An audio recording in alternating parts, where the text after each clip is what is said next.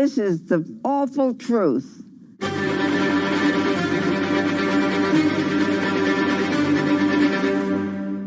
There's always someone in the family that's pushing it.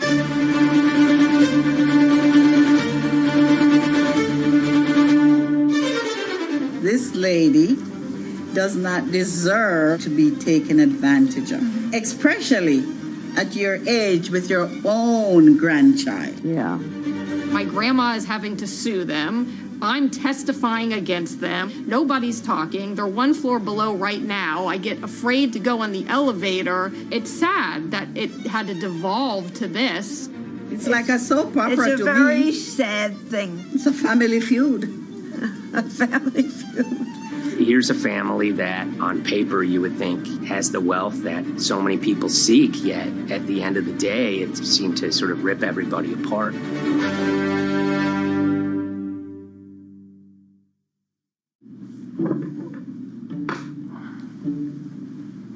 My name's Tom Schoenberg. I'm a senior reporter here at Bloomberg News, cover financial enforcement. I was approached by someone close to the Schottenstein family and asked whether or not I would be interested in writing about Beverly Schottenstein and this case that she had against J.P. Morgan. And it was immediately clear that there was a great story here to be told. So I started just, assembling all sorts of documents that the family made available to me. That included a diary that Beverly had begun writing when she started having suspicions about what was actually going on with her money. Beverly obtained her wealth from the Schottenstein kind of retail empire that has at times included Big Lots, Value City, American Eagle Outfitters, DSW Shoes.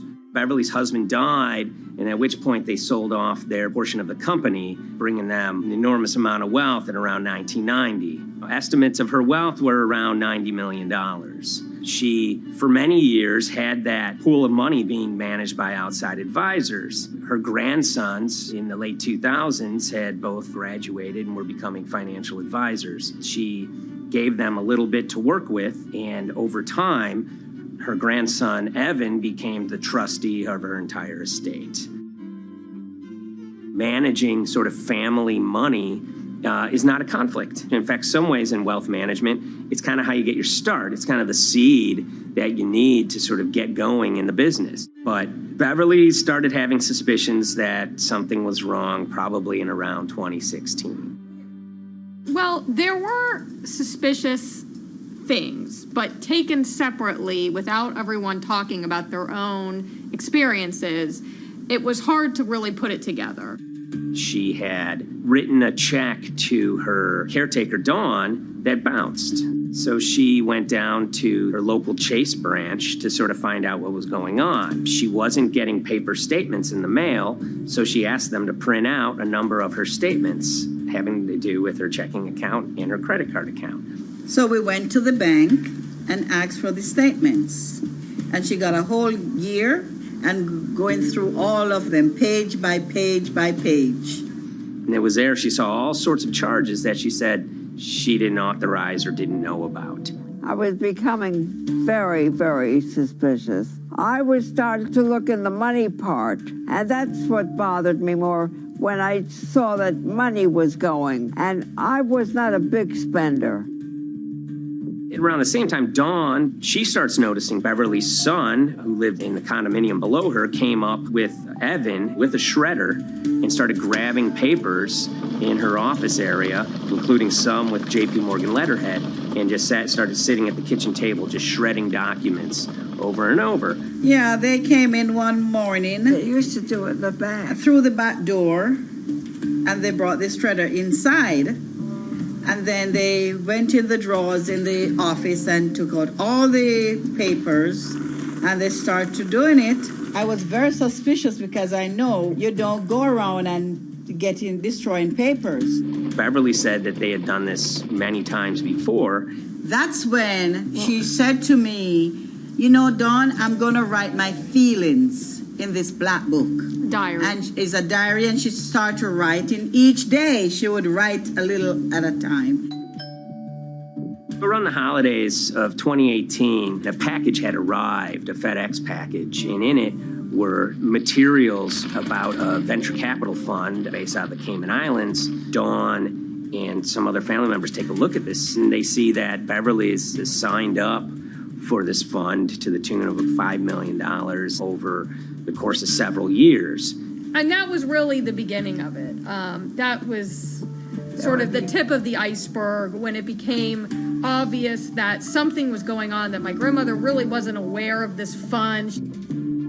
You know, Beverly started to panic. She got really upset and called, J.P. Morgan's headquarters in New York and asked for Jamie Dimon. She said she was told someone would call her back, but she says that never happened. She wrote a letter to Evan and Avi, and in there she laid out a number of things that were concerning her: unauthorized trading, the checking account. She had about $1 million worth of jewelry in a safe deposit box, and that her son Bobby had the key to that box, and that jewelry had gone missing. All this was kind of packaged in this, 5-page handwritten amendment to a will and trust. There's such an evolving narrative about why the jewelry was taken. The only truth we really know is that the jewelry is gone.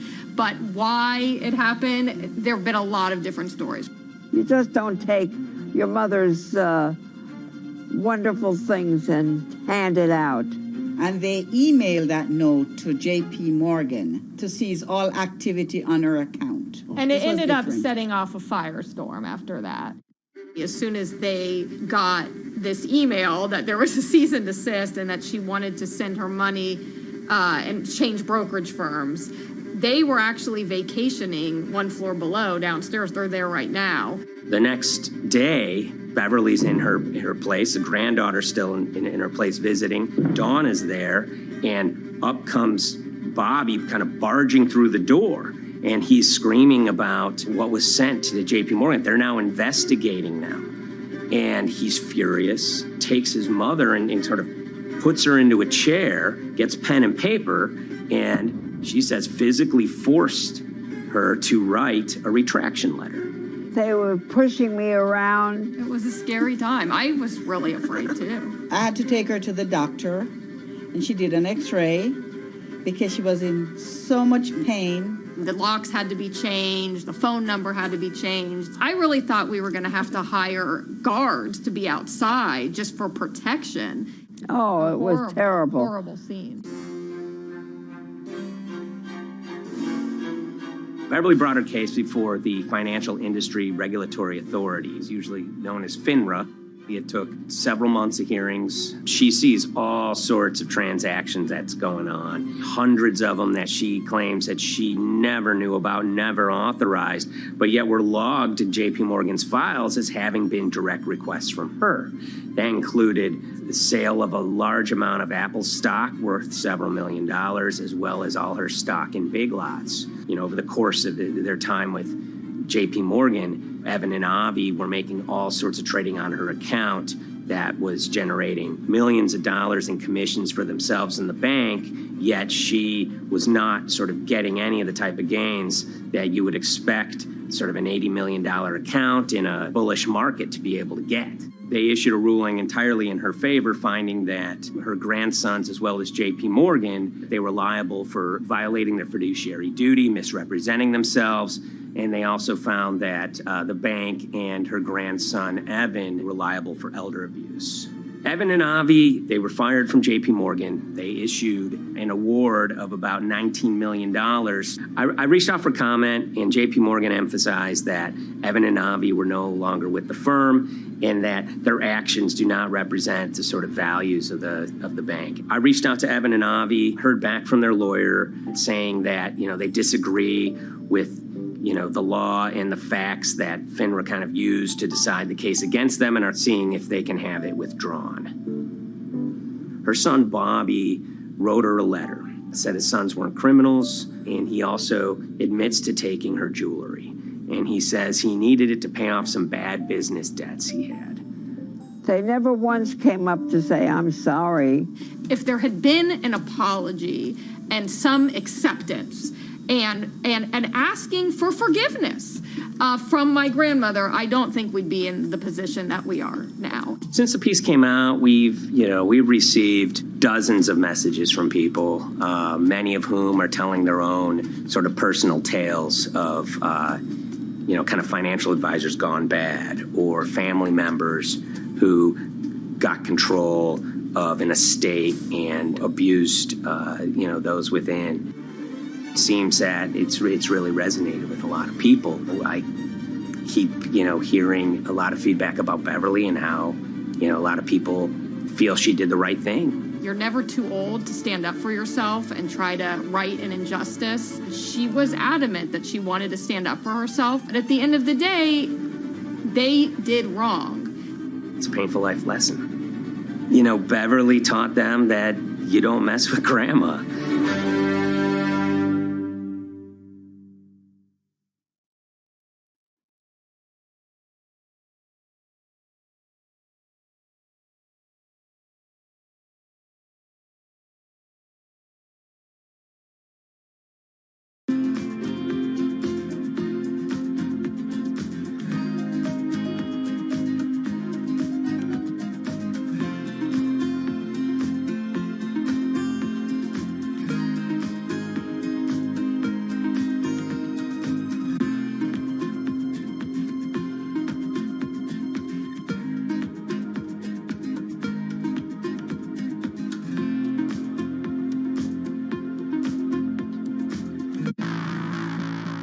On April 20th, oil markets did something they never had before, and they crashed, went into negative territory and closed the day at minus $40. Meanwhile, in a place called Thaden Boyce in Essex, a group of 9 traders, led by a guy called Cuddles, made $660 million over the course of a couple of hours. The price of oil has collapsed to a record low. We've never really seen anything like it. WTI this morning down more than 35%. People maybe wouldn't have been so surprised if the oil price had fallen to zero, but the oil price went to minus 38. It went far lower than anyone had expected. And so lots of people in the market were saying, well, hang on, something else is going on here. A couple of months later, I started to get wind through a kind of network of sources that a tiny firm in the outskirts of London had made a huge amount of money that day and potentially had some part to play in what happened. The information we got was that 9 traders at Vega Capital London had made in the region of $660 million in one day. As a group, I think they made as much money in one day as Apple makes from its international sales in one day. I mean, it's an insane sum of money. Did they pull off a fantastic trade? Did they predict the way the market was moving and get it absolutely right? Or was there something else going on, and had they actually done something that breached market rules in a bid to sort of push the market? And that investigation is ongoing.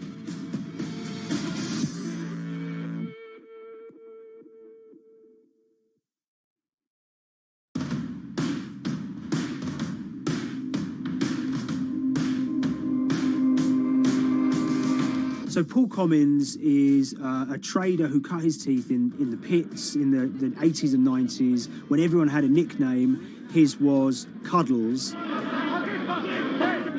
If you can imagine, that was a very sort of cutthroat type of world where people are doing, hundreds of thousands and millions of dollar trades by shouting at each other, giving hand signals, and then sort of scrawling on scraps of paper.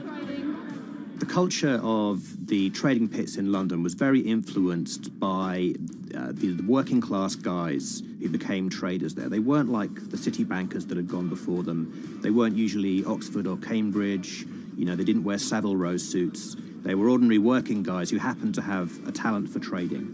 And a lot of them came from Essex. I think it was 400 traders in the pits, and Cuddles in his oil and gas pit was described to us as amongst the top 3 amongst that, was very successful and made very large amounts of money as a young man. But inevitably mechanization and the arrival of electronic markets was the kind of death knell for the pits, and in 2005 the IPE closed down. And when the pits shut down, a lot of the traders who worked there lost their jobs or quit or went to work for financial institutions.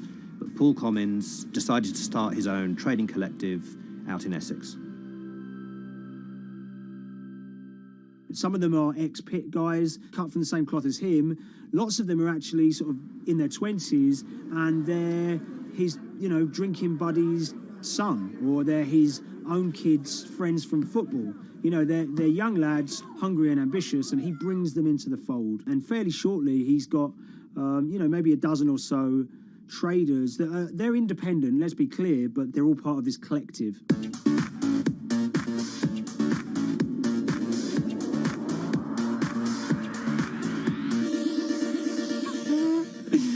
Yeah, I'll let Liam deal with Essex. I am from Essex, so I feel like I'm free to, to get into this. Sweet, as they say. If you were to ask someone in Britain how they would imagine a kind of Essex person, they would see someone who's maybe slightly flamboyant, with a sort of Cockney accent, a sort of Guy Ritchie-style accent. Not afraid to splash the cash, but it's probably pretty bright and has done well for themselves. Don't even make sense, does it? But, these guys, they drove around very nice Rolls Royces and Bentleys. They went to places like Marbella on holiday. Thaden Boyce is a very wealthy place. You have to have considerable income to be able to afford to live in that village. It's a really nice place to live, and it's 20 minutes tube ride away from the city. Earlier in the summer, we have this lead, which is that there's this tiny firm called Vega Capital London, and they were the biggest winners from the biggest oil crash in history. Anyone that covers markets is going to be surprised about that. You're thinking your BPs of the world or your Glencores, but there's this tiny firm. And one of the big challenges that we had was actually finding out who worked with Vega Capital. It wasn't immediately obvious, and at first we had absolutely no idea. If you go to the Vega Capital website, it says it's under construction. If you do basic online searching, it's very difficult to find anyone who's publicly connected to the company. So inevitably, we're incredibly curious at this point. Like, who the hell are these people? The more reporting we did, the more it became clear that this group were connected socially as well as professionally. They went to weddings together, they played golf together, they would go on holiday together. We found out that a number of them were members of the West Ham Supporters Club in London. A few of them started companies together, so you could see all the connections between them and start to see a distinct group emerging. And it really just was this kind of shock that, this wasn't just like a hedge fund or a firm you'd never heard of. This was actually a group of buddies who all had the same experience on this day and had all made a huge amount of money.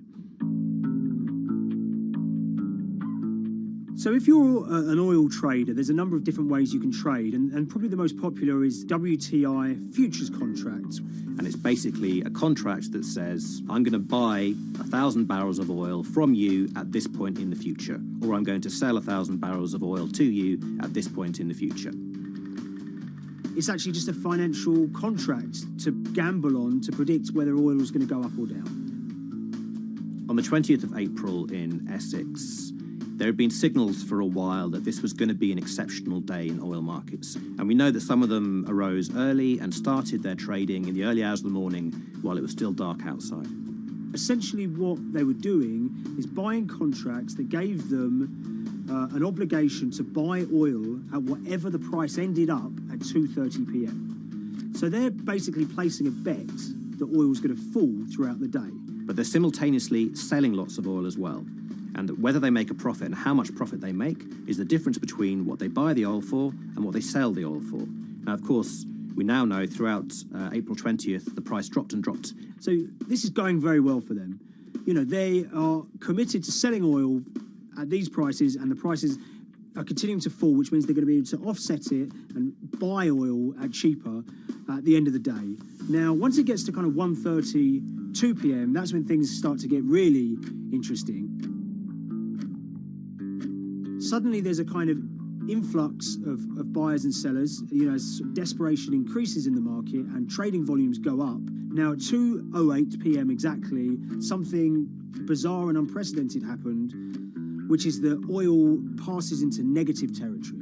And it fell to a record level of minus $38. We've never seen anything like it, period, in terms of the contraction of the global economy.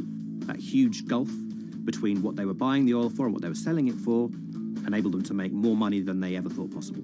So their profit was the difference between minus 37 and all of these positive numbers on every contract they sold. The price of crude briefly hit minus $37 a barrel. For one group of traders operating from a small office, it was a very, very profitable day. It's important to remember this had never happened before in the history of oil trading. No one could have predicted it.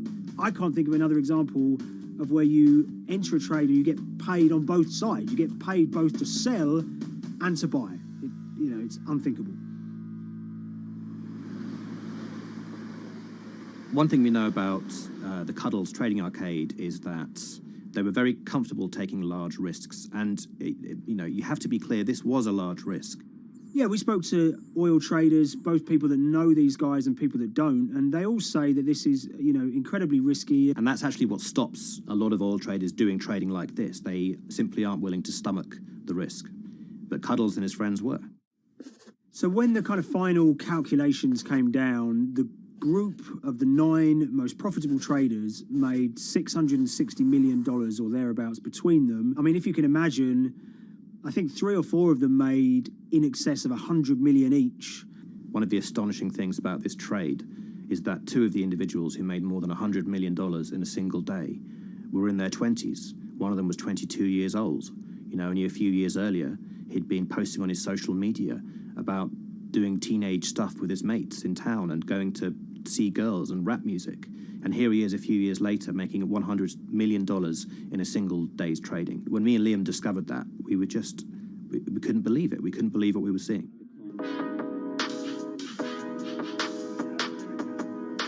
Oil trading is a zero-sum game. Anytime you're making money as an oil trader, someone else is losing it. Amongst the biggest losers were the investors in this Chinese fund, Crude Oil Treasure Fund. There were thousands of them, and they lost everything. Lots of people had put their savings into oil funds. They lost money that day. Big banks and brokers who sort of stand in the middle of trading parties, they lost money that day. And another interesting thing is that oil-producing countries like Kuwait or Canada, they sell oil as an average of the WTI closing price over the preceding month. So the fact that one of those numbers in that average was minus 37 meant, if you can imagine, countries like Saudi Arabia and Kuwait potentially lost a couple of dollars on every single barrel of oil they sold that month. Vega Capital's traders made such an extraordinary sum of money that it was inevitable there would be some scrutiny of what they did. But it wasn't just the sums of money they made.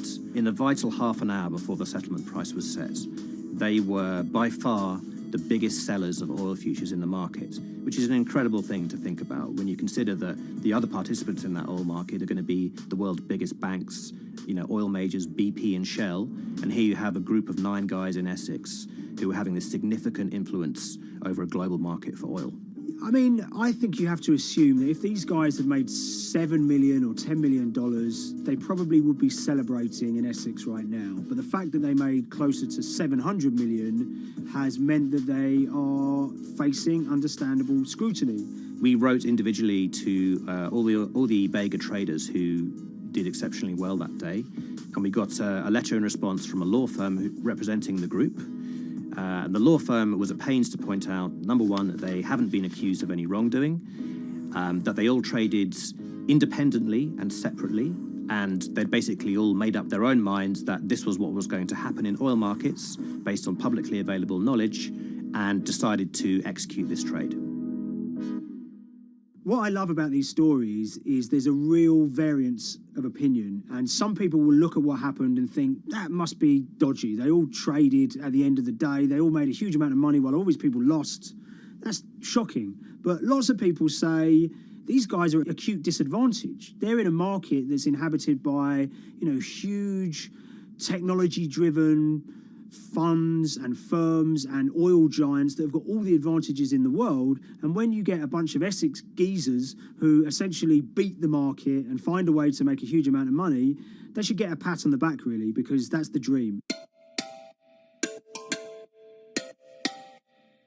Since this happened, a lot of the guys have stopped trading the monthly settlements that they'd done so well at in the past. Several of them have set up new companies. They've essentially gone very quiet. Any kind of social media presence they had has kind of closed down. By all accounts, they're, waiting this out. It's certainly too early to try and predict how the regulatory investigations are going to pan out. We just don't know.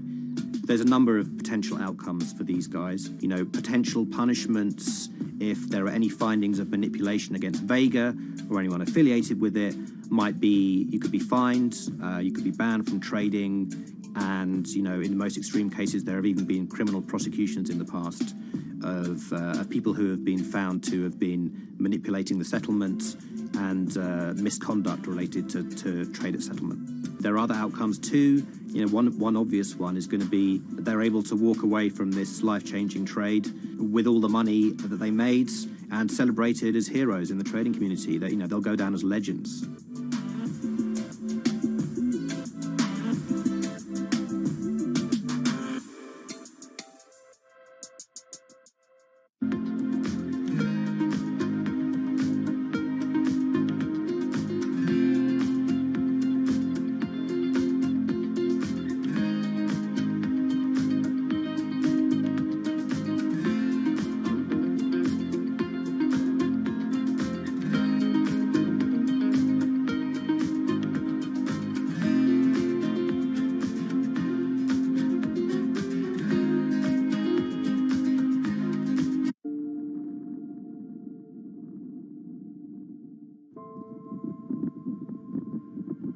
It's very important, given the nature of the climate crisis right now, for the general public to have an understanding of what progress is or is not actually happening. And I think many readers right now, they'll see these hundreds and hundreds of companies making these big, bold climate claims. And they would be forgiven to think that we're well on our way to meeting the emission reduction trajectory we need to be on. And the reality of the matter is we're just not on that trajectory. And a key reason for this sort of disconnect is the use of offsets that aren't doing what they claim to be doing. We have a massive potential for sort of willful blindness. We can convince ourselves of things regardless of what the facts are. And so that's what tends to happen in these cases. It's not that anybody is setting out to commit climate fraud. They sort of walk themselves into a situation and they convince themselves of one thing, and that allows them to convince themselves of another thing. But at the end of the day, they're doing something that makes no sense at all.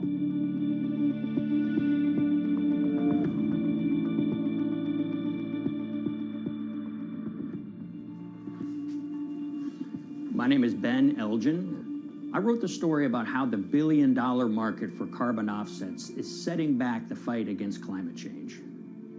So one of the challenges in reporting on carbon offsets and trying to figure out what's going on is really finding good experts who have been steeped in this marketplace and are willing to candidly talk about it. One of the best people for this is a fellow named Mark Trexler, and I've been talking to him for more than a decade. My name is Mark Trexler. I've worked in climate change for the last 30 years. I was actually hired by the World Resources Institute in Washington to work on the first carbon offset project in 1988. In terms of defining a carbon offset, one of the beauties, so to speak, of greenhouse gases, sort of the silver lining of greenhouse gases, when you put up a molecule of CO2 into the atmosphere, it can be anywhere in the planet in 7 days. And therefore, if there's an option to reduce emissions on the other side of the planet, and you can do that very cheaply as compared to doing it in your factory, for example, then why not pay that person, that factory on the other side of the planet to reduce their emissions? Then you are, in a sense, offsetting your emissions, and the atmosphere doesn't really see your emissions anymore. So carbon offsets have been around for quite some time, and they were actually key with these international climate agreements, such as the Kyoto Protocol, which mandated the wealthiest countries reduce their greenhouse gas emissions. The treaty was signed on the 11th of December, 1997. Decided. The business community in general saw carbon offsets as a huge opportunity to comply with whatever policies and measures might be coming down the pike on climate change much more cost effectively. We've seen a huge surge in companies making big proclamations about how they're going carbon neutral or zeroing out all of their carbon emissions. We're going to reduce our carbon footprint to net zero. Unilever is committing to net zero emissions. We can achieve a net zero emissions world. We began looking at these corporate claims of dramatically reduced emissions, and we noticed so many of these companies were using carbon offsets to achieve these aims. And as we began to look at the carbon offset projects themselves, what we found is that the environmental benefits claimed by these companies are not actually what they seem to be.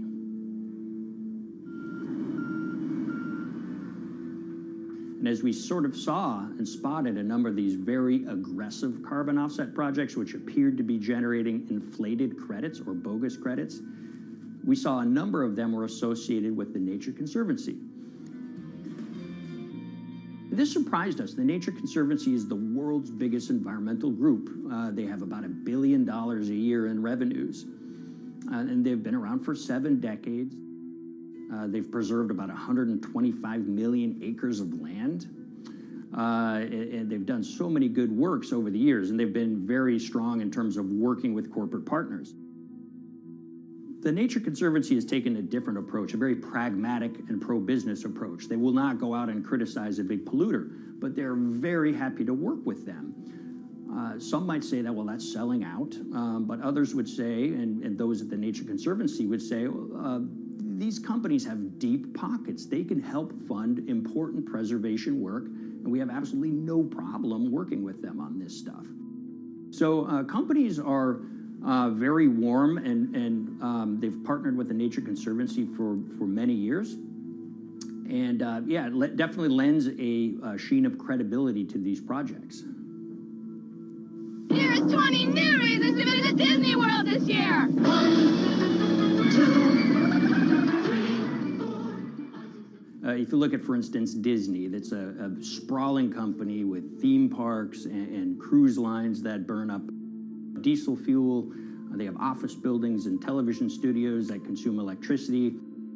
So these companies are trying to make major reductions in their carbon footprints, but it's very difficult to change these fundamental ways their businesses operate. So Disney has been a big buyer of carbon offsets that are orchestrated by the Nature Conservancy. One of the projects that they buy from is called Pennsylvania Ridges. And that's a plot of land. Most of the land is actually about a 3-hour drive outside of Philadelphia. Interestingly, this land, 3,000 of these acres, was actually acquired by the Nature Conservancy in the late 1990s. This land was imminently threatened. There was a pending logging contract on this land. So they do what they have done so well for all of these years, which is they go out, they raise money from local philanthropists, and they go buy this land to protect it from developers and loggers. And at the time, according to an archived version of the Nature Conservancy's website, when they were proudly announcing this deal, they said, these threats have been abated because of this acquisition by the Nature Conservancy. So it's really interesting now, fast forward 2 decades to earlier this year when they put forward this carbon project. And if you look through it, this land is a key part of that carbon project.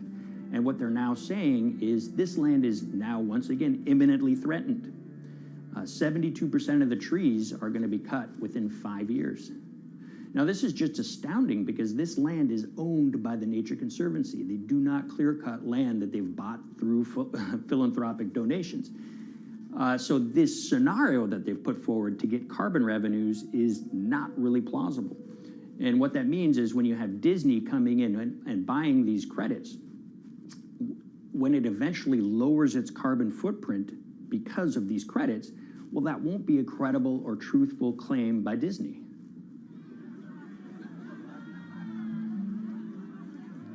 So this is an organization that truly understands the threat of the issue of climate change and is wanting to do its part to address this. However, in this situation, it just appears their drive, which they've had for decades, to increase the amount of revenues that it can use for land preservation work, Nature Conservancy and many others see that the carbon credits as a pot of money that they can tap into to further their own benevolent aims. But unfortunately, what this has resulted in is claims of climate progress that just aren't really happening. So the Nature Conservancy defends vigorously these deals, and they and others will say, look, our projects are just following the rules that these registries set up. So some would also put some of the blame on the registries themselves because they're setting up the rules which allow these vapid projects to get up and sold. So we've reached out to all of the companies we mentioned in this story, including Disney. They didn't want to be interviewed for this story, but they all told us that, look, we have to rely on the experts out there, and those experts, they say, are these carbon registries that have been set up. Most of these Nature Conservancy deals are set up and sold on this exchange. It's called the American Carbon Registry.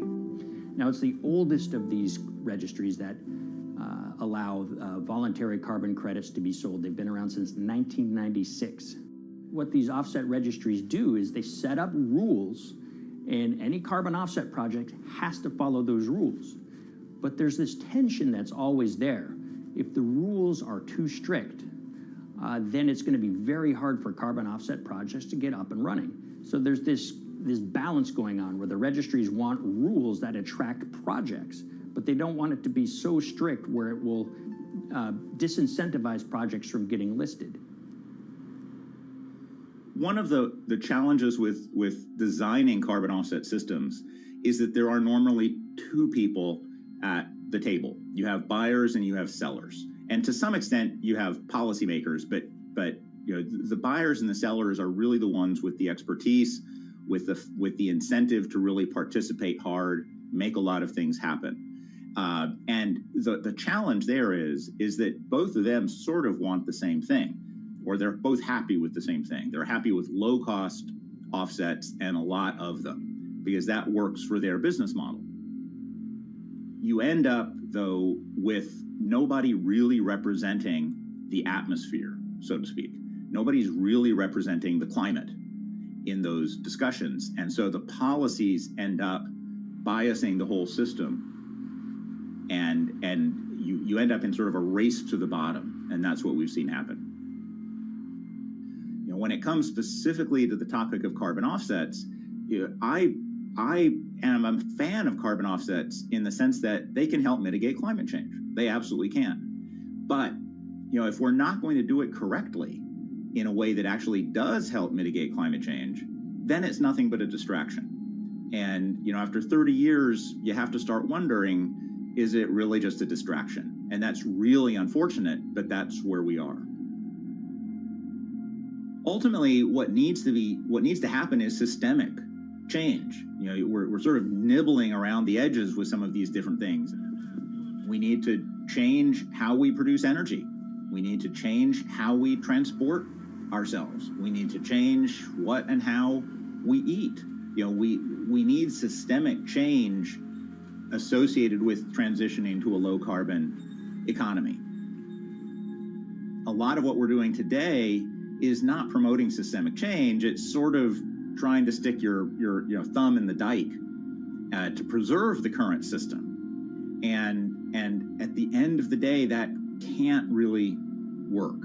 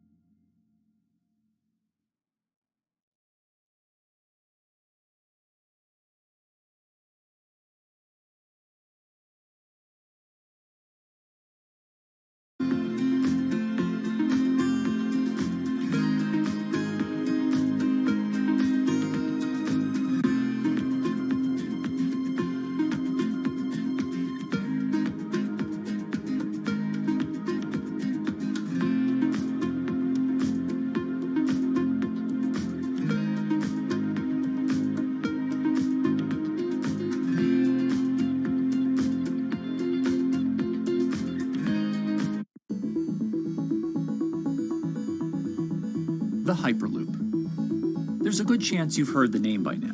This is the Hyperloop system. It can take people hundreds of miles in minutes. The Hyperloop, a series of tubes that would transport people in pods at ultra-high speeds over long distances. It's a remarkable new form of transportation that can whisk people from city to city in a flash. 29 minutes from New York to D.C., 30 minutes from L.A. to San Francisco. For years, we've been seeing these futuristic, utopian renderings of some cross between a spaceship and a monorail. But lately, the Hyperloop is becoming much more real. Yes! It was surreal to be even sitting inside a Hyperloop, and just even more incredible to actually be like riding down a track in something that was nothing more than a crazy idea 6 years before. Companies all around the world have been developing and testing the technology needed to propel passengers at speeds of over 1,000 kilometers per hour.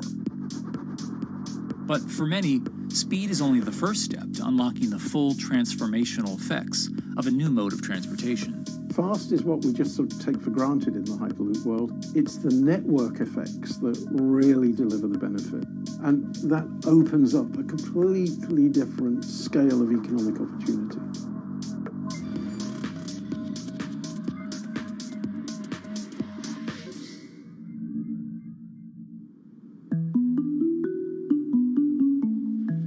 We've got planes, trains, automobiles, and boats for getting around Earth. But what if there was a fifth mode? And I have a name for it, which is called the Hyperloop. The Hyperloop? Hyperloop, yeah. In 2013, while riding high on the growing success of Tesla and SpaceX, entrepreneur Elon Musk released a white paper outlining the basic framework of the technology he called Hyperloop. The basic idea goes a little something like this. A tube reduces the air pressure to a near vacuum-like environment. A Hyperloop pod is then suspended in the tube, usually by magnetic levitation. The whole pod can then be propelled forward. Because there's no traditional friction sources like air resistance or rolling friction that would push back against the pod, the Hyperloop is able to move at incredibly high speeds and do so fairly efficiently. Despite its futuristic name, however, the general concept behind Hyperloop is actually pretty old. In fact, New York City's first attempt at an underground public transit system in the 1870s was based on a similar principle. The pneumatic transit system was short-lived, however, only stretching one block and topping out at a rather leisurely 10 miles per hour. While Elon would make some 21st century improvements to this concept and bestow a very 21st century name, he wouldn't end up pursuing the technology itself, instead electing to focus his efforts on something a little bit deeper, literally digging the requisite tunnels via his boring company. It would take another billionaire industrialist who dabbles in spaceflight. No, wait, not that one. Yeah, that's the one. After Richard Branson would make a large investment in the company Hyperloop One, it would be renamed to Virgin Hyperloop. What we've always been trying to do as a company is show that this technology could work, that it could be made safe, and that ultimately it's something that's happening in the next couple of years, not the next 20 years. Josh Geigel is the co-founder and CEO of Virgin Hyperloop. In a familiar tech startup story, he's seen the project go from a garage to a large-scale testing facility outside of Las Vegas. So we started building the first kind of Hyperloop system in 2016. We've done a lot of work, about 500 tests that we've done on that over the last 5 years. And what we realized that we need to do is take that technology, show that it can be commercial, so drive the cost down, improve the efficiency, improve the performance. But the key thing is actually making it approachable and safe for individuals. In order to do that, Josh, along with Virgin's head of passenger experience, Sarah Lucian, bravely volunteered to take the inaugural ride. What her and I were realizing is we're the first two people sitting in a Hyperloop. The only type of people that have gone through this environment are in spacesuits, and there we are in just normal clothes because of the system, the safety of what we've designed. 3, 2, 1, launch. And then once we started going, you felt a bit of acceleration. We accelerated a little bit harder than we would in commercial. It'd be like a sports car. Yes. We got to about 108 miles an hour on that test. And it's a short run. It's about 500 yards or so, and came to a stop. The test, lasting only about 20 seconds and covering only a quarter of a mile at just over 100 miles per hour, is a long way away from a true functioning Hyperloop. But as for optics, it's a crucial step for the future of funding. The number one question we got from investors or from project proponents or just people in general was like, is a Hyperloop safe? And what better way to show something is safe than by actually getting people on it? But convincing investors and governments that would likely be fronting some of the construction costs for an unproven technology is no easy task. First and foremost is the question of safety. Most people don't know how an airplane works, but yet they get on an airplane. They get on an airplane because, it's faster than driving, and most importantly, they've probably gotten off of one before, they've seen someone get off of one before. And so what we set out to do was actually show that Hyperloop could be safe with two normal people, not astronauts, not adrenaline junkies or test pilots or anything like that. Two normal people getting on a Hyperloop, and then most importantly, those two people getting off. But beyond safety concerns, constructing Hyperloops will undoubtedly require a significant capital investment to the estimated tune of around $60 million per kilometer of track. So a track from San Francisco to Los Angeles, for example, is likely to come with a price tag over $10 billion. And before large governments are willing to come in and front those costs, investors who are funding Hyperloop development must accept it as a long-term mixture of technology and infrastructure investing. Investors that are used to short returns because you're developing apps or something to that effect, those aren't the investors that really get excited about Hyperloop. What you start to see is the people that are looking at platform technologies, right? So this idea that because the smartphone existed, Uber could exist, right? So who are like the Vanderbilts of this century? And that's the part where you're going to get a lot more no's than yeses. But those people that have the ability, the fortitude to stick it out, to see the game-changing platform here, those are the people that we're looking for. And since we've done that passenger test, there has been a lot of interest that's really, this is a lot sooner than I thought.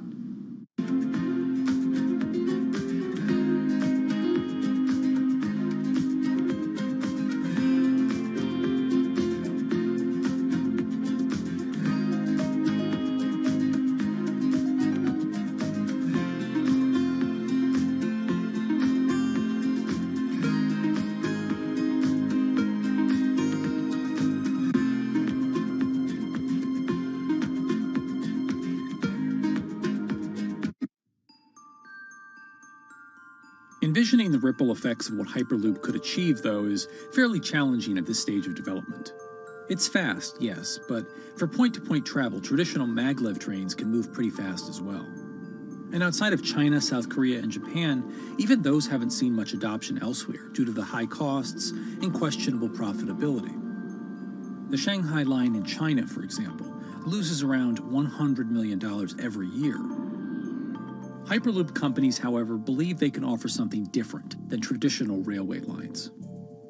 My name's Alan James, and as far as I know, I'm the only guy on the planet who's written a government-level business case for 300 kmh conventional high-speed rail, 500 kmh maglev, and 1,000 kmh Hyperloop.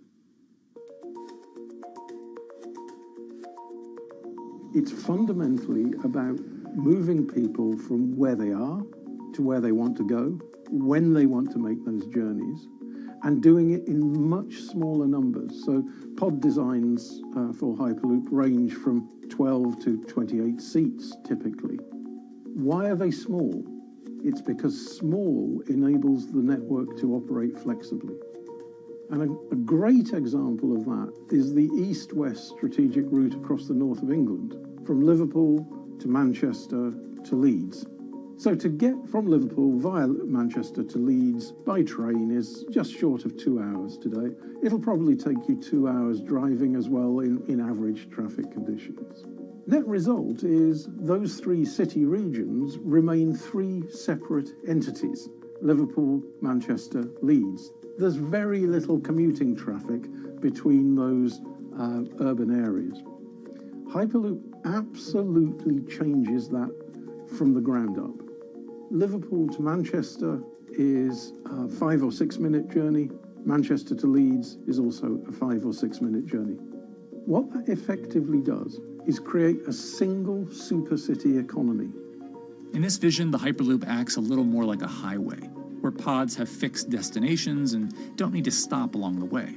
Meaning you can travel on a Hyperloop network from, say, Liverpool to Leeds, while the pod behind you travels from Liverpool to Manchester.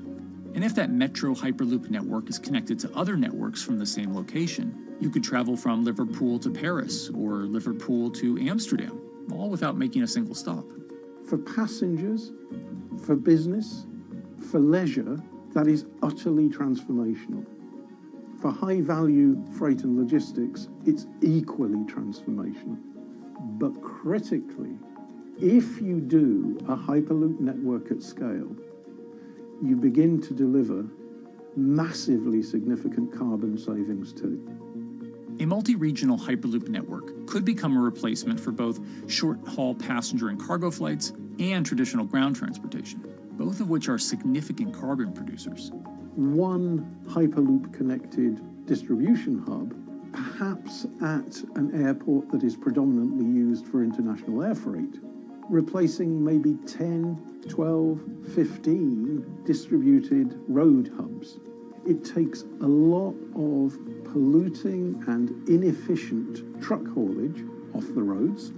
That itself means roads gain extra capacity. Hyperloops will still need to use electricity to both move pods and maintain the near-vacuum environment in the tube. Proponents of the technology believe that this can be done by using renewable sources, including a combination of solar panels and battery technology that could be used along the Hyperloop itself.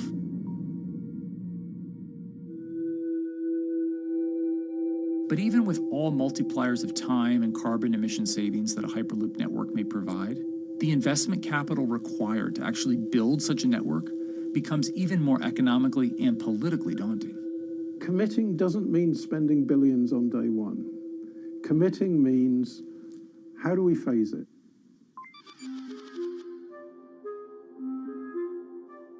One company in the Netherlands is working to develop that technology, and perhaps more importantly, the international coalition needed to make the Hyperloop network a reality. So we are here in Europe's first full-scale Hyperloop test facility, where we can already prove every conceptual technology of the Hyperloop. This is Tim Houter, a co-founder and CEO of Hart Hyperloop, headquartered in the city of Delft. And while this testing tube might not seem as large as others, inside is a key technology to create the on- and off-ramp type infrastructure of a Hyperloop network. That is, a lane switch. That's something we can already test here. You can actually see it here, that the track is diverging from one track into two. That makes it possible to eventually split up the Hyperloop track in two sections. And in that sense, you can create a complete Hyperloop network that in the end will make it possible to travel, for example, over a whole continent. Take Europe, for example, with the same ease as you can now travel with a metro in a city. The nice thing about this magnetic levitation system that we've developed is that there's absolutely zero moving components in the track. So, for example, if you have to do a lane switch, all you do is that the tube basically splits up, and statically the tracks also split up. And whenever the vehicle enters a switch, it either pulls itself to the right with its magnets, or it pulls itself to the left with its magnets.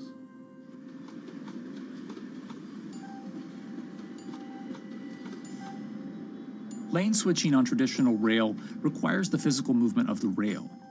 Even modern magnetic levitation tracks use lane switching techniques in order to transfer trains from one track to another. And this is a very crucial element, because this is the thing that limits the capacity and, in the end, the usefulness of the rail network. Because the moment that a track is switching, that means that at that moment you are creating an unsafe environment for the trains behind it. So you need a lot of space between trains. But in a Hyperloop, because you have no moving components in the track, all the vehicles can be much closer to each other. You can achieve a very high frequency and basically have your vehicles moving and merging in and out of the network very much like a highway. For now, though, Hart's physical testing has been limited by the size of their tube.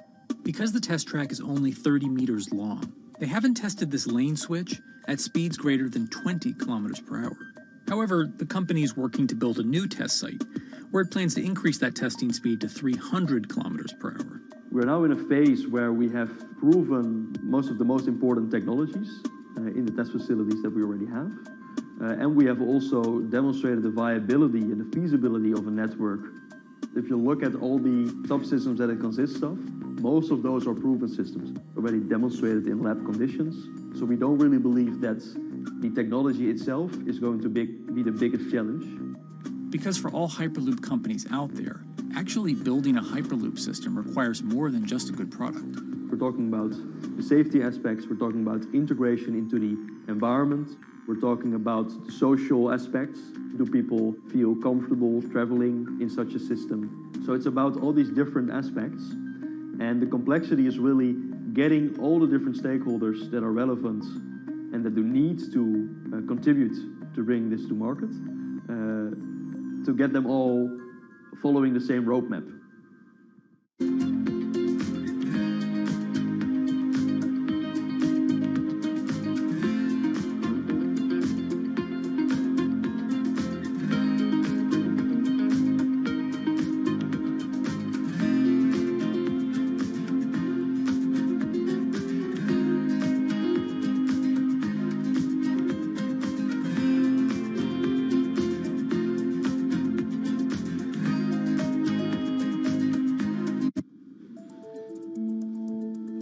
In order to help build this coalition of private and public interest in Hyperloop development, HART in 2018 partnered with other Hyperloop companies from Europe and Canada. The goal was to define, establish, and standardize the framework to regulate Hyperloop systems. Right now we are working with all the Hyperloop developers together in setting up the first, let's say, structure for starting the standards drafting. One of the most important goals for HART is interoperability, which is essentially making sure the different systems can communicate with each other. Interoperability is so important because what we want to achieve is actually have this seamless travel experience. So you don't want to end up, for example, going from Madrid to Paris and then switching because you need to use a different technology to get, for example, to Amsterdam. The idea being that as companies around Europe create the first commercial Hyperloop tracks between individual cities, one day those can all be connected to a larger network. Everyone that believes that Hyperloop is a future transport system also realizes that there is a need to have this network because that's where Hyperloop thrives. Hyperloop is such a huge project. It's definitely not something that you can do on your own or as a single company. So you need to do it with a lot of other companies. You need to have the governments. And I think in that sense, the biggest challenge that we've encountered is to really get all the required parties together to take the steps in development and in commercial implementation. HART's next plan is to build the European Hyperloop Center, an open testing facility which will include a 2.6-kilometer test track. And the company hopes to test travel speeds there at up to 700 kilometers per hour. Virgin Hyperloop is also racing to construct the first commercial Hyperloop route, with projects in various states of development in India, Saudi Arabia, and the United States. Recently, the company announced plans to build a Hyperloop certification center in West Virginia, which will include a 6-mile-long test track. Proving the technology here will be crucial if Hyperloop networks can find a home among infrastructure investments that the Biden administration hopes to make.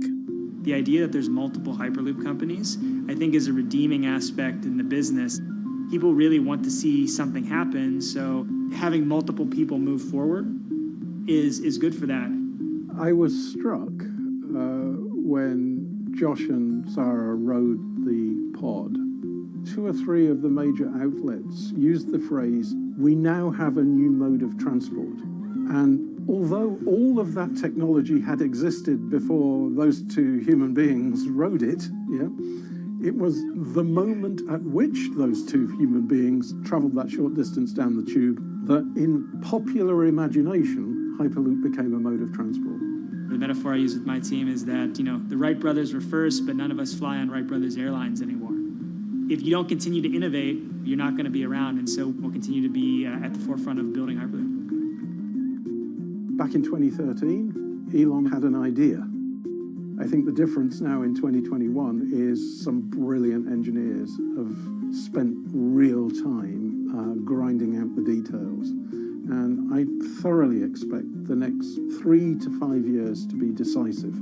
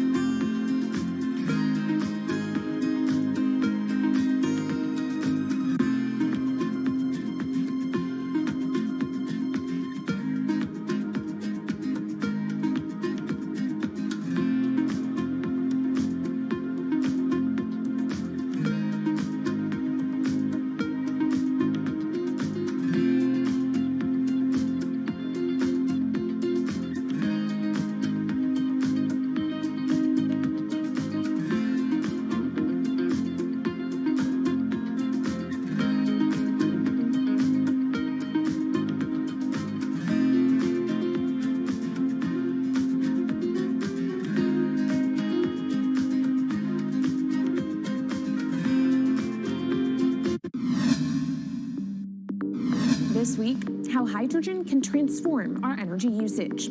We'll look at why the universe's most abundant element could be a game changer in the climate revolution. Hydrogen technologies are not new. They are used in other sectors. We use them in space, on our rockets, and we don't need the laws of physics to change to be able to use hydrogen on our planes. From iron ore to green hydrogen, one of Australia's richest men tells us about his pivot to sustainable energy. Let's take action. It's practical, it's implementable.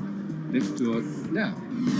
Plus, the hydrogen revolution. We'll speak with the CEO of Italian utilities firm Snam about his new book and how green hydrogen could be competitive within 5 years. Costs are coming down and people are waking up to the fact that it's the only way to decarbonize certain sectors. From Bloomberg's global headquarters in New York, I'm Kaylee Lyons, and this is Bloomberg Green.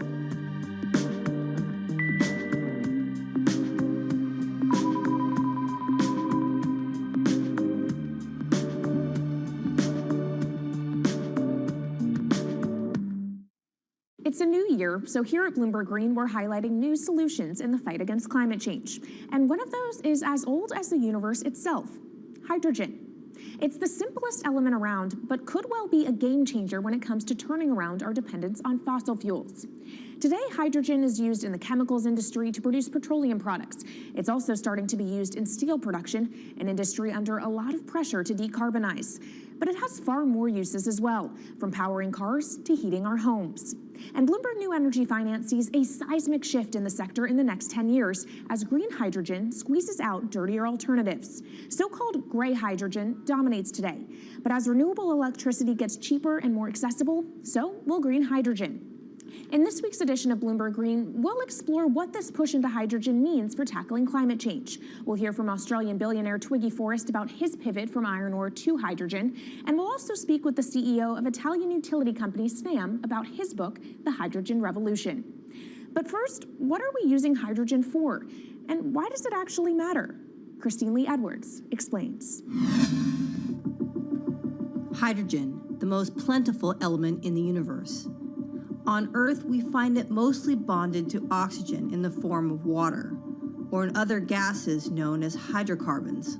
Hydrogen gas, H2, burns hot and clean, making it an attractive tool in the race to net zero. But isolating hydrogen from other elements is no easy task. Today, the cheapest way to do this is via chemical processes that break up natural gas. This releases a lot of carbon dioxide.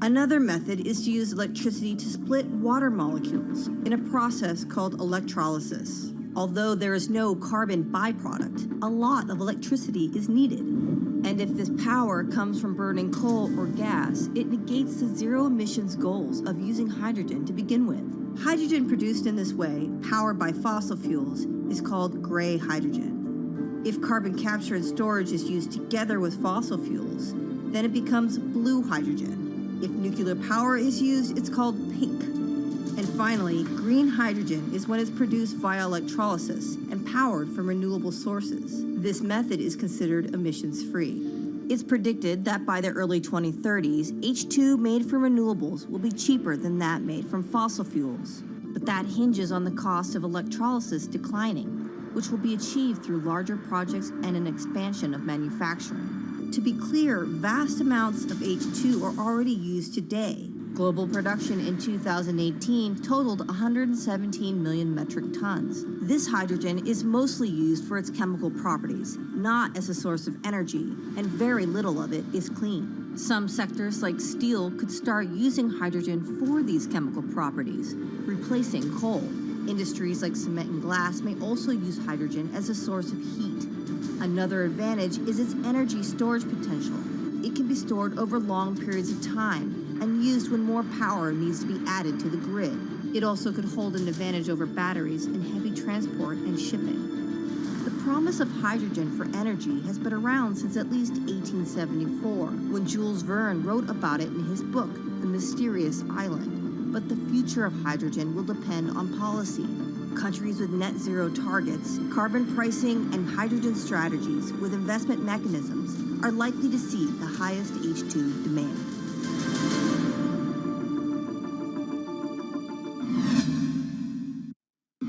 That was Bloomberg's Christine Lee Edwards explaining what hydrogen means for the energy transition. But how are businesses approaching the sector? Well, one of Australia's richest men is making a big play into hydrogen.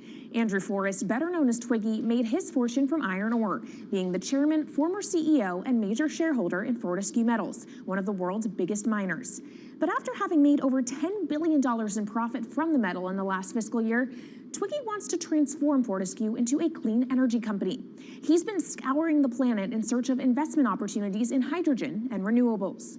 The firm plans to allocate up to 10% of its annual profits for green energy investments and is exploring projects across the globe, from Indonesia to Argentina. Francine Lacqua caught up with Twiggy Forrest. There's only one type of clean hydrogen, all the rest is dirty. Yeah. That is green. If you just say green hydrogen is clean, the rest is dirty, then you've actually nailed it. And, you know, anyone else who produces any other rubbish, any other argument, just look them there and say, why is global warming accelerating if anything you're saying is true? And then you'll know, actually, it's greenwashing. Yeah, but there's a lot of greenwashing because I keep on being told it's a transition. We can't just, make the transition at a click of a finger. So what are we doing wrong? What can we do better? I don't remember the personal computer having to transition the typewriter. I really don't remember that. I don't remember the smartphone having to transition the pocket calculator and the old landline. You know, its transition line is complete rubbish. The lie got put to it 2 days ago when JCB, a really loved British company, every right for the country to be proud of JCB, and Fortescue, holding a bit of a similar reputation, fantastic track record, everyone's been super well from Fortescue, huge balance sheet, super strong. When those two companies got together and agreed a $79 billion US agreement per annum, right, then that's a real wake-up call to say, hang on, green hydrogen is obviously commercial now. You know, every other form of fossil fuel hydrogen, you know, it can compete with it on price, it can probably lose on price, but what we know, it is cooking the planet. And only green hydrogen zero methane, zero carbon in the supply chain. Don't worry about the molecules in the supply chain. But at the moment, we're not even phasing out coal, if you look at the G20 communique. So we have a long way to go to talk about only using green hydrogen. Yeah, so look, I have a call, which I'd like to make now, that the world should not fund any more coal-fired power stations, coal mining projects, ever. We should wind them down as quickly as possible because they are cooking the planet just like grey and blue hydrogen is cooking the planet.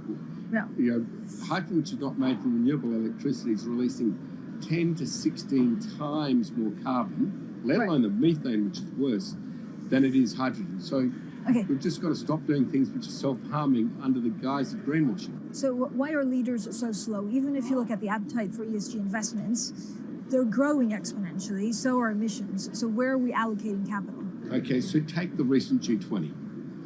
There's probably a reason why there wasn't strong action coming out of the G20 because people were not aware that major transactions between large companies were taking place now on green hydrogen, that actually this pollution-free all the way through the supply chain fuel was now being transacted at multi-billion-dollar scale.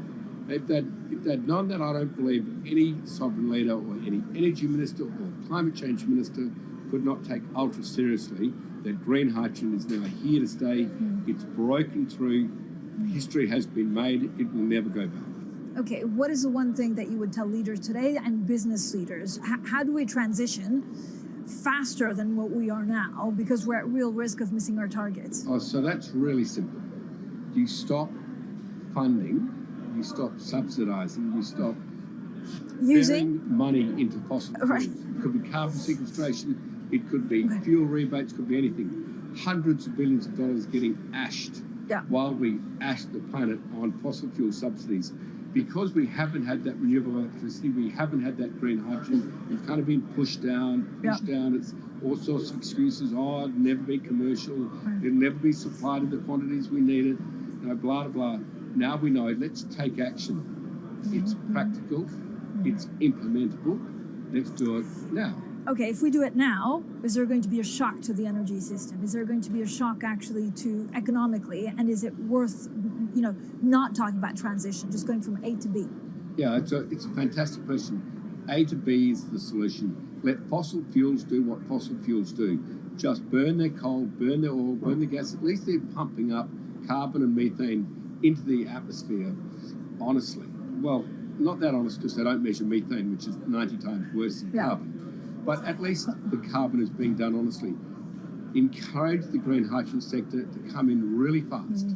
Okay, it's there. There's renewable power all over the world. We now know how to make electrolyzers much cheaper, like 25% of the original cost. We know how to do that now. We don't have an excuse to get into it. Does it need to be cheaper than oil and fossil fuel for it to be viable worldwide? Well, right now it is. Okay, so let's just swallow that bit of financial data. Right now it is cheaper, and it's getting more cheap. It's the only fuel you know of which is declining in value. You don't have enough of it, right, to power the world. Yes, that's only because we haven't had policies to support it. If we had policies to support it 5-10 years ago, it would be everywhere. You'd see the global warming budget start to come down. Now, we've got 5 or 10 years to make a huge difference. I need policy leaders all over the world to appreciate now, okay, big business is transacting with green hydrogen in multi-billion-dollar agreements. We now know it's here and it's here to stay. Let's spread it everywhere. Coming up on the program, the hydrogen revolution. We'll speak with the CEO of Italian utility firm Snam about his new book and why he thinks green hydrogen will be competitive in just 5 years. Plus, how are airlines working to become more sustainable? We'll look at how Airbus plans to step up in the climate fight. This is Bloomberg Green.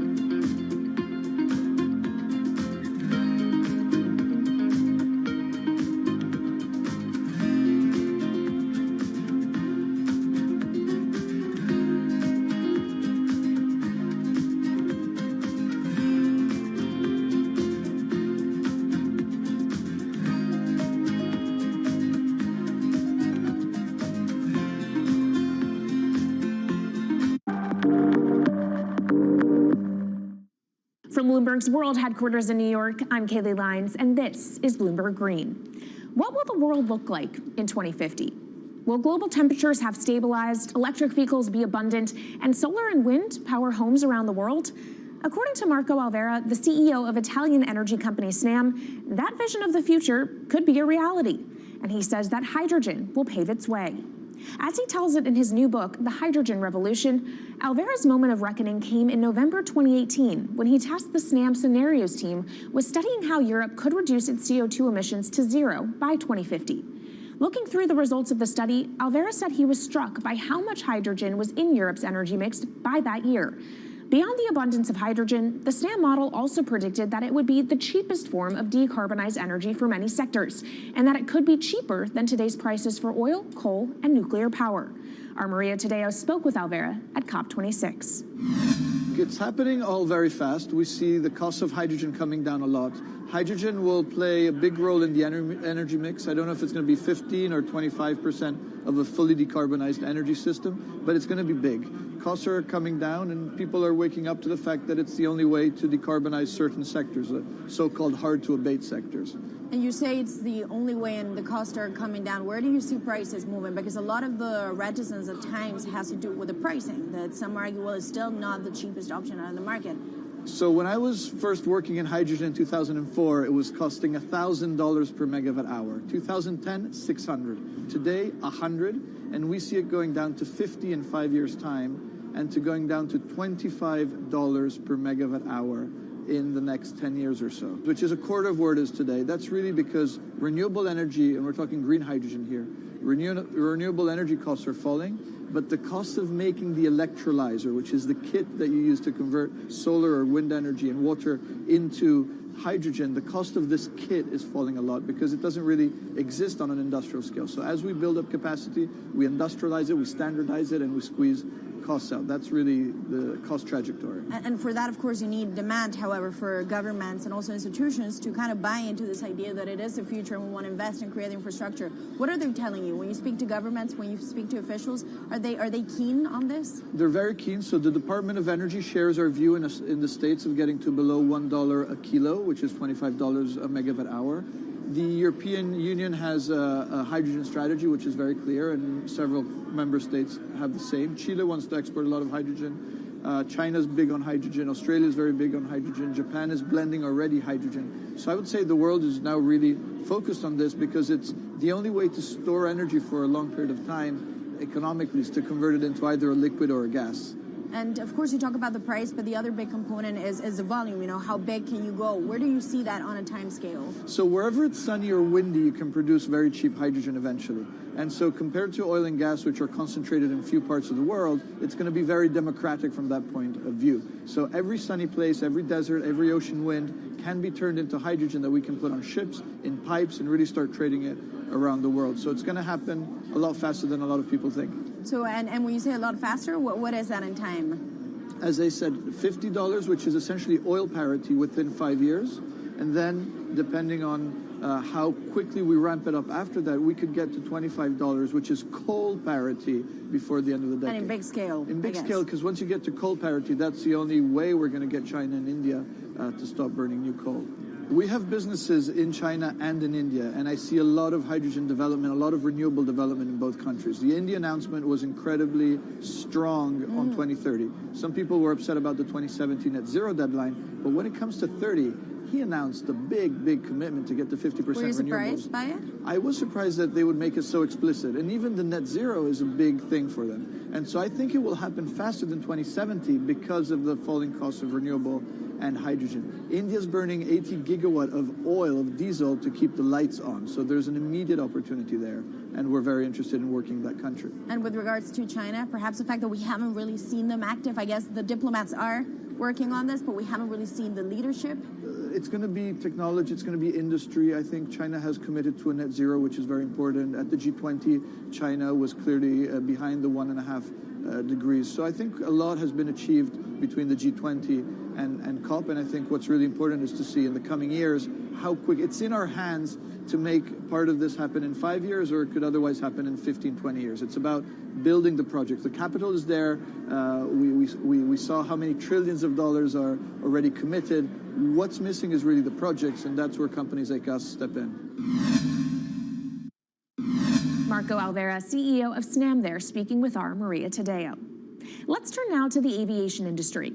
It's a big contributor to global greenhouse gas emissions, and it's under pressure to change that.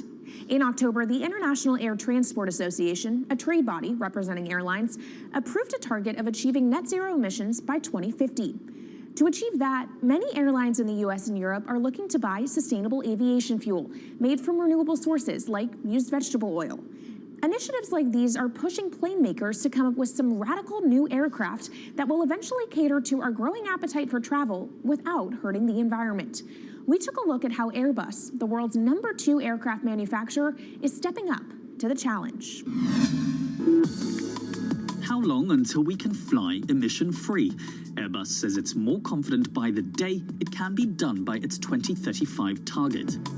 Airbus's CEO spoke about its ambitions for hydrogen-powered planes at the company's summit in France. The physics works. Hydrogen technologies are not new. They are used in other sectors. We use them in space on our rockets, and we don't need the laws of physics to change to be able to use hydrogen on our planes. So every day we become more confident, but we think we need to have a plane, we need to have the right fuels, the hydrogen available in the right quantity at the right place at the right time, and we need the regulations to be ready. So we really need the work and the collaboration of many people around the globe to make it happen on time. But it could be a long wait until green passenger jets go mainstream.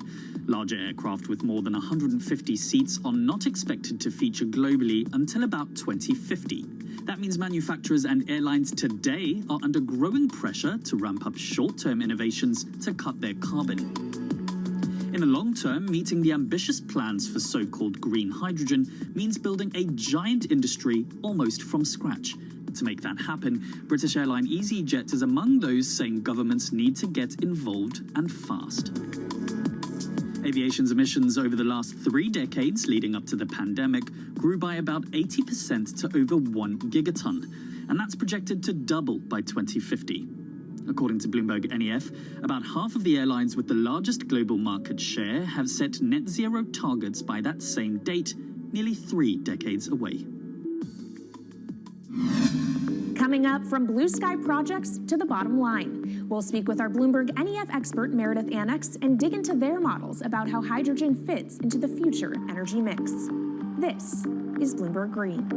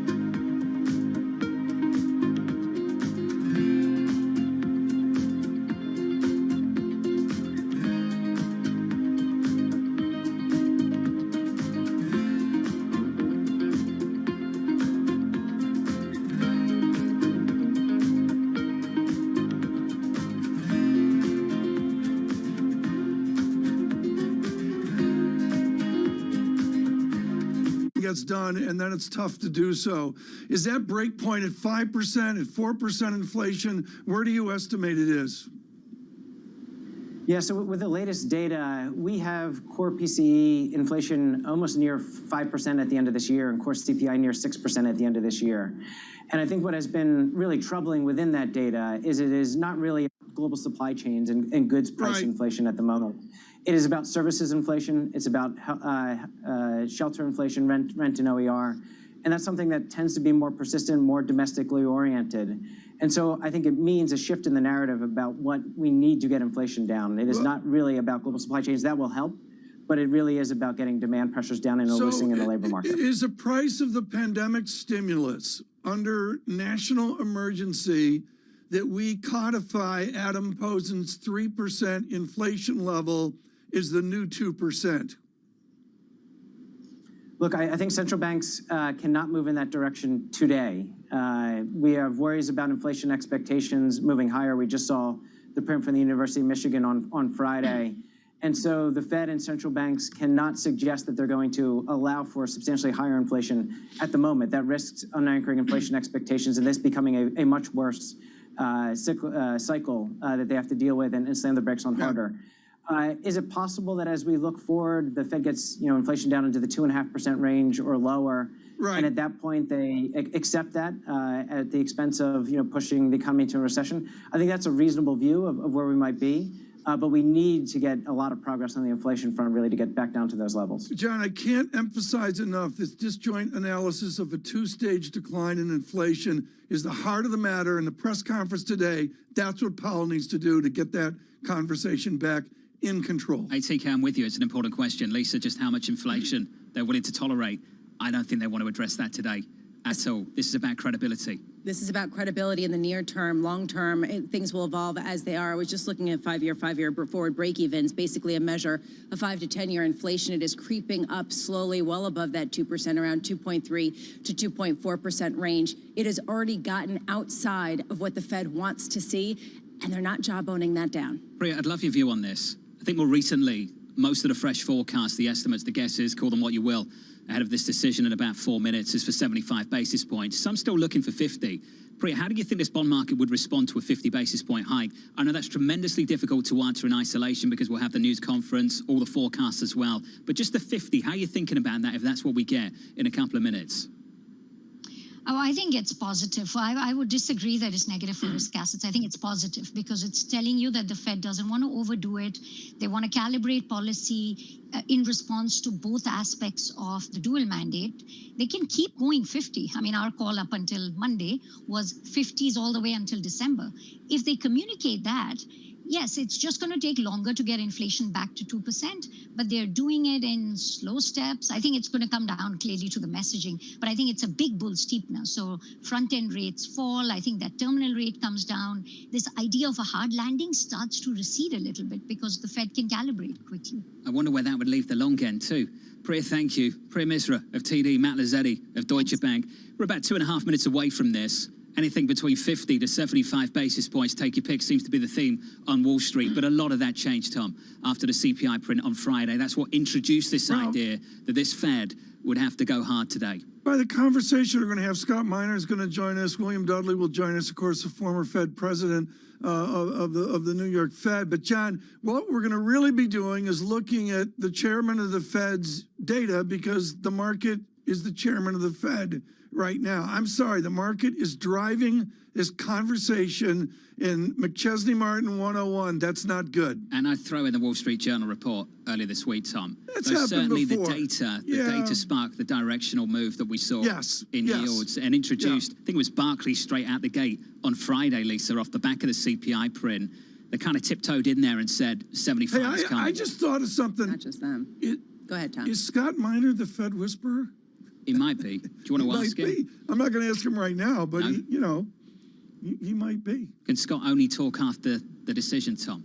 No, after the decision, here? no, after the decision, it's only he can talk about Bitcoin. That's it. I'm sure he can't wait for that. Bro, any final words going into this one? Because it's not just about the call, is it? It's about the forecast too. That's that dot plot, unemployment, growth, all of the above. That's what I was going to say. And the outlook for the economy, if the Fed views this economy as very strong and signs of inflation increasing across the board, this could lead to a pretty bad reaction in equities despite the rally. On the flip side, you could see a pretty solid sense if people basically got the sense that Fed was going to raise rates 75 basis points, do it again, and then wait. Do you remember the last time we got the forecast?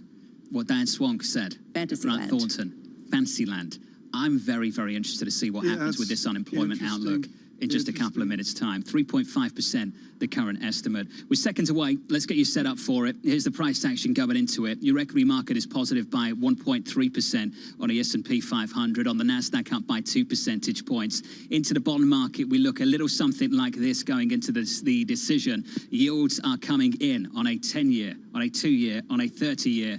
But that is not the theme that we've seen so far over the last week into today. Yields lower by around about 9 basis points on a 10-year.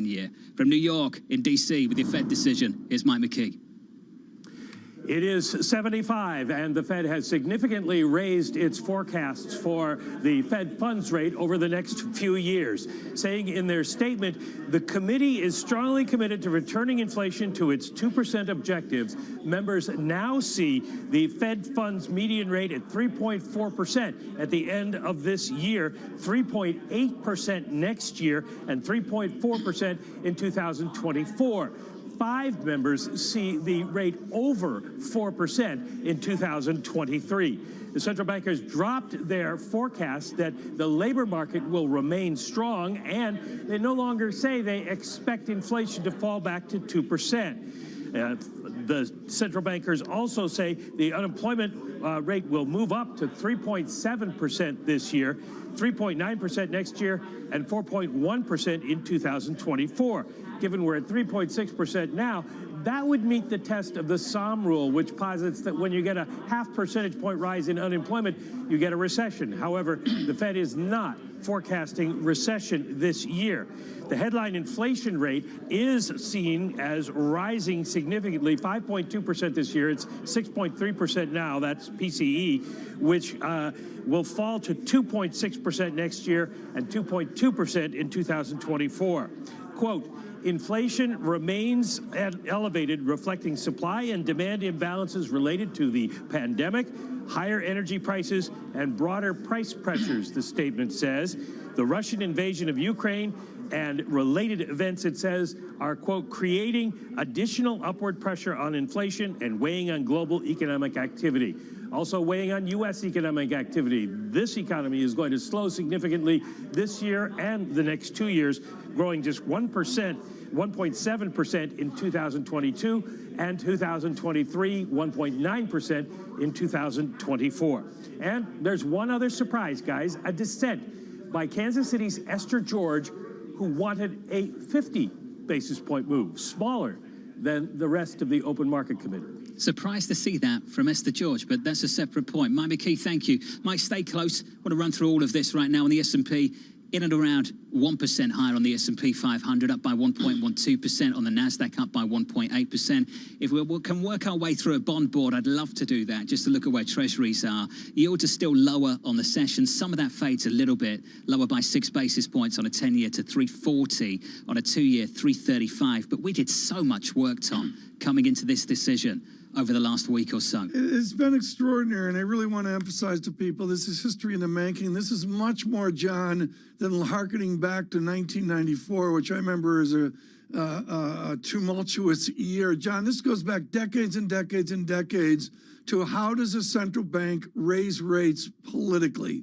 That's really much more what this is about. And just looking at that dot plot, Lisa, to see us at 3.4% at the median dot for 2022, when back in December they were projecting 90 basis points for year-end 22. That's a massive change in just 6 months for this Federal Reserve. There's also a massive change in the language, basically saying it is strongly committed to returning inflation to its 2% objective. They are reconfirming their commitment to this. This is regain credibility. Operation Regain Credibility for the Federal Reserve, trying to go out there and say, we are not going to stop raising rates until inflation comes back down to our target. And the constructive tone in markets indicates that it has been priced in.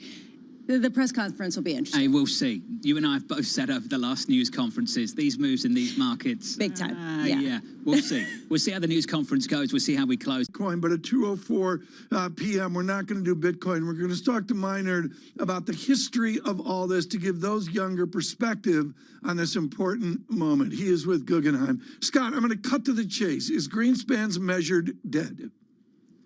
I think so. I think that, we're in an entirely different world, Tom. We haven't seen anything like this, where we have an inflation problem that we're fighting. And, the big difference, I think, between Greenspan and us today is Greenspan, as he referred to it, was in the era of opportunistic disinflation, right? We're not in that position anymore, right? Which is every time the economy overheated, you ratchet it up, rates up, and then as soon as you saw weakness, you would start to come back down. We don't have those kinds of choices here. You and I each have those moments that were a crisis moment that we didn't see coming. I'm looking at a bond market that is a bear bond market priced down like I have never seen. The Fed can't ignore the collapse, as the ECB can't ignore the collapse in bond prices, right? No, and it's interesting because I'm not sure what the cure is at this stage. I mean, when we came into this, it was interesting. Isn't time the cure? Isn't that the solution? You go on the x-axis? Well, time is the cure, but in some ways, I think they're running out of time. When you have BTPs in Italy go up 300 basis points, 3%, since the beginning of the year from 1 to 4. It makes our bear market look like nothing comparatively. And the other side is that we saw those retail sales numbers today come out. Those were very weak numbers. And there's a chance that we are already in a recession. And so if we are in a recession or we're close to a recession and the Fed pushes on this more, and then we find that all of a sudden we have a decline in asset prices like stocks did in '87, then if the Fed reverses course, they're going to look like they're weak on inflation. So this is a very, very tough situation that we're maneuvering through. Scott, given everything you're worried about, hasn't the Fed just committed to that now? Isn't this a commitment to that outcome? In all but name. They're not going to say it, but based on what they're doing, aren't they committing to that outcome? Oh, I think they are, Jonathan. But the thing is that every time we get another bad piece of news on inflation, which is higher than expectation, then we're forcing the Fed to ratchet up their pace or the degree of tightening that they're doing. And coming into this meeting, honestly, I listened to the show earlier. I really thought we were to have a trade-off here between 75 basis points and 100 basis points, because I think the Fed really needs to send a message that it is going to crush inflation and do it as fast as possible. Are they sending that by getting to 250, say, by the end of the July meeting, 225, 250, what they consider to be neutral? Scott, I'd love to know from your perspective what neutral actually is. Well, I think, honestly, John, I think neutral is somewhere around 2.5%, but it's at 2.5% because we have two colliding things going on here. We have a rapidly decelerating economy, which is the result of companies that are feeling price pressures and not being able to pass those pressures on to consumers like Target and Walmart. And then simultaneously, we have an extremely aggressive Federal Reserve. And the data is moving so fast, I can't recall a time in my career where I can remember economic data and real-time earnings data shifting as quickly as it is now, while the Fed is being so aggressive. Elisa, what did we hear from Priya Misra of TD? That this dual mandate was in conflict. 3 months ago, given what the economic data was at the time, I think a lot of people might push back against that. here we are. A lot of people seem to be on board with that view. Well, if you look at the economic projections, they now forecast from the Federal Reserve a 4.1% unemployment rate in 2024. Not that big of a divergence from where we are right now. Some, including Diane Swank, may still call that fantasy land. But John, at what point do they start ratcheting back their fight on inflation to address the unemployment rate, or do they just not want to address it right now, to Priya Misra's point, because it seems like that is the only path to get them where they want to go? Got a great lineup going into this news conference. That news conference with Chairman Powell starts in about 21 minutes' time. Subhadra Japa, the head of US rates strategy at SocGen, is with us now too. Subhadra, I'd love your view on all of this. Just first of all, your reaction to the Fed decision from 10 minutes ago. So I think the Fed definitely caught up with the market pricing of rate hikes for the next couple of years. So really that was a little bit more than I had expected. I thought that they would be a little bit more gradual in catching up to the market pricing of rate hikes for the next couple of years. But you know what? I think that they said they're going to move expeditiously, and they've kind of stuck to their word. They're trying to not be in the same situation at the next meeting where they're playing catch up. So they've basically laid down the path, if you will, for the next couple of years. The question is if they'll be able to deliver on the path that they've laid out for the next couple of years, i.e. that we get to the end of the year, we start seeing a meaningful slowdown in growth, the consumer starts to buckle. Will they be able to deliver rate hikes at the pace at which they've kind of laid out for the next couple of years? Subhadra, this is a tough one, so forgive me for asking it. And I know there's a lot of work to do at the news conference to work some of this stuff out, and for the next few weeks as well. What's your degree of confidence around the idea that we might have seen a peak in yields? Is this it? So that's a very interesting question. I think that for my view coming into this meeting, to be honest with you, is that 10-year yields will probably stay anywhere between, I'd say, 275 and 350 for the remainder of the year. I think that sort of scenario still makes sense to me because a lot of this is going to get priced in the very front end of the curve. So I could perhaps see the 2-year part of the curve of the yield 2-year yield start to rise. The 10-year could still be relatively range bound because the long end is going to be much more reactive to what happens on the recession front, on the consumer front, on the growth front. So that's really what the long end is going to be much more focused on. So I think the moves in the long end are going to be somewhat muted, and I can see potential for the yield curve to continue to flatten and perhaps even invert a lot more from here on. Scott, do you agree? Buy long bonds? I agree. I think Subhadra's hit the nail on the head.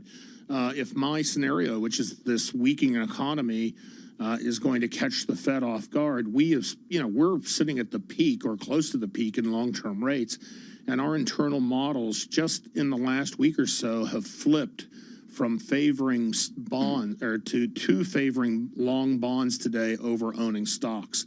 And bonds have really underperformed early on here in the year, and especially long duration. And I think now is the time that you have to be extending your duration and investing in longer dated securities. Subhadra, one argument for buying riskier assets, particularly riskier credit, has been that the credit quality of companies will remain strong, that they have a lot of cash, they have refinanced a lot of their debt, things are going to be okay. Does that still hold water given a 4% terminal Fed funds rate or perhaps 3.8% as the Fed's own projections hold?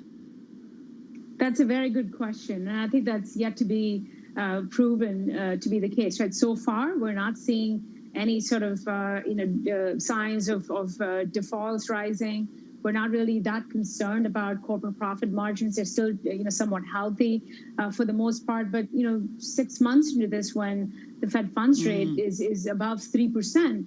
I think it'll be a very, very different picture at that point. So at least between now and the time that the Fed is continuing to raise rates, I think the bias is going to be towards modestly wider spreads across the corporate bond spectrum. On radio and television, an historic moment. Bloomberg surveillance here where the Fed decides, and I can just tell you, it's almost goosebumps when you look back at the history of this. Scott Miner, let's go all Michael Musa and the great Rudiger Dornbusch here. It's all about the dollar at the end of the day. It's the deepest part of the global system. As we speak, euro breaks down. I know there's a little bit of other story there as well, under a 104. What does the dollar signal to you? How should our listeners and our viewers use the dollar as a tool to guesstimate that inflation path? Well, I think that the dollar, strengthening is obviously good for inflation.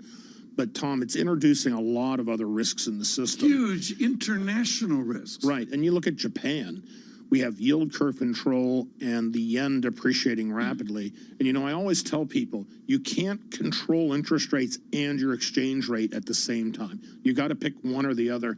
And the Bank of Japan is facing a bit of a crisis here because with the yen at 135, they're going to accept a lot more inflation or they're going to have to adjust yield curve In control. Mandela, Colombia, it's simple. This is trilemma 101. And yes, each trilemma is there. What is Powell's trilemma in this press conference today besides explaining away Esther George's shock dissent? I think that Powell is going to have a hard time trying to explain to people that we can go down this interest rate path that they're outlining and that we are not going to find ourselves in some kind of recession or financial accident. I think it's inevitable. Okay, but what's so critical here, to me at least, is the headline, John, I'm sorry, I don't have it in front of me. The headline here, John, of inflation 9-ish now. Am I right, John, coming down to 5-ish? Fast-ish? Perhaps, Tom. Perhaps. The rate of let's change see, of based decline on what, Tom? How much work do they need to do to get there? Minor and I didn't live this. When we lived 9% inflation, it didn't move that fast. It's that simple. No, and by the way, we have never had a period where inflation has come down by more than 2% without having a recession. So if those numbers are real, and that's what they're going to do, if that's going to what happen, we are destined for recession. John, pick it up, please. Myron's wearing Dodger blue. I can't concentrate. I'm just speaking to Greg Peters over at PGIM on the Bloomberg. He just wrote in, he said, too soon for bonds, too soon for credit. Getting close on bonds, but more price downside. Spreads are too tight. Scott, I'd love your thoughts on that. Spreads are too tight. If you look at things based on spreads are not as wide as they were back in late 2018 when the Fed was pushing really, really hard and most people assumed too hard. This time they're doing a whole lot more. Inflation is in a very, very different place and spreads have been south of 500 basis points. Is now the time to own credit at these levels? I think we are currently well off of our maximum allocation to credit right now. If my view of the world is correct, recession means you're going to have wider credit spreads. And so, when you look at it, what's interesting, Jonathan, I was just with our credit team this morning. When you look at public companies, their numbers look pretty good with cash flow coverage and everything else. But the number of private equity firms where we don't know what that cash flow coverage is are much, much more extended. And then you have these one-off situations like Carvana, where the bonds are down 20% in the course of less than a month, which were just issued. There are cracks appearing in the credit world, and the worst is probably not over there. But for treasuries, long rates, this is a great time, I think, to put money to work.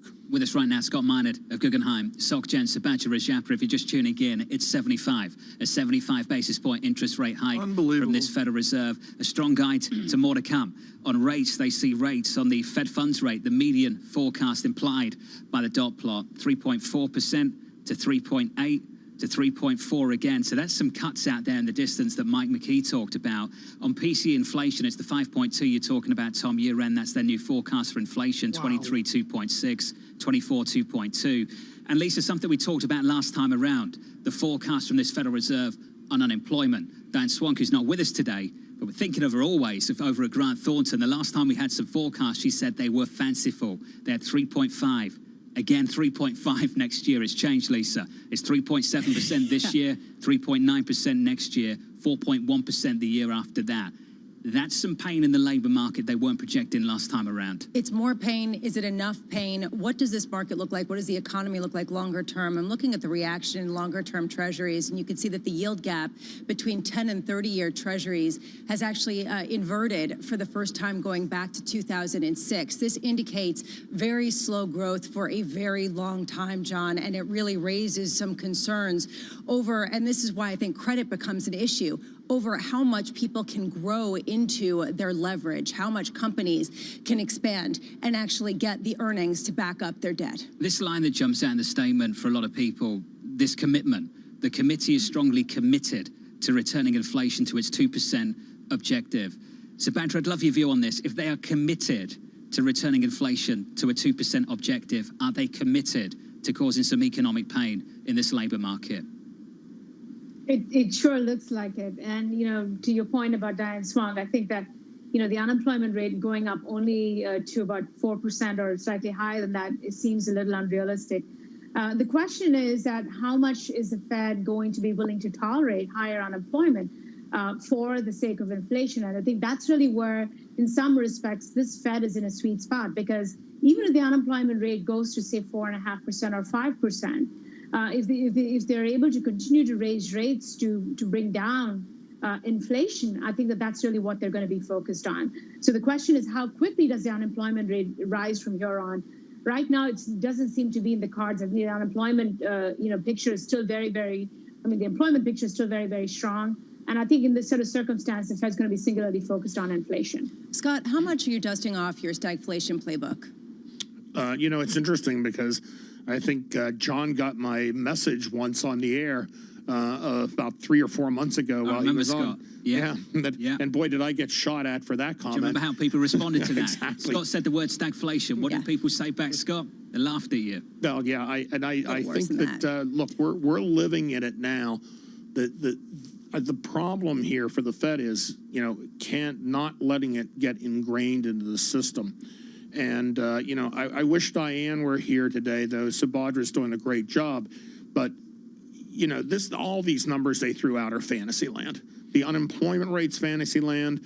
The rate at which inflation is going to come down is fantasy land. I mean, if we're going to have that massive a deceleration in inflation by the end of the year, we're going to look at some pretty amazing numbers in the next 6 months to get the year-over-year rate down to that.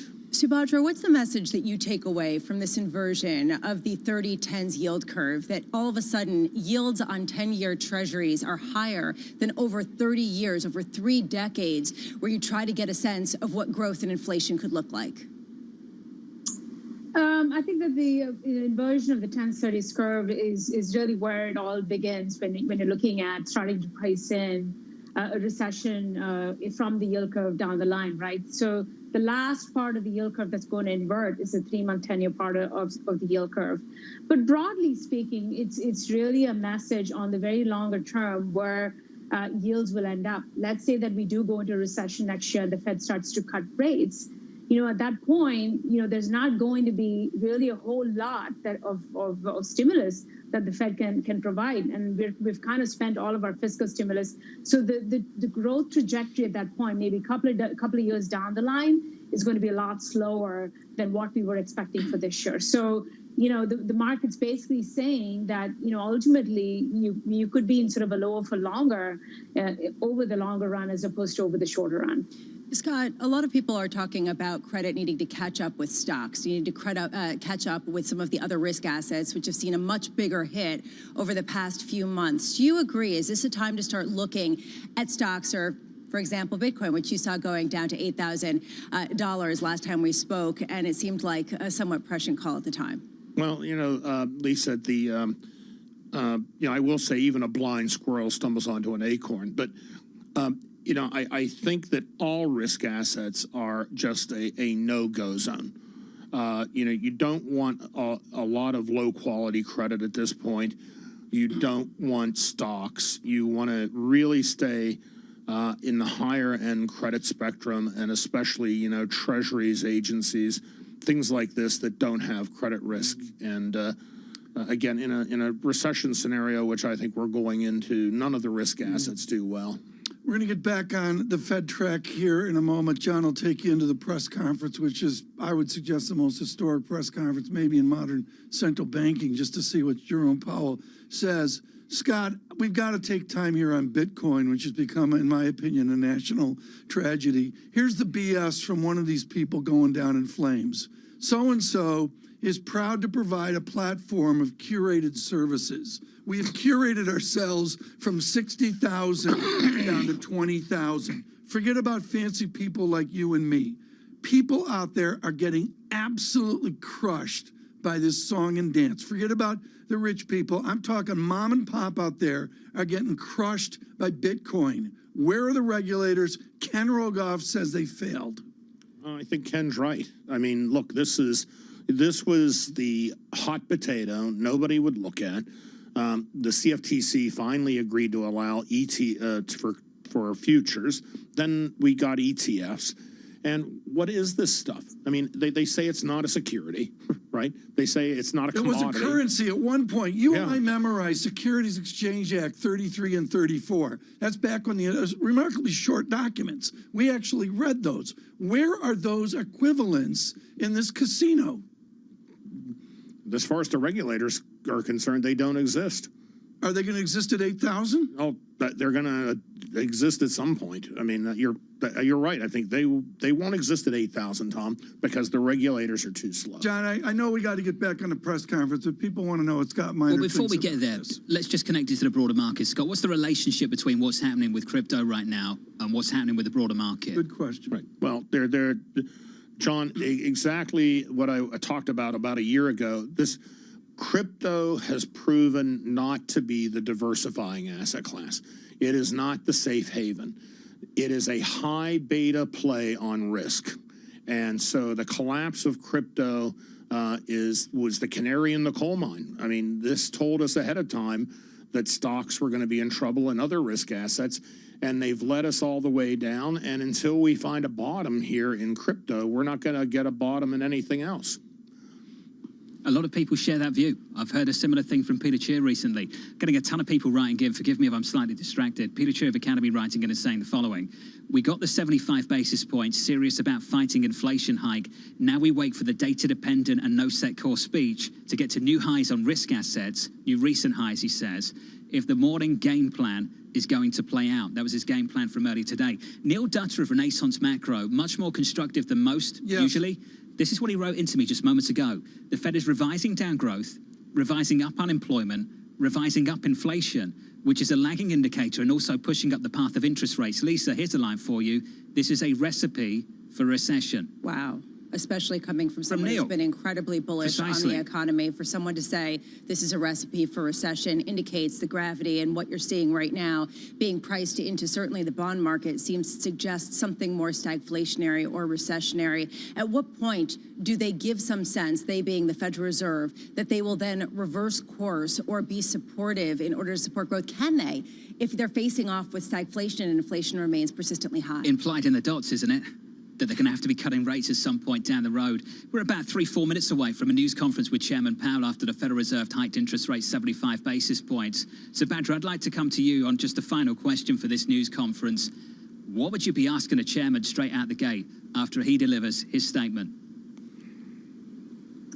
I think that the question I'd want to know is how he's going to thread the needle on being able to raise rates without causing a meaningful slowdown in the economy. And if they do see meaningful slowdown in the economy, how do they plan to manage their policy mix, especially given the fact that now they are also unwinding their balance sheet? So it's going to get really, really tricky because, you know, on the background, you are seeing a tightening of cash in the system because they're gradually running off their balance sheet. So this is going to get really, really tricky. Scott, we can squeeze it in. Just a final word from you, buddy. What would you want to hear from the chairman in 3 minutes' time? I'd like him to explain what their reaction function is in relationship to exporting our monetary policy onto the rest of the world, in Europe and Japan, where they currently are under pressure because we're raising rates and it's driving the dollar up and it's causing them to have problems within their own economy. How do they expect to thread that needle? And they import even more inflation off the back of it. Scott, wonderful. As always, Scott Miner of Guggenheim, Subhadra Japa of SocGen, 2 minutes away from a Fed Chair Jay Powell news conference, Lisa, following a 75 basis point interest rate hike. One of the most consequential news conferences that we've seen as the markets try to understand what the reaction function is, now saying that they expect a series of single 50 basis point rate hikes through the remainder of the year. How do they signal that they will change that either upward or downward? What data are they looking at? Clearly, the University of Michigan survey that came out on Friday with the longer term inflation expectations spooked them enough to really get this reaction. Tom Keene, is this a recipe for recession? I'm not going to go there. I'm going to go to Paul Samuelson, 1948, in his classic textbook where people like Scott Minerd have predicted 9 of the last 4 recessions, whatever it is, Scott. I'm going to have a little humility on that. Sure. But what I will say, John, is whether it's a recession, a mild recession, a growthiness recession, whatever it is, the middle class of this nation always gets crushed. That quote, always case. Tom, always gets rolled out whenever we have a big market correction. And there's a reason for it.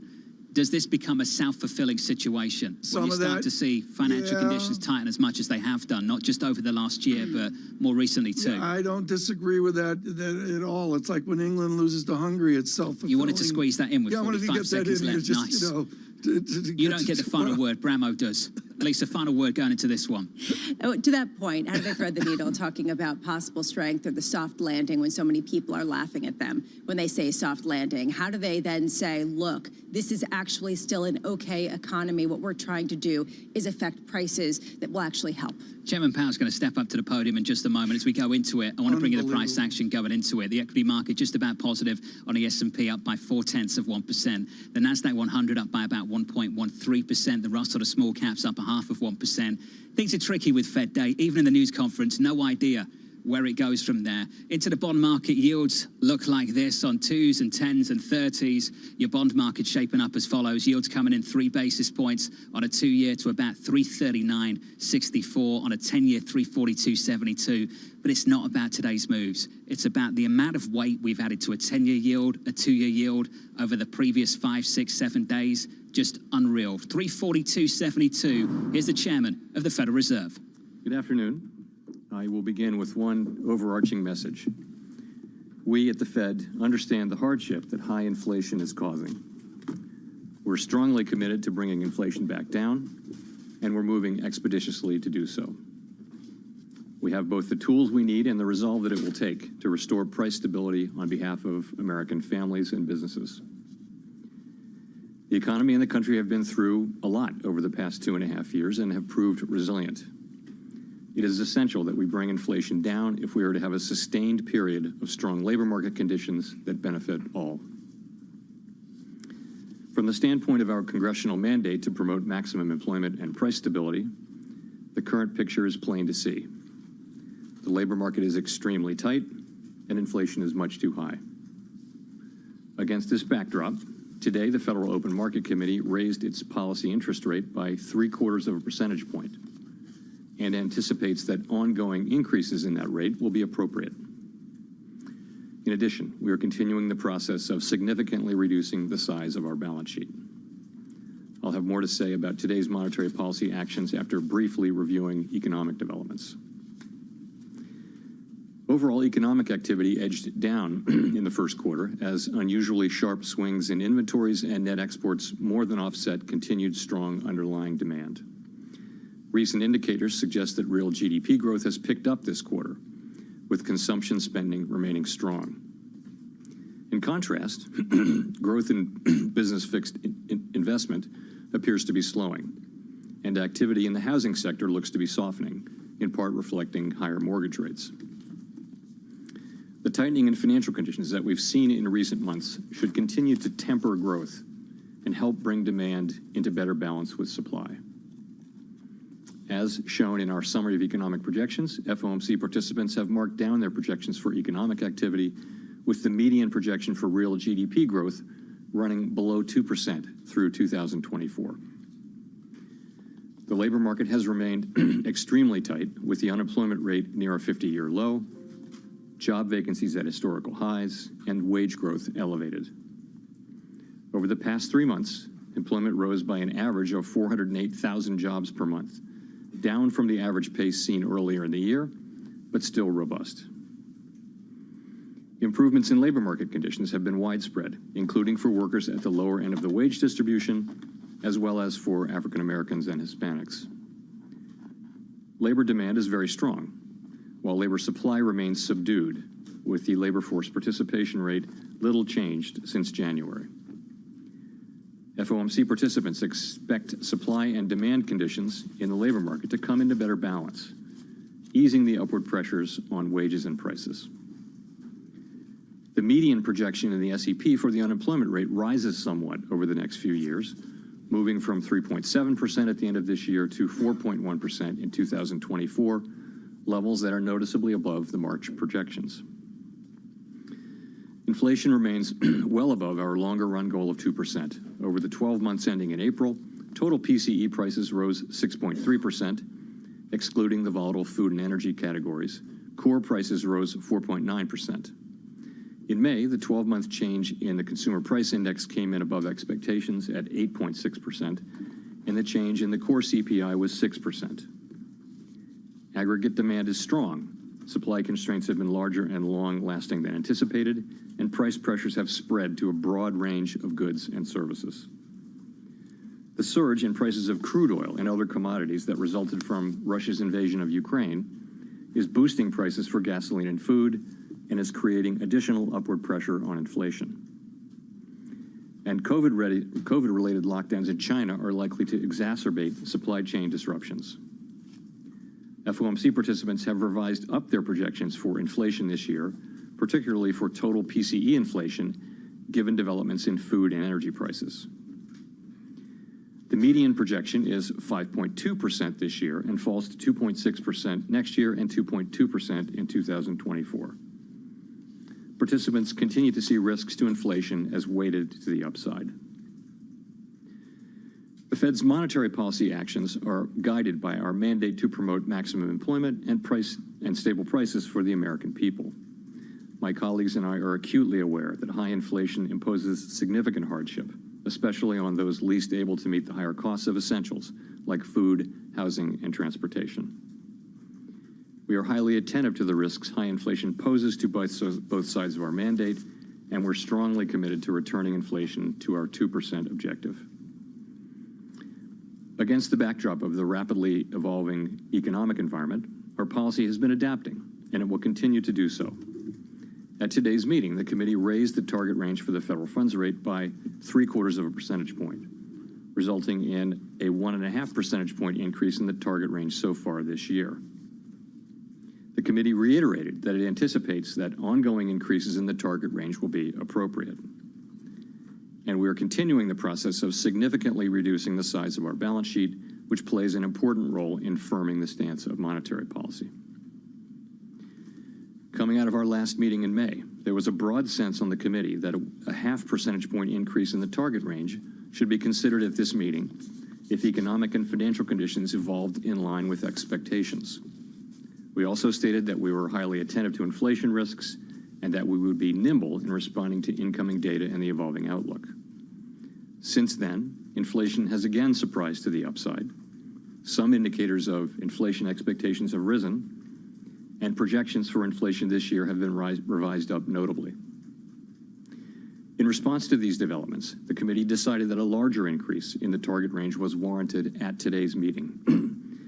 This continues our approach of expeditiously moving our policy rate up to more normal levels, and it will help ensure that longer-term inflation expectations remain well anchored at 2%.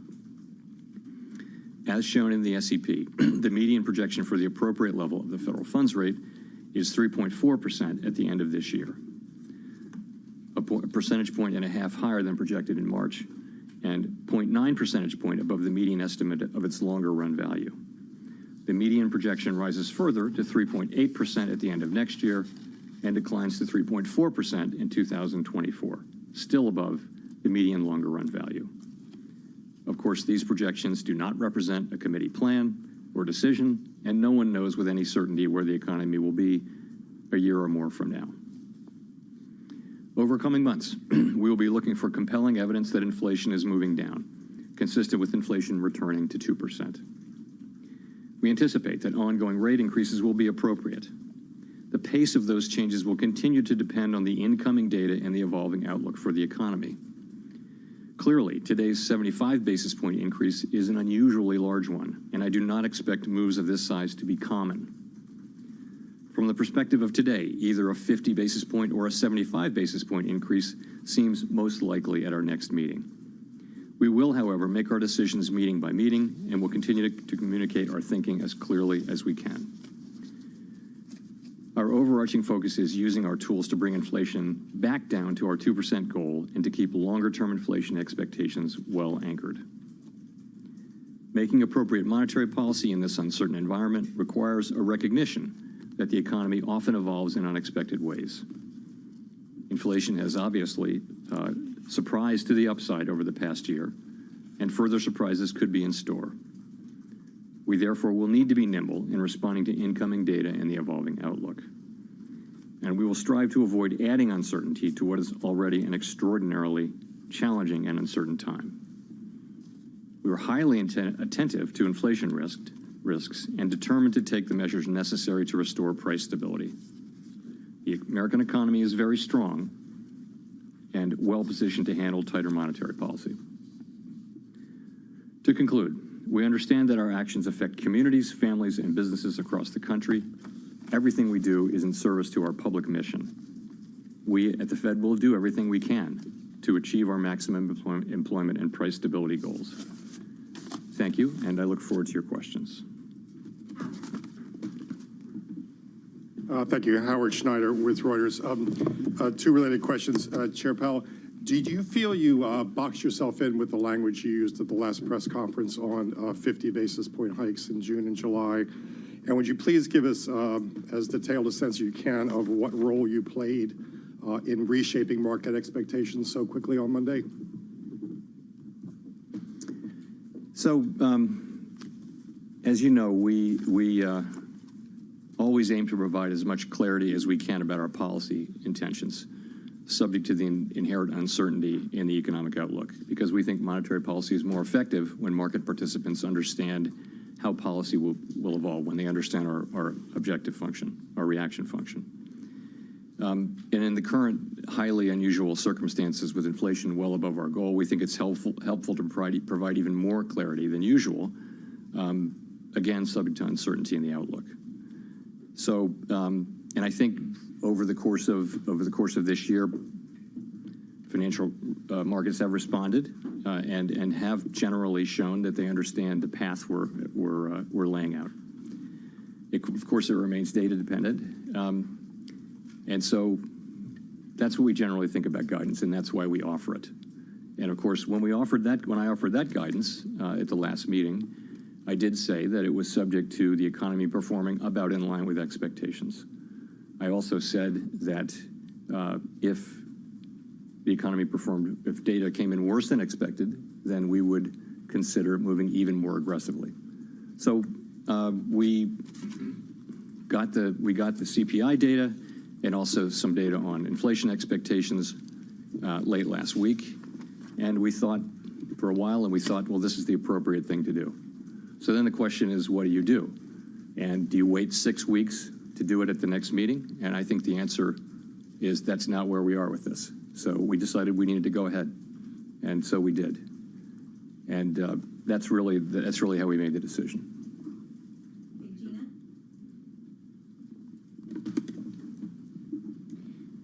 Thanks for taking our questions. Gina Smilik with the New York Times.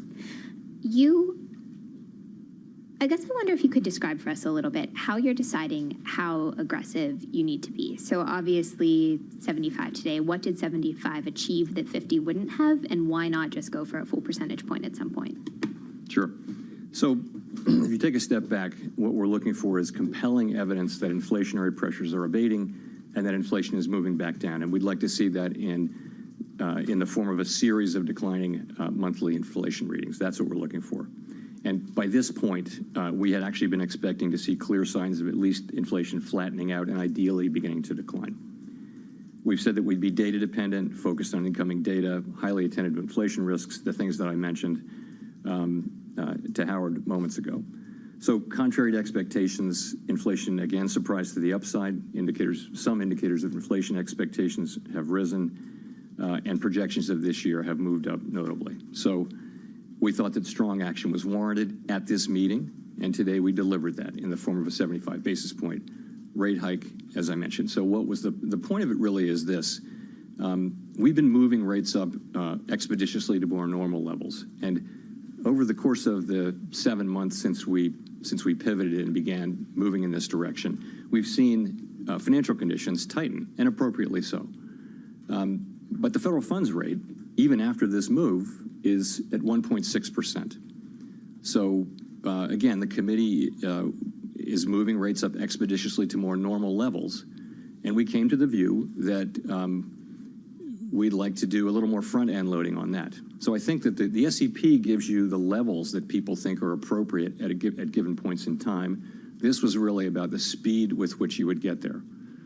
So as I mentioned, we 75 basis points today. I said the next meeting could well be about a decision between 50 and 75. That would put us at the end of the July meeting, you know, in that range in that more normal range. And that's a desirable place to be because you begin to have more optionality there about the speed with which you would proceed going forward.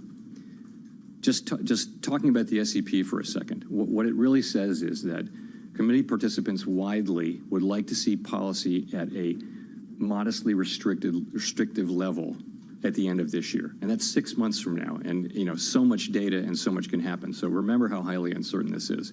But so that is generally a range of 3 to 3.5%. That's where people are. And that's what they want to see, knowing what they know now and understanding that we need to show resolve, but also be flexible to incoming data as we see it. If things are better, we don't need to do that much. And if they're not, then we either do that much or possibly even more. But in any case, it will be very data dependent. Then you're looking at next year, and what you're seeing is people see a bit more tightening in a range of maybe 3.5% to 4%. And that's generally what people see as the appropriate path for getting inflation under control and starting back down and then getting back down to 2%. So 75 basis points seemed like the right thing to do at this meeting, and that's what we did. Steve Leisman, CNBC. Thank you for taking my question, Mr. Chairman. You have not used the phrase in a long time, monetary policy is in a good place, which is a phrase that you used to use often. Now that the committee is projecting 4% or 3.8% next year in terms of the funds rate, which is similar to where the market is now, the futures market of 4% funds rate next year, do you think that's a level that is going to be sufficiently high enough to deal with and bring down the inflation problem? And just as a follow-up, could you break that apart for me? How much of that is restrictive and how much of that is a normal positive rate that ought to be embedded or not, in your opinion, in the funds rate? Thank you. Sure. So the question really is, how high does the rate really need to go? And this is, the estimates on the committee are in that range of 3.5% to 4%. And how do you think about that? Well, you can think about the longer run neutral rate. You can compare it to that, and we think that's in the mid twos. You can look, frankly, at broader financial conditions. You can look at, asset prices. You can look at the effect you're having on the economy, rates, asset prices, credit spreads. All of those things go into that. You can also look at the yield curve and ask all along the yield curve, where is the policy rate? So for much of the yield curve now, real rates are positive. That's not true at the short end. At the short end of the yield curve in the early years, you don't have you have negative rates still. So that really is one data point. It's one part of financial conditions. So I think I have to look at it this way. We move the policy rate, that affects financial conditions, and that affects the economy. We have, of course, rigorous ways to think about it, but ultimately it comes down to, do we think financial conditions are in a place where they're having the desired effect on the economy? And that desired effect is, we'd like to see, demand moderating. Demand is very hot still in the economy. We'd like to see the labor market getting better in balance between supply and demand.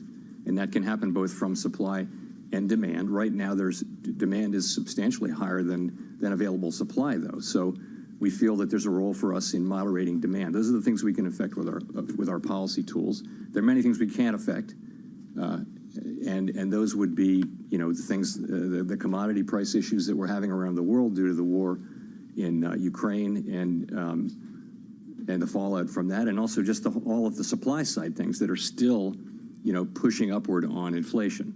So that's really how I would think about it. But does 3.8%, 4% get it done? Does it get the job done of breaking the back of inflation? I think it's certainly in the range of plausible numbers. I think we'll know when we get there, really. I mean, honestly, that would be, you would have positive real rates, I think, and inflation coming down by then. I think you'd have positive real rates across the curve.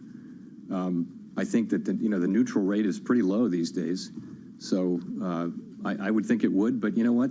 We're going to find that out empirically. We're not going to be completely model driven about this. We're going to be looking at this, keeping our eyes open and reacting to incoming data, both on financial conditions and on what's happening in the economy.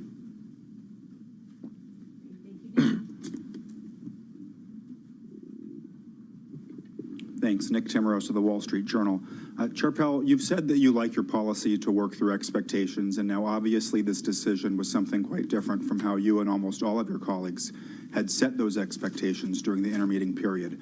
And I know you just said that what changed was really the inflation data, the inflation expectations data, but I'm wondering on the inflation expectations data, was there something you saw that was unsettling enough to risk eroding the credibility of your verbal guidance by doing something so different from what you had socialized before? So if you look at we look at a broad range of inflation expectations. So you've got the public, you've got surveys of the public and of experts, and you've also got market-based. And I think if you look across that broad range of data, what you see is that expectations are still in the place, very much in the place, where short-term inflation is going to be high, but comes down sharply over the next couple of years. That's really where inflation expectations are. And also, as you get away from this episode, they get back down close to 2%. And so this is really very important to us that remain the case. And I think if you look for most measures, most of the time, that's what you see. If we even see a couple of indicators that bring that into question, we take that very seriously. We do not take this for granted. We take it very seriously. So the preliminary Michigan reading, it's a preliminary reading. It might be revised nonetheless. It was quite eye-catching, and we noticed that. We also noticed that the index of common inflation expectations at the board has moved up after being pretty flat for a long time. So we're watching that, and we're thinking, this is something we need to take seriously. And that is one of the factors, as I mentioned, one of the factors in our deciding to move ahead with 75 basis points today was what we saw in inflation expectations. We're absolutely determined to keep them anchored at 2%. That was one of the reasons. The other was just the CPI reading. So if you saw a movement like that again, another tick up in inflation expectations, would that put a 75 or even 100 basis point increase in play at your next meeting? I'll just say we're going to react to the incoming data and appropriately, I think. So I wouldn't want to put a number on what that might be. The main thing is to get rates up, and then pretty soon we'll be in an area where we're, I think, as you get closer to the end of the year, you're in a range where you've got restrictive policy, which is appropriate, 40-year highs in inflation. We think that policy is going to need to be restrictive, and we don't know how restrictive. So I think that's how we'll take it.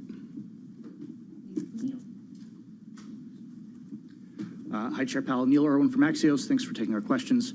The late-breaking kind of decision to go to 75 basis points, do you worry that will make policy guidance a less effective tool in the future?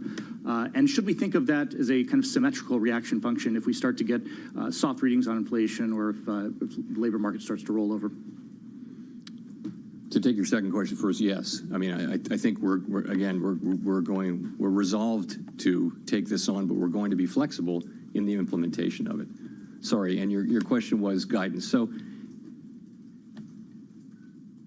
again, the overall exercise is that we try to provide as much clarity about our policy intentions as we can, because we think that makes monetary policy work better. It's always a trade-off, because you have to live with that guidance. And so you do it, and it helps a lot of the time. I frankly think this year has been a demonstration of how well it can work.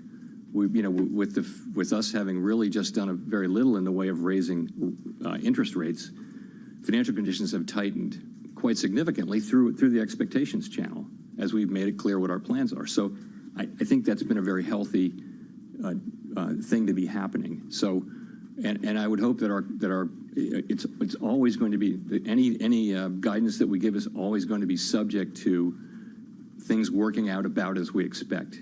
And in this particular situation, we're looking for something specific, and that is progress on inflation. We want to see progress. We want to see inflation can't go down until it flattens out.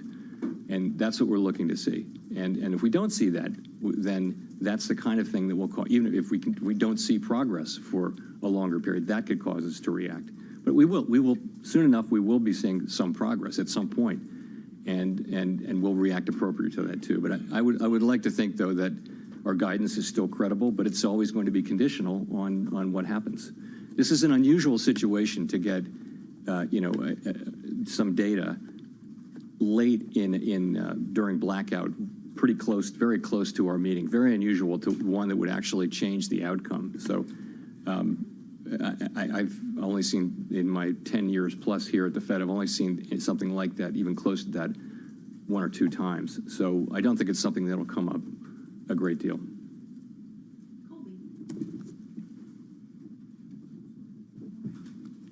Thank you so much for taking our questions. Colby Smith with the Financial Times. On the clear and convincing threshold for the inflation trajectory, what is the level of realized inflation that meets that criteria? And how is the committee thinking about the potential trade-off of much higher unemployment than even what's forecasted in the SEP if inflation is not moderating, at this acceptable pace? Sorry, the second part I didn't get. What's the potential trade-off with higher unemployment than even what's forecasted in the SEP if inflation is not moderating at an acceptable pace? Right. So what we want to see is a series of declining monthly readings for inflation, and we'd like to see inflation headed down. So, but and right now our policy rate is well below neutral, right? So, soon enough we'll have our policy rate. Let's assume the world works about like the SEP says. The policy rate will be up where we think it should be, and then the question would be, do you slow down? Does it make you, that you'll be making these judgments about, is it appropriate now to slow down from 50 to 25, let's say, or speed up? So that's the kind of thinking we'll be doing, and we're looking, ultimately, we're not going to declare victory until we see a series of these, really see convincing evidence, compelling evidence that inflation is coming down. And that's what I mean by, that's what it would take for us to say, okay, we think this job is done, because we saw, and frankly, we saw last year, inflation came down over the course of the summer and then turned right around and went back up. So I think we're going to be careful about declaring victory. But again, the implementation of our policy is going to be flexible and sensitive to incoming data.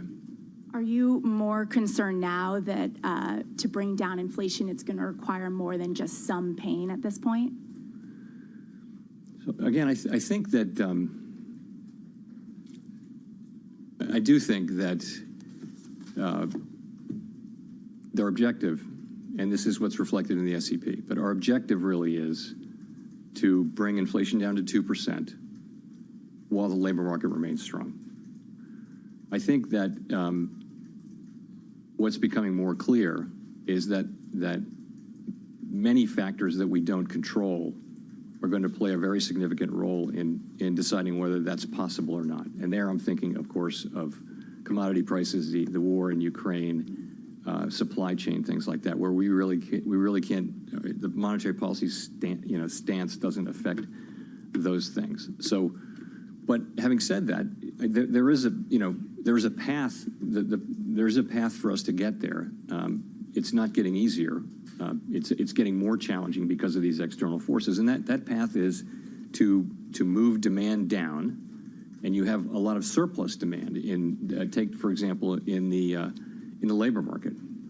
So you have 2 job vacancies essentially for every person actively seeking a job, and that has led to a real imbalance in wage negotiating. You could get to a place where that ratio was at a more normal level, and you would expect to see those wage pressures move back down to a level where people are still getting healthy wage increases, real wage increases, but at a level that's consistent with 2% inflation. So that's a possibility, and you could say the same thing about some of the product markets where there's just excess capacity, and where the strong demand has gone into where they're capacity constrained, right? So you have effectively what we think of as a vertical supply curve or close to it.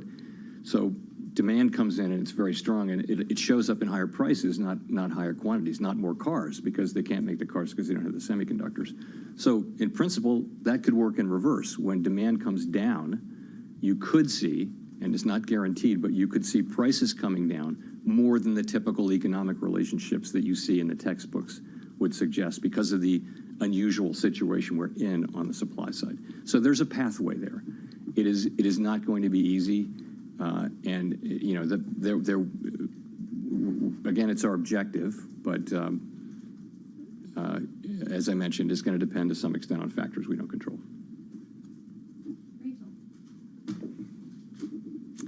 Hi, Chair Powell. Thank you for taking our questions. Rachel Siegel from the Washington Post. So the new projections show the unemployment rate ticking up through 2024. Is a higher unemployment rate necessary in order to combat inflation? And what is lost if the unemployment rate has to go up and people lose their jobs in order to control inflation? Thank you.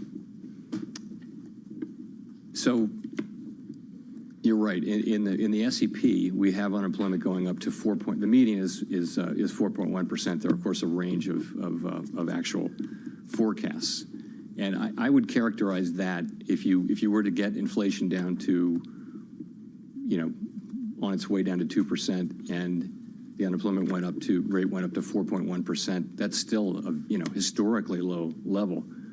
You know, we hadn't seen unemployment rates below 4% until a couple of years ago.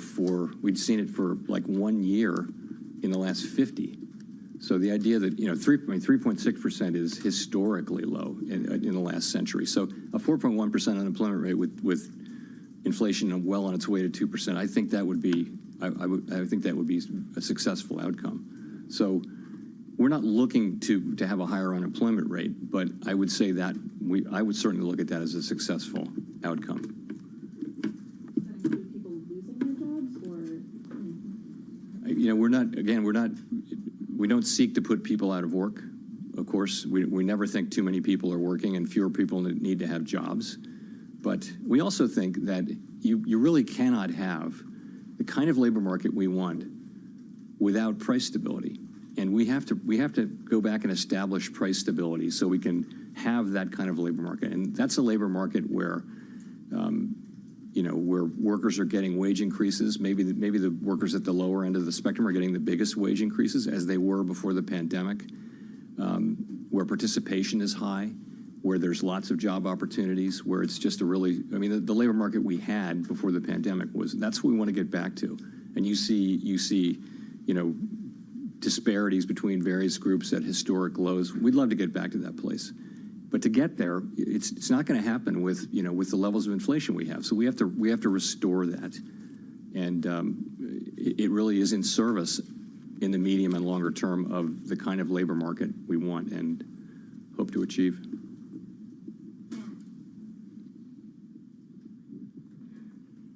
Hi, Chair Powell. Matthew Bosa with Bloomberg. So as you just mentioned, the committee is now projecting a 0.5 percentage point rise in the unemployment rate in the SEPs over the next couple of years. And it removed a line from its policy statement about thinking that the labor market can remain strong while it tightens policy. You just mentioned that that is still your objective, though. So I'm wondering if you could explain why that line was removed from the statement, and also whether this means the FOMC is trying to induce a recession now to bring inflation down. Not trying to induce a recession now. Let's be clear about that. We're trying to achieve 2% inflation consistent with a strong labor market. That's what we're trying to do. So let me talk about that sentence. Clearly, it's our goal to bring about 2% inflation while keeping the labor market strong, right? And that's kind of what the SEP says. That the SEP has inflation getting down to a little above 2% in 2024 with unemployment at 4.1%. So, and this is a strong labor market. This is a good labor market.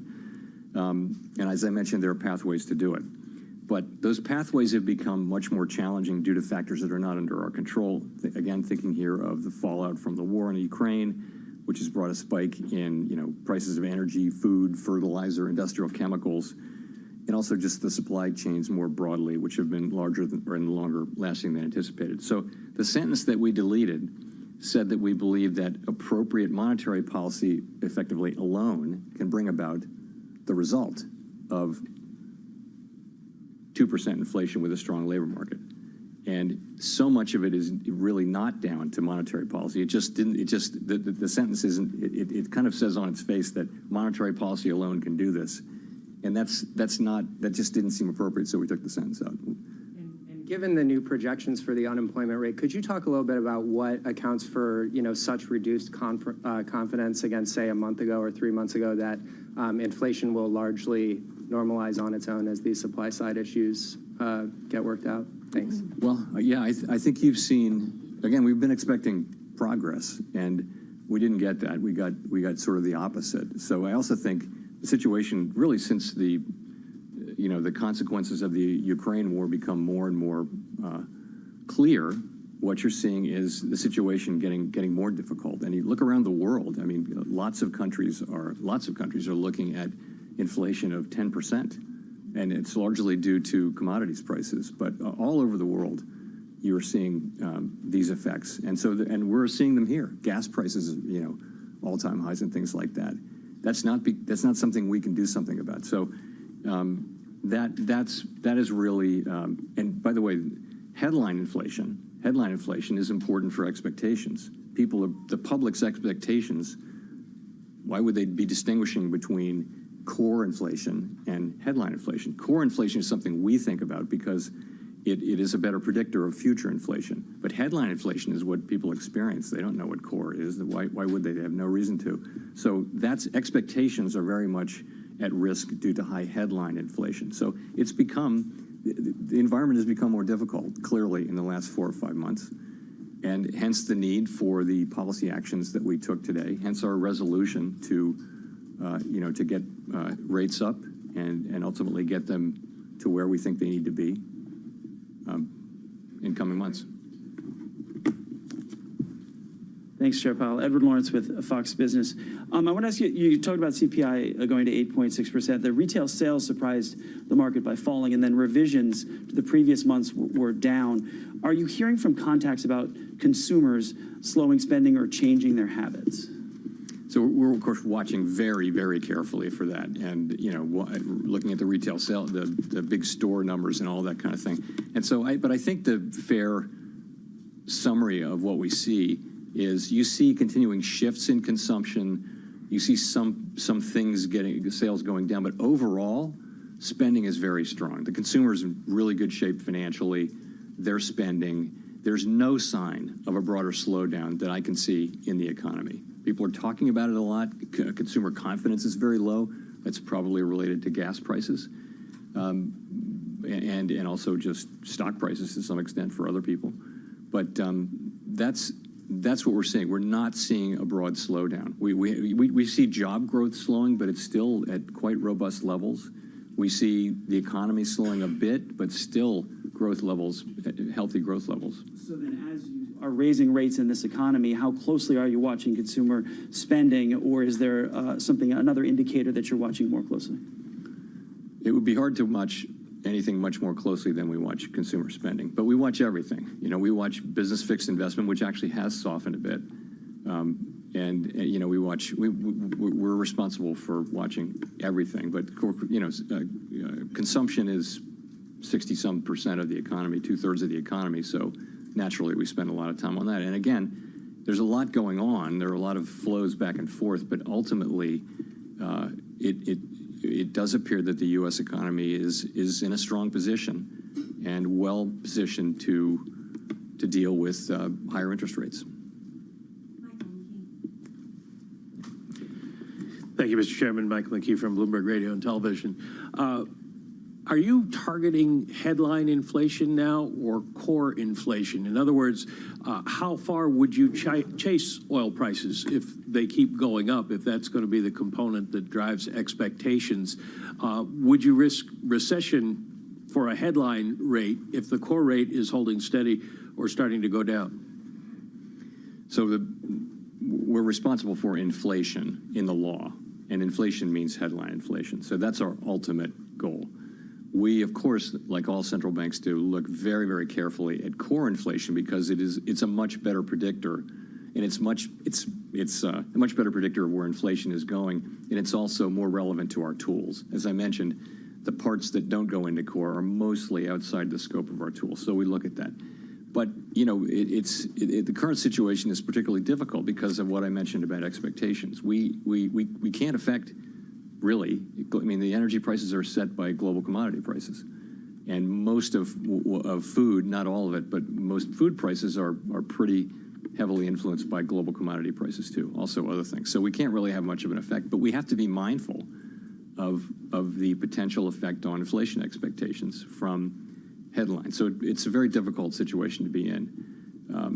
And we can't do much about the difference between the elements that make up headline that are not in core.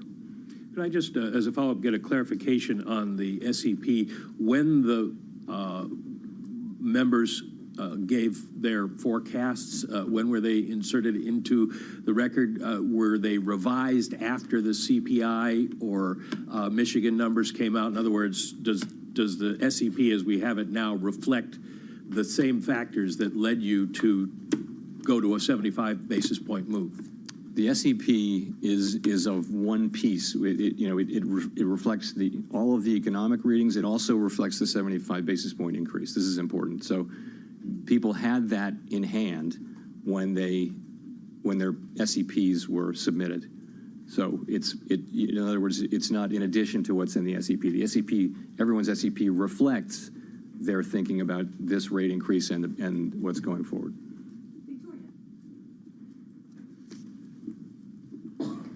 Hi, Victoria Guida from Politico. I wanted to ask about how you're measuring progress, especially since you've now started front-loading rate hikes more. You've talked about how you want to see inflation coming down over a series of reports, and I guess I'm curious whether you think inflation data itself is a really good indicator, or whether you might be concerned that it's a lagging indicator, or that it might send confusing signals, given that, as you've talked about, there are sort of supply and demand aspects. And I guess my question is, do you think that inflation data will tell you when you've gone to where you need to go, or do you just feel like maybe it's better to overshoot than to undershoot? So I think the role that we can play, maybe the way to get at it is to say that the role that we can play is around demand, right? So, and we'll be able to see the areas that we can affect are those that are associated with excess demand. And we'll be able to see our effect on, for example, job openings in real time. So, that would tell us about wages. Wages are not principally responsible for the inflation that we're seeing, but going forward, they would be very important, particularly in the service sector. So, sorry, I'm not sure I'm getting to your question. My question is inflation data itself the best indicator for when you're getting to where you need to go, or might it lead you to go too far? There's always a risk of going too far or going not far enough. And it's going to be a very difficult judgment to make, or maybe not. Maybe it'll be really clear. But we're quite mindful of the dangers. But I will say the worst mistake we could make would be to fail, which it's not an option. We have to restore price stability. We really do.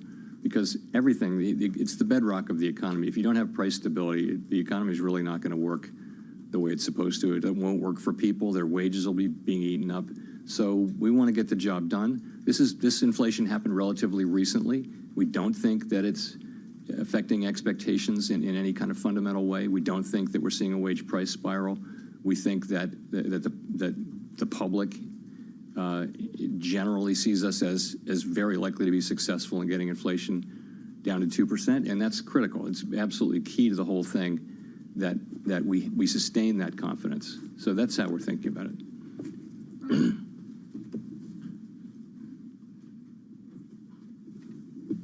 Hi, Brian Chung with Yahoo Finance. I just want to expand, I guess, on what you just said now about the general public feeling like, you can get this done. When you talk about consumer sentiment being down, household inflation expectations being up, recession just broadly being dinner table talk, does the general feel among American households and also businesses square with your explanation of the economy, given that the description of inflation in the statement didn't change between May and June? Thanks. So clearly, people don't like inflation a lot, and many people are experiencing it really for the first time, because we haven't had anything like this kind of inflation in 40 years, and it's really something people don't like, and they're experiencing that, and that's showing up in surveys and in all kinds of ways. And we understand that, and we understand the hardship that people are experiencing from high inflation, and we're determined to do what we can to get inflation back down. So that's really what we're saying. Clearly, it's an incredibly unpopular thing, and it's very painful for people. So, I guess what I'm saying is the really critical question from the perspective of doing our job is making sure that the public does have confidence that we have the tools and will use them, and they do work to bring inflation back down over time. It will take some time, we think, to get inflation back down, but we will do that.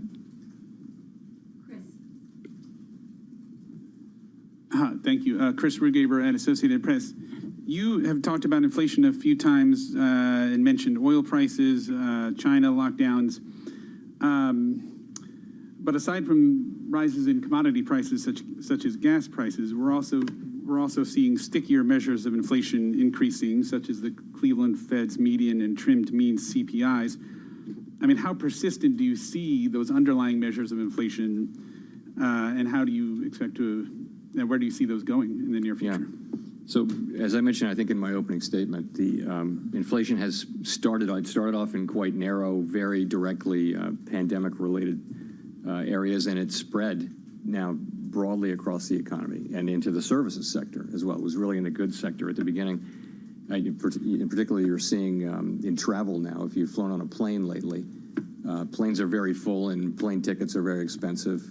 Some of that will be passed through of energy prices, but you're experiencing services inflation. Shelter inflation is high. So the question, and you see the Cleveland measure going up, and many other measures are going up. So it's a time when we're not seeing progress, and we want to see progress, and that's really another part of why we did what we did today, and why the SEP looks like it does, is that we see it as appropriate to get the policy rate up to restrictive levels, which would be, in the thinking of the committee, somewhere in the range of 3 to 3.5% by year end, and then after that, you see what the rest of the SEP says. So I hope that's responsive to your question.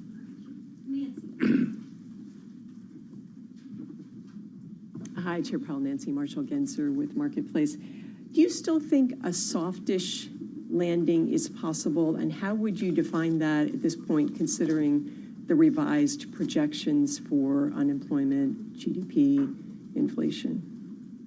So I think what's in the SEP would certainly meet that test. If you're looking at getting back down to almost a 2% inflation by 2024, and the unemployment rate is still as low as 4.1%, I would call that as meeting that test.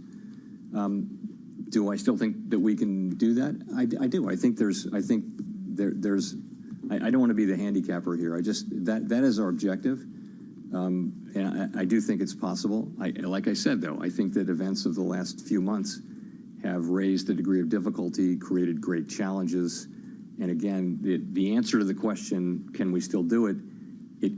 There's a much bigger chance now that it'll depend on factors that we don't control, which is, fluctuations and spikes in commodity prices could wind up taking that option out of our hands. So we just don't know. But we're focused on, very, very focused on getting inflation back down to 2%, which we think is essential for the benefit of the public, and also to put us on a path back to a sustainably strong labor market like the one we had before the pandemic.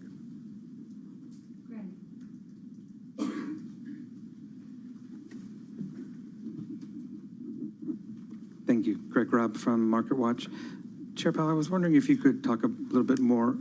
Economists are worried that you're kind of hitting the economy with a sledgehammer, and that now there's even more risk of a recession than a 50-50 path of rates. So could you talk a little bit more about that, and what evidence would get you to stop rate hikes and maybe even reverse them?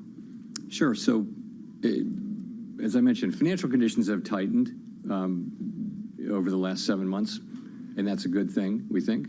But the federal funds rate, even after this increase, is at 1.6%. So it's hard to see how that is too high of a rate. And even if we did another, we're going to get here by the end of the summer somewhere in the twos probably.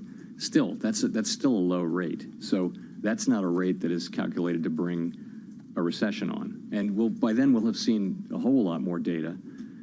As I mentioned a couple times, the committee's views are around a modestly restrictive stance, which would be in the 3 to 3.5% range by the end of this year. But that's conditioned on that being the appropriate thing to do. If we see data going in a different direction, it'll be reflected in our policy, as you see today. We'll be watching if things go in a direction we don't expect, then we're going to adapt. And I would say this is a highly uncertain environment, extraordinarily uncertain environment. So again, we'll be determined and resolved, but flexible.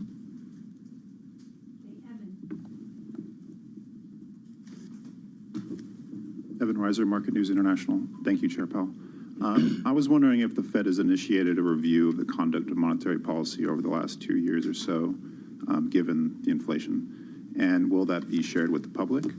And then secondly, given the illiquidity and extraordinary volatility in financial markets, are you concerned that QT will make that worse? Sorry, what was your question on QT? Just given the illiquidity and extraordinary volatility in financial markets, whether QT will make things worse. Of course, we've been looking, very carefully and hard at why inflation picked up so much more than expected last year and why it proved so persistent. It's hard to overstate the extent of interest we have in that question, morning, noon, and night. So, but you have to understand the context. Really, the context is this: for decades before the pandemic and the reopening, you had a world where inflation was dominated by disinflationary forces such as declining population or aging demographics, let's call it that, globalization enabled by technology, other factors, low productivity. So, and that's how all the models work. It is decades and decades of data. They look at that. It's a very flat Phillips curve work, and the supply shocks tend to be transient, right? So we have now experienced an extraordinary series of shocks, if you think about it. The pandemic, the response, the reopening, inflation, followed by the war in Ukraine, followed by shutdowns in China, the war in Ukraine potentially having effects for years here. So we're aware that a different set of forces are driving the economy. We have been, obviously, for quite a while, that these forces are different.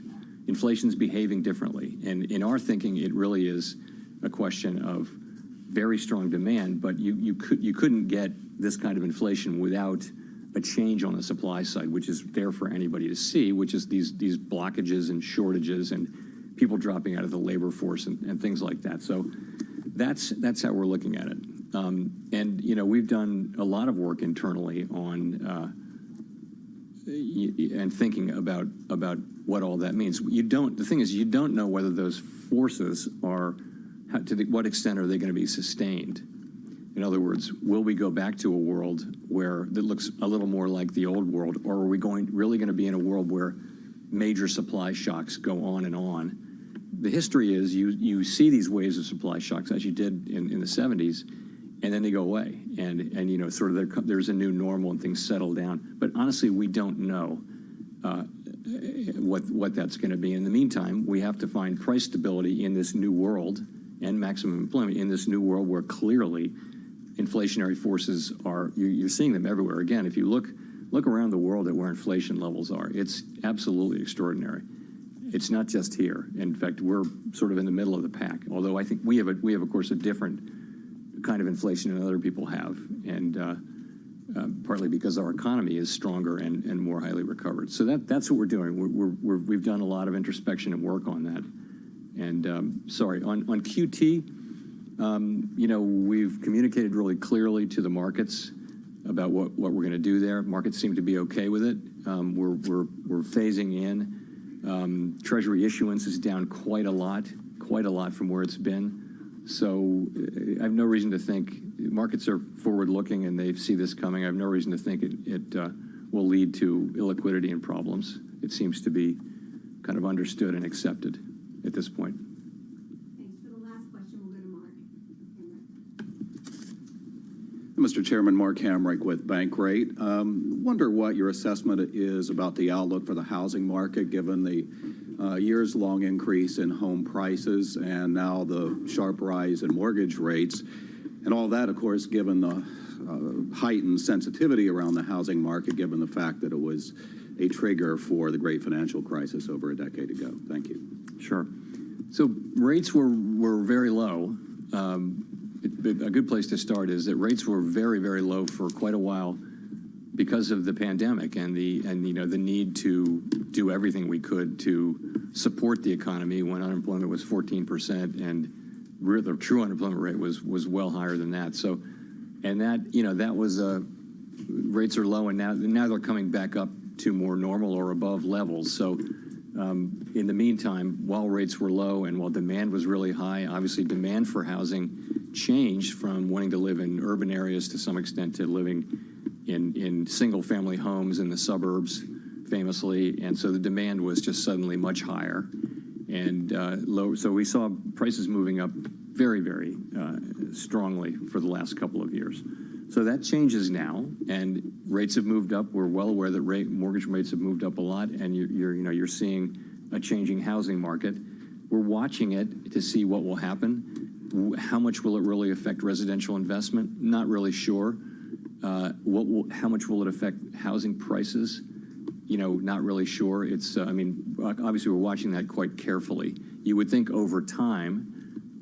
So there's a tremendous amount of supply in the housing market of unfinished homes, and as those come online, whereas the supply of finished homes, the inventory of finished homes that are for sale is incredibly low, historically low. So that it's still a very tight market. So prices may keep going up for a while, even in a world where rates are up. So it's a complicated situation. We watch it very carefully. I would say if you're a home buyer, somebody or a young person looking to buy a home, you need a bit of a reset. We need to get back to a place where supply and demand are back together, and where inflation is down low again, and mortgage rates are low again. So this will be a process whereby we do our work in a way where the housing market settles in a new place and housing availability and credit availability are at appropriate levels. So, thank you very much. That wraps up the news conference with Chairman Powell, an eventful one. This is the Fed Decides on Bloomberg Television and Bloomberg Radio alongside Tom Keene and Lisa Bravitz. I'm Jonathan Ferro. Your equity market on the S&P 500 looking a little something like this, up by more than 2% on the S&P, on the NASDAQ up by 3.2%. We were up on May 4th by 2.99%, on March 16th by 2.24%. Lisa, I'm thinking about those kind of moves because they were the previous two Fed meetings. Based on what we heard in the last hour, this is the kind of move we're getting in the equity market. Equities up, and in the bond market, yields down. How much is this just a relief rally, just resetting a little bit after the uncertainty of what the Fed would do here? Hard to get to have any takeaway from the strength that we're seeing right now, considering the fact that you have the likes of Morgan Stanley now forecasting a 4% Fed funds rate by the end of this year, not next year, this year. And if you look at Fed funds futures, now we're looking at 3.7% Fed funds rate by February. You start looking at all of these metrics, you start wondering, Scott Minard saying that all risk assets look suspect in this. At what point does this sell-off recoup, or do we end up getting firming up here with perhaps some certainty from the Fed? This market faded a 75 in July. Barclays straight out the gate just moments ago said 50 basis points at the next meeting. The market latched onto something really early in this news conference. Take a listen to these comments from the Fed chairman. I do not expect moves of this size to be common. From the perspective of today, either a 50 basis point or a 75 basis point increase seems most likely at our next meeting. Lisa, he underplayed the idea we'll get another 75.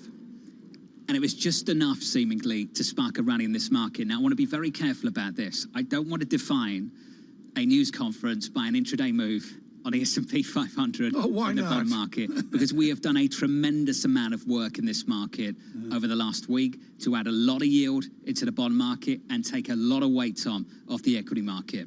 Oh, yeah, the VIX comes in under 30, 28.01 right now, John. I was sort of surprised, John, at the quiescent nature of U.S. dollar. The currency market, particularly after the emotion of the emergency ECB meeting this morning, I thought it all adapted and adjusted to Powell ad lib and Powell reading off the scripts as he did often in the press conference. I thought he came out of this in one piece. Just about. We'll get to Mike McKee in a moment, Lisa. I really want your thoughts on this. Those words from Chairman Powell. I don't expect moves of this size to be common. Went on to say, from the perspective of today, either a 50 basis point or 75 basis point increase seems most likely at our next meeting. He also talked about getting mildly restrictive by year end, 3 to say 3.5%. Your thoughts on what he said and how the market's responded to it? I don't really understand the connection. I don't understand it, because right now what the Fed is saying is we were surprised by the data. We thought that it would help us out and get easier. It actually has moved in the wrong direction. We moved aggressively, even with that 75 basis points that we took off the table at the previous meeting, and we expect that it won't be that common. How much credibility, not credibility, that's perhaps a little bit of a loaded word, but how much credence can the market give in a Fed that is moving as quickly as the economic data, which is surprising all economists? Should we talk to a man who was in the room, Mike McKee? I can tell you he's out of the room now. Mike McKee joins us right now. Mike, your thoughts on what you heard in that news conference? Well, I think in some ways the chairman was admitting that the Fed had gotten it wrong and that they were going to try to do their best to change the way they approach things. Obviously, the Michigan numbers scared them. They are concerned about inflation expectations going up, and enough so that they changed their view and went to the 75 basis point, which the chairman suggested was the right thing to do, and it was also the right thing to do to give a little more guidance on that. I think what he was trying to do, in response to what Lisa was saying, is not get pinned down again, not get in a situation where they're going to have to reverse themselves. He said 50 at the last meeting and 75 was not on the table, but now they have plenty of time until July 27th to sort out where inflation is. And as he pointed out, you won't have inflation numbers coming right before a meeting this time, so it'll be a little bit easier for them. I think the biggest change here is that he now says they have to go into restrictive territory, and that was not the view at the last meeting. Last meeting was, well, we'll have to wait and see. But so now we know they're going to have to go higher, and then we know how high they think they want to go this year, and you can start to parcel out rate increases over the various meetings. Mike McKee, thank you so much. John, we've got to do the yield curve here before we go to Bill Dudley. And these are big moves, Tom. The 2-year yield, 21 beeps in, 3.21% is remarkable. If I told you 3 months ago, TK, that the Fed would come out today and talk about these kind of numbers, 3 to 3.5 by year end, mildly restrictive, 75 basis points now, maybe 50 or 75, you'd have expected a big market move. The fact of the matter is we've had one. We've had one over the last week coming into this meeting. So when you look at these moves down 20, 21 basis points at the front end of the curve, Tom, that's largely because we put so much into the front end of the curve over the last week, which is completely unresolved right now, Tom. And the journalists in the room tried to get to the chairman on this, is how he's going to respond if indeed we start to see much weaker economic data. Yeah, well, we still don't know the answer to that. We don't know the answer to that. Let's do this right now. On Bloomberg Radio and Bloomberg Television, we are thrilled to bring you a guy who has a single quiet sentence in his Wikipedia. In December 2020, Dudley noted that an inflation scare was likely. We are living the scare right now, all of us, frankly, worldwide and across this nation. William Dudley Jones joins us right now with Bloomberg Opinion, and of course, the former president of the New York Fed. Here are the numbers, Bill. They lined up in the headlines, and frankly, if you were chairman of the Fed, I'm sure you would have executed this with the skill of Jerome Powell. We model 8.6 inflation right now. I guess we're migrating to 5.x inflation, and then we're on our way somehow to 2% inflation. But that will not be a smooth path. Tell us about the first inflation migration down, getting from the painful inflation now in the vicinity of 4 or 5%. How will we accomplish that? I think the Federal Reserve thinks that if we open up the economy, the demand for goods will fall and demand for services will increase, and some of the supply chain disruptions that have been pushing upward prices in goods will moderate. And we've been waiting for that for a long time. The problem is that the Ukraine-Russian war is just extending the supply disruptions. I think the Fed's forecasts are still remarkably optimistic. Inflation goes down very, very rapidly, despite the fact the Fed moves monetary policy only slightly tight. And the unemployment rate never gets much above what the Fed thinks is consistent with stable inflation. The terminal unemployment rate they have is 4.1% compared to 4% being, what they think is consistent with 2%. So I think their forecasts are becoming more realistic, but they're still unrealistic. Okay, this is really, really important, Bill. Thank you for that comment. Is there lack of realism on the y-axis, the magnitude of the numbers, the path down, or are they unrealistic on the x-axis where, to be blunt, they think it's all going to happen quickly? I think it comes down, but I think the second thing they're too optimistic about is what is necessary to generate enough slack in the labor market to bring inflation back down to 2%. This is a very soft landing kind of forecast. A soft landing kind of forecast without the Federal Reserve actually having to move to a particularly tight monetary policy setting. The Fed keeps talking about neutral being 2.4%, but 2.4% neutral is only if inflation's at 2%. If inflation's higher, then neutral's higher. And so I think the forecast, is still remarkably optimistic. Bill, you're touching on something so important. Carry on. This is basically the best case forecast. The best case forecast is their model forecast. This is possible, but it's not where I would think that I would think this is not very likely. Mildly restrictive. He said it's 3 to 3.5. Now, restrictive territory is not what the Fed chairman says it is. Bill, what do you think it is? He's saying it's 3 to 3.5 by year end. Is that mildly restrictive from where you're sitting? It depends on what's happening to inflation and inflation expectations. If inflation's high and inflation expectations are a little bit elevated, then neutral's higher. And there's also this whole idea that we're running off the balance sheet, and so that's substitutes for monetary policy tightening. The balance sheet is still very, very large. The balance sheet is still in an accommodative setting. It's going to take 3 years for the balance sheet to get to neutral. So people are basically convincing themselves the Fed doesn't have to do much because the balance sheet runoff is going to do the Fed's job for them. So look, it's possible that things could work out this way, but I think highly unlikely. We've never had a situation where the unemployment rate has risen 0.5% or more without a full-blown recession. So the Fed's forecast is basically saying that they're going to pull off something that's never been accomplished in U.S. economic history. Bill, based on the change in data that the Fed was focusing on, do you think that we have to go well above your former projections of 4 or 5%? Because you have been out ahead in terms of how much different this cycle could be than the past few. I think I would stick for that for the time being. I mean, the good news, as Chairman Powell talked about, is inflation expectations still seem relatively well anchored. Obviously, that's what provoked the 75 basis points move. I don't think it was so much just the headline CPI. I think it was the fact that they were seeing signs of inflation expectations starting to become a little bit more suspect. But are you saying, are we going to be glued to our Bloomberg terminals for you, Mitch, and the New York Fed inflation expectations print that we get? Well, I think it's more important because the longer inflation stays above 2%, the more risk that inflation expectations start to become unanchored.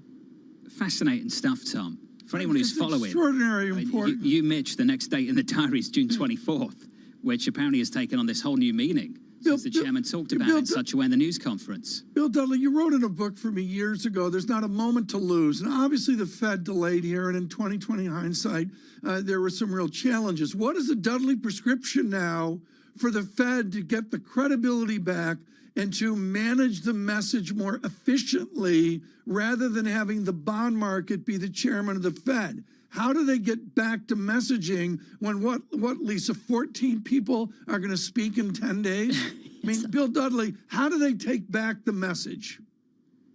Well, I think the thing that's still bothering me a bit is that they're still telling a very benign story when in fact I think there's actually going to be some real pain. The forecast that they have is a soft landing. The unemployment rate goes up a little bit, not very much. And it all works out pretty nicely.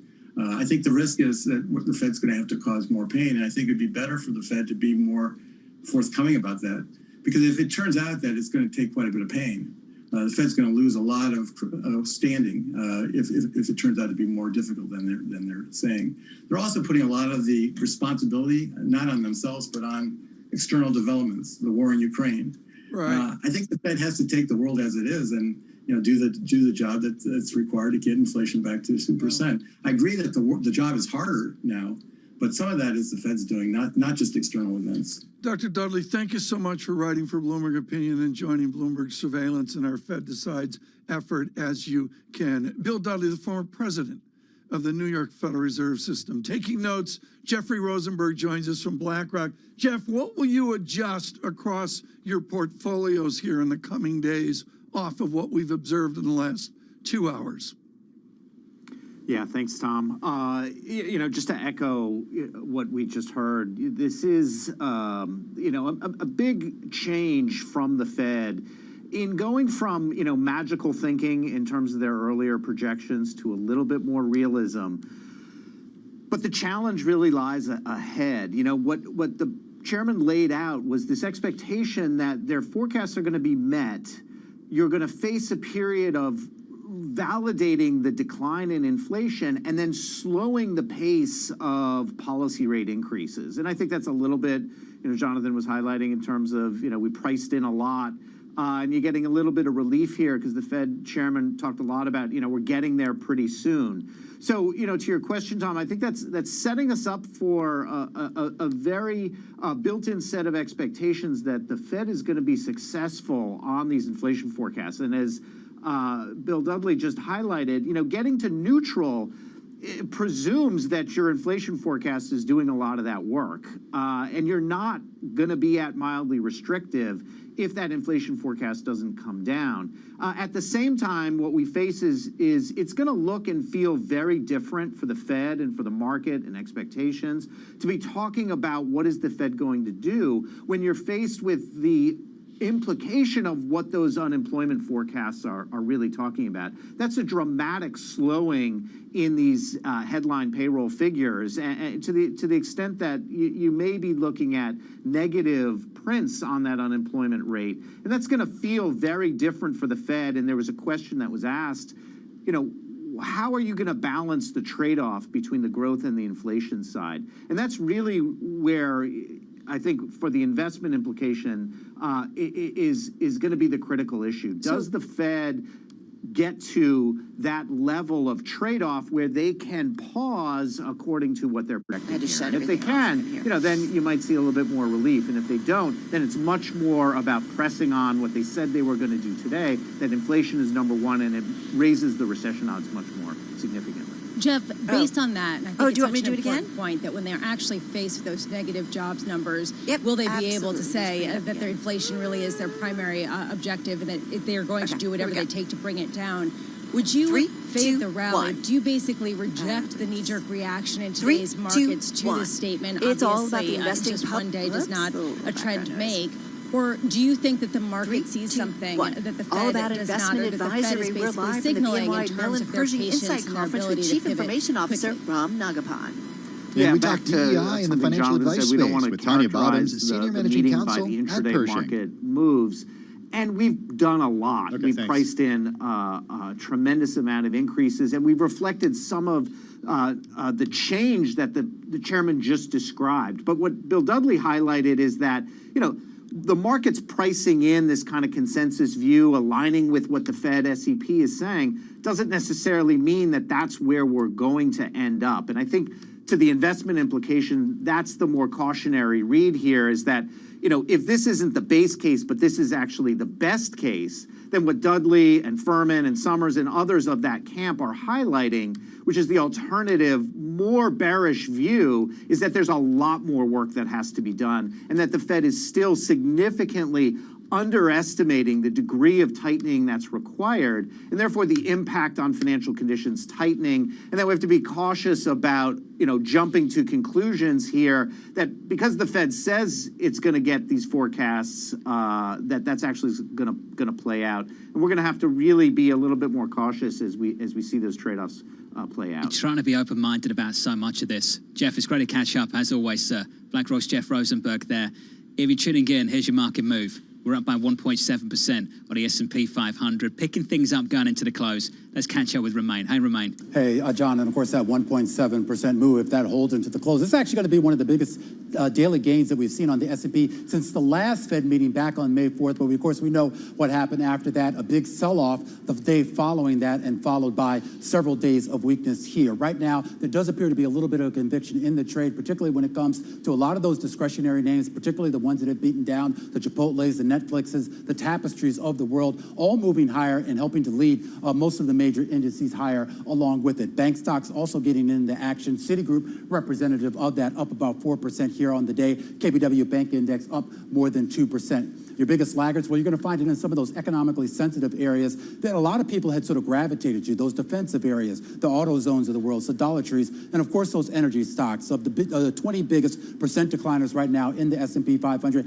18 of them are tied to the oil, gas, or chemical space. So keep an eye on that space, because it all boils down to not just so much the grandiose nature of the rate hike that we got today and the one that we may get at the next meeting, but really the duration of it. How short is it going to be? And do you believe in some of the commentary we heard out of Jay Powell today with regards to the conditions, the economic conditions, and how strong they are? As far as Bitcoin and some of those alternative assets out there, well, that decoupling continues. Remember, we're talking about a correlation between Bitcoin and the rest of the broader market. That had swelled to about 0.8 just about 4 weeks ago. That's back down to about 0.5 here. The decoupling there, and you're going to start to see a little bit of shift. A lot to talk about coming up here on Bloomberg Markets to Close. A lot of great guests coming up, John. Romain, looking forward to it. As always, buddy, thank you, sir. Lisa, I think the lesson from the last meeting, try and be somewhat humble. Try to be. Given the moves we see today, up by 1.7%. Just a reminder, the following day after May 4th, we were down by 3.56%. I don't think anyone thought at the last meeting that, Lisa, we would be here today at this meeting looking at 75, talking about 3 to 3.5 by year end. Not many people saw that coming. And not many people also saw the data and just the fact that we would see more acceleration. Kathy Jones said, basically, the Fed is saying it is willing to risk a recession to get inflation under control. That's the big message and the big takeaway of today. I'd suggest it's problematic, Tom, to extrapolate out too much of what we've heard today through the rest of this year. I'll extrapolate. This is an historic meeting. We got lots to talk about tomorrow. John, in the next Fed meeting, can I get fresh Tang? Is that what you're upset about? It's that from this morning? It's from this morning. It's got like a thing floating. You're so needy, TK. You're so needy. You get some raced. Tom Keene, Lisa Bramis, and Jonathan Ferro. Your equity market up 1.7% on the S&P 500. This is Bloomberg. Markets, headlines, and breaking news 24 hours a day at Bloomberg.com, the Bloomberg Business app, and at Bloomberg Quick Take. This is a Bloomberg Business Flash. From Bloomberg World headquarters, I'm Charlie Pellet. The Fed decides, stocks jump as Fed Chair Jay Powell soothes Wall Street's nerves. I do not expect moves of this size to be common. From the perspective of today, either a 50 basis point or a 75 basis point increase seems most likely at our next meeting. Today, the Fed moved by 75 basis points. Stocks rallied, were off session highs, with the S&P up right now by 62 points, a gain of 1.7%. The Dow up 367, up 1.2%. NASDAQ up 302 now, higher by 2.8%. 10-year yield 3.34%. The 2-year yield 3.23%. Spot gold up 1.2%, $18.30 the ounce, while West Texas Intermediate crude down $3 a barrel to $115.94, a drop there of 2.5%. The key takeaway: 75 basis point move by the Federal Reserve. Stocks rally. S&P up 61, up 1.65% now. 10-year yield 3.34%. I'm Charlie Pellet, and that is a Bloomberg Business Flash. I'm driving in my car, I turn on the radio. How about you let me drive? Oh, no. Who's gonna drive you home? Honey, please, I'll do the driving. Drive on. Excuse me, I want to drive. It's the question that drives us. This is the Drive to the Close. That funky music will drive us till the dawn. On Bloomberg Radio. Yes, indeed, everybody. We are driving to the close, just about 13 minutes on a big Fed day. I am live from the Gallard Texas Convention Center in Dallas, Texas. We are at the BNY Mellon Pershing Insight Conference 2022. 2,000 members and financial advice community all gathering here for the first time in person after 2 years, of course, shut down, doing it virtually because of the pandemic. It's all about learning, inspiration, and networking. We've got some great conversations, Tim, set up over the next couple of days. Yeah, we certainly do. Carol, I'm going to be joining you there tonight after the program here. My question for you is, how hot is it? It's pretty hot. It's pretty steamy. It's pretty humid. Okay. I have family in Texas. Humid too? Been to Houston a few times. You got to get used to the humidity. Okay. It's humid. It's gonna be great for your hair, buddy. I'm just warning you. All right, let's get to it because it's been a big day, a monumental day, and it's interesting. It does seem, as we heard from Charlie, the market's taking it in stride. So let's get Tim to the drive to the close. Doug Sioka is Chief Executive Officer and partner at Kavar Capital Partners. They've got over $1 billion in assets under management. Doug joining us on the phone from Leawood, Kansas. Doug, the headline 75 basis point increase from Jay Powell on the Federal Reserve. The biggest hike since 1994, so the range is now 1.5% to 1.75% when it comes to the Fed funds rate. I think the big headline, though, is that he does not expect moves of this size to be common. What are your takeaways? Yeah, thank you, Tim. Hi, Carol. I thought Powell did a great job today, right? I think he came across as justifiably more confident in his outlook and in his path of policy pursuit, which makes sense. I mean, they're further down the line of policy transition. They have certainly more substantive data on which to base their decisions. And, that quote that you just mentioned, Tim, do not expect moves of this size to be common. I think that, plus he mentioned soft landing is now based upon factors largely out of their control, a really important point. Two others that I wrote down. One, our guidance is still credible, but it is always conditional. And lastly, and this is probably doesn't need to be said, but often is forgotten, we're going to react to incoming data, right? And at some point, right, the market or investors will view the Fed for what they are, right? They are a reactionary, data-driven, policy-setting committee.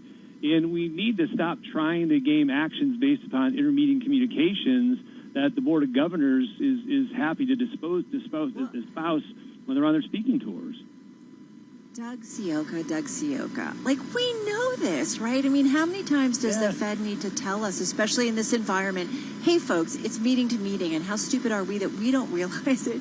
Because we're all looking for new trend lines, and it's not this straight move to the new next trend line, if you will. So, I don't know. I guess it's interesting. I think the Fed has to go in every meeting and really look at currently their hand of cards, if you will. And that's kind of what I think it was it Gina Smilek, or I was writing some notes and I was watching, I can't remember who asked the question, but it was why the change in terms of what role did he have specifically Monday in moving the markets in a different direction? He talked about that CPI print on Friday. He talked about inflation expectations. They're going to look up at all the data, right up to that last minute. Absolutely. And again, that's why it's almost a waste of energy to try to allocate capital around these intermediate moves, particularly, and this was different today, but particularly when the Board of Governors is part of a consensus, right? And you're part of a consensus, and then you speak in terms that are taking different sort of opposing views to what the committee decided upon and within which you're a voting member. So the only voting member I would hear from between now and July 27th is Esther Joyce. And I guess because she dissented, right? And I guess I'm sitting smack dab in the middle of the Fed's most dovish district here in Kansas City, and it would be really fascinating to get her counterpoint to consensus. That could be very effective. Do you think she dissented because she was worried about the Fed's credibility, and she was worried about the Fed committing to 75 basis points being off the table at the last meeting, and that was the concern? Because I was really surprised to see her dissent as well. Yeah, I think that's a great question, Tim. And that would would love to hear from her. What was the catalyst behind the dissenting vote?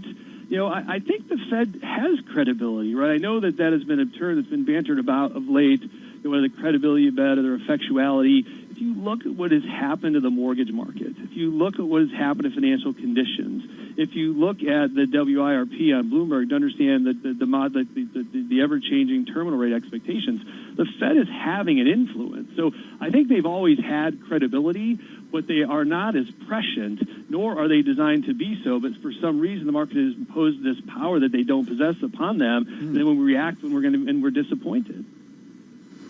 So how does the Fed, Doug, thread the needle in terms of bringing down inflation, still holding on to those 2% expectations without really giving a timeline? But how does the Fed thread the needle of bringing down inflation without bringing on a recession? Yeah, it's challenging, right? And I think they would be the first to admit that they can only do what they can do, right? And what they can do is manufacture a slowdown to where consumption has impediments and thereby impacts purchasing patterns. What they cannot do is control the impact of the externalities that are courtesy of the war in Eastern Europe and COVID lock-ins in China right now. And the influence of these externalities on the market, as we see it right now, is pretty asymmetric, right? If there is any thaw in Eastern Europe with Russia and Ukraine, or any loosening of the lockdown, we think it stands to have a more positive influence on the capital markets.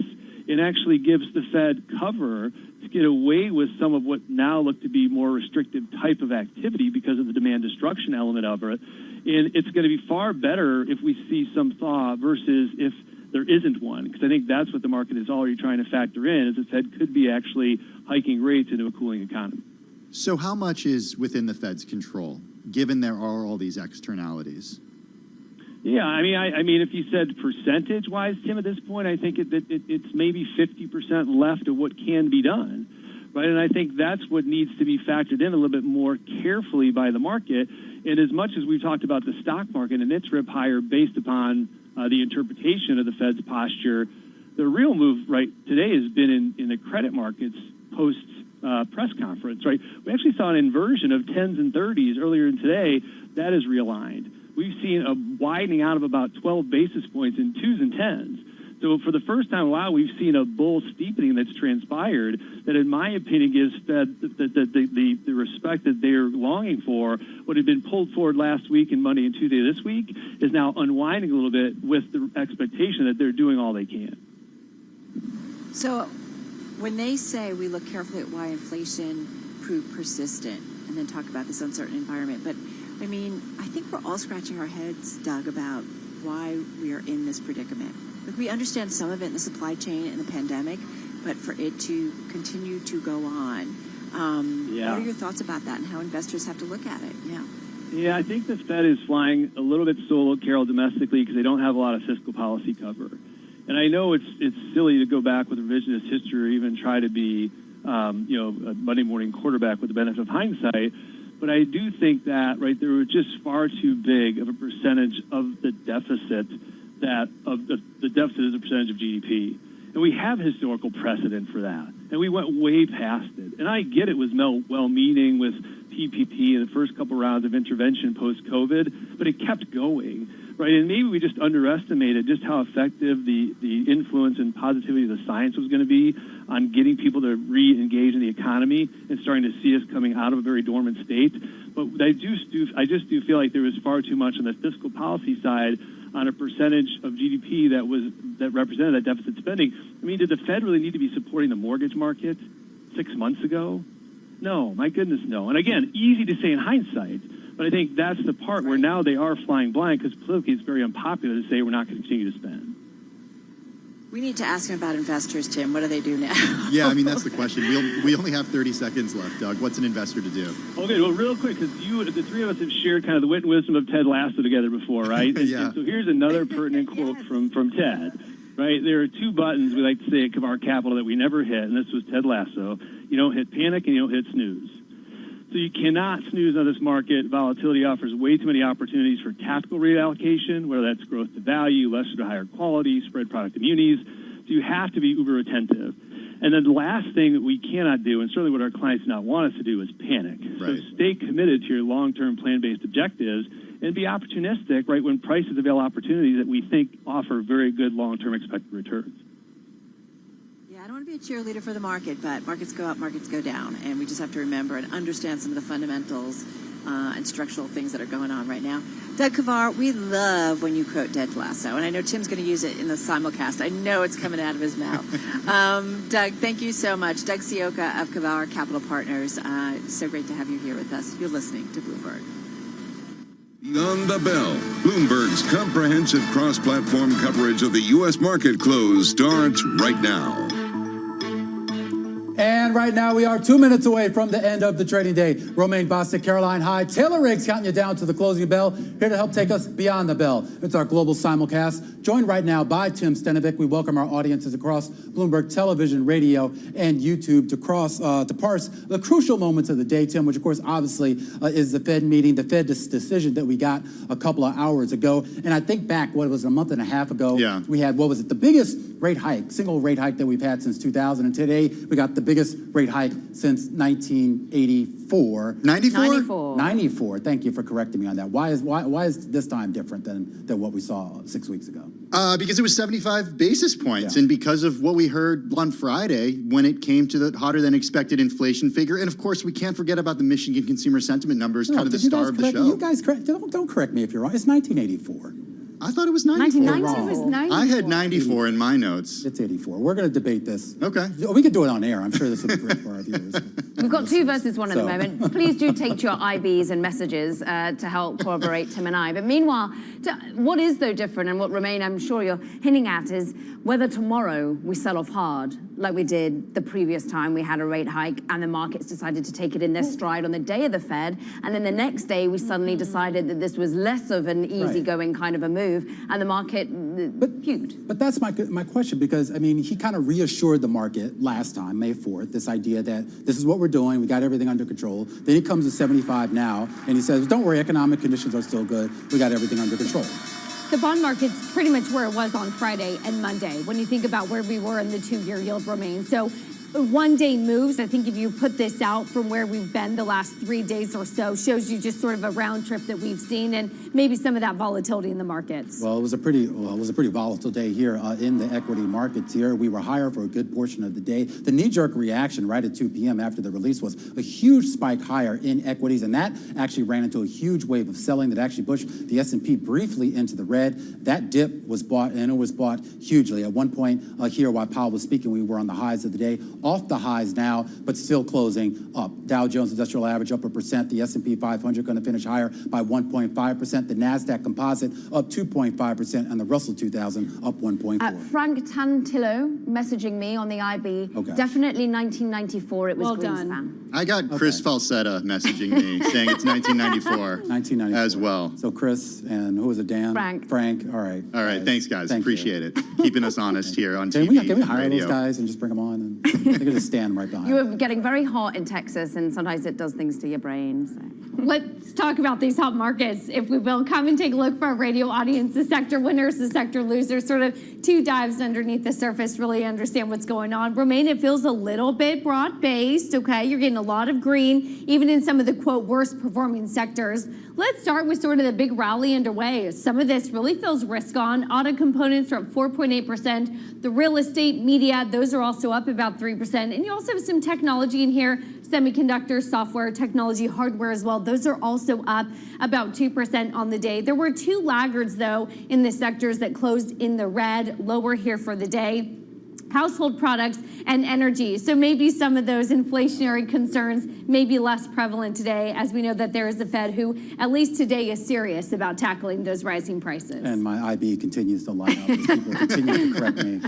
I mean, it's such a rare, look, to be honest, it's such a rare day when Romaine is wrong. So that's why everyone just keeps piling in here. Never rare. I'm just glad. I'm glad Carol Masser isn't here to see this. Oh, she's watching. I think she's learn. sending IBs as well. Yeah, she's not going to miss this.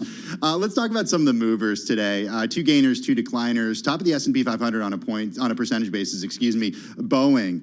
This after Reuters reported that China's Southern Airlines has conducted test flights with the 737 MAX aircraft for the first time since March.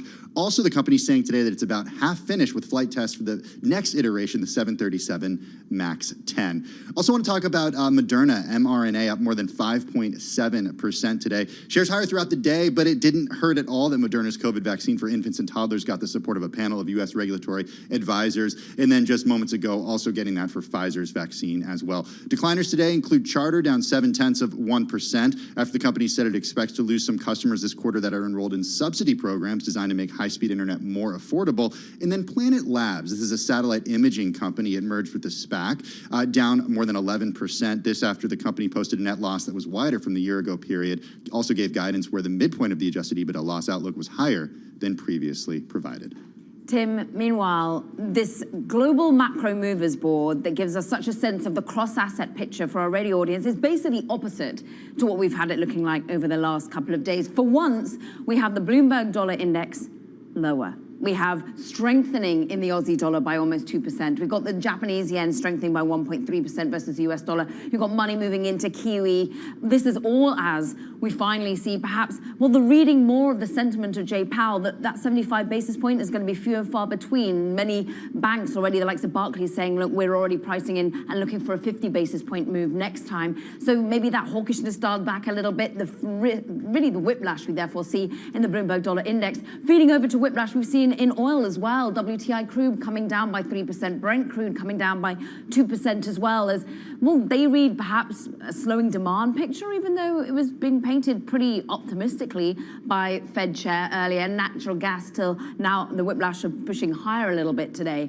after, of course, we saw it plummet on the back of that Texas fire, the idea that that overall terminal, export terminal, is going to be shut off for some 3 months. I'm looking at metals rise higher, and I'm looking at a story of sovereign bonds with, this was not just a day about the Federal Reserve. The ECB having that emergency meeting, coming in and saying they will do once again whatever it takes to ensure we keep the union in place and ensure that we control some of those bond yields over in Greece, in Italy, in Spain. I'm looking at a 44 basis point move to the downside in Italian 5-year debt. Taylor, that was a remarkable move. And you saw similar moves, Caroline, within the bond space here, within full faith and credit. The biggest one-day move lower in yield on the 2-year yield, going back to about 2008. But remember, this comes after Monday. You had the biggest one-day move higher in yields going back since about 2009. So if you wipe those 2 days out, you're sort of back to where we started, just showing sort of the big volatility that we've had within this rate market. So it gets a little bit lighter in terms of volatility as you go further out of the yield curve. Of course, really focus so much on the 2s, 3s, and really the 5-year yields on days like today. Why? Because it is all about some of the volatility and, well, at least the comments that we heard from Jay Powell. Take a listen to what he had to say at the meeting today. We're strongly committed to returning inflation to our 2% objective. Inflation has again surprised to the upside. Some indicators of inflation expectations have risen, and projections for inflation this year have been revised up notably. In response to these developments, the committee decided that a larger increase in the target range was warranted at today's meeting. Clearly, today's 75 basis point increase is an unusually large one, and I do not expect moves of this size to be common. From the perspective of today, either a 50 basis point or a 75 basis point increase seems most likely at our next meeting. And Tim, that really was the clip for me, highlighting that this is a Federal Reserve that is really taking inflation seriously and front-loading those rate hikes to give us some flexibility in case some of the economics look a little bit softer in the second half of the year. And then at least there's actually room to lower if one would need to do that in the coming years. Yeah, I think the last part of that clip was the most important. And we saw the equity market jump on that when Powell said that from the perspective of today, either a 50 or 75 basis point increase seems most likely at our next meeting, and that he does not expect moves of this size to be common. Well, I think a lot of that, of course, again, is going to be dependent on whether we actually come down, and I emphasize the idea of coming down to the Fed's own inflation targets here, which, of course, are still, I think, incredibly mismatched with what we're seeing in other parts of the market. I think that's what's so interesting is that really it was very optimistic, the fact that he can soft land this, basically, that we don't see an inflationary spiral, that we do think that 4.1% unemployment will be a successful outcome. All in all, this is pain in terms of demand, pains in terms of jobs, pain in terms of growth, because of supply side issues that we see front and center when you look at an oil price, as we did just a minute. I really like those oil prices, Caroline, that you bring up. I loved Mike McKee's question, asking the Fed, I know that you look at core, but how much are you watching headline inflation? Given, I know that on this program, we've talked a lot about food and energy prices. And to Jay Powell's credit, he came out and said, yes, of course, you know, we have core in our minds, but you can't ignore energy prices. Of course, we're looking at some of that headline inflation and the impact that that's having on the consumer. Yeah, and we just spoke to Doug Sioka at Kavar Capital Partners, who said that because of all the supply issues, when it comes not just to the supply chain, but of course to energy, given the constraints there, the Fed only has so much in their control. And he said they only have control over 50% of the inflation story. That's the power that they have because of these supply issues. And I've heard percentages actually a little bit lower than that, at least in this particular cycle that we're in. It'll be interesting to see. I think whether they sort of look at these sort of next batch of data that we get over June, July, August here, and whether it either ratifies the message that we got out of Powell today, or whether maybe they do have to keep going with 75 or something, at least more aggressive than what we heard today. All right, plenty for us to think about, plenty for me to think about on my flight to join Carol tonight in Texas. We're going to miss you guys tomorrow. I mean, we're just getting back from Texas. You guys Yeah. fly to Texas. Everyone's going to Texas these days. All the companies going. All the companies. Is it, what is it? Is it the A weather? later Chicago flyer. It's the beautiful weather? Or? Yeah, it's high 90s and humid. High 90s. That's going to do it for our cross-platform coverage of Beyond the Bell. Join us tomorrow for same time, same place. This is Bloomberg.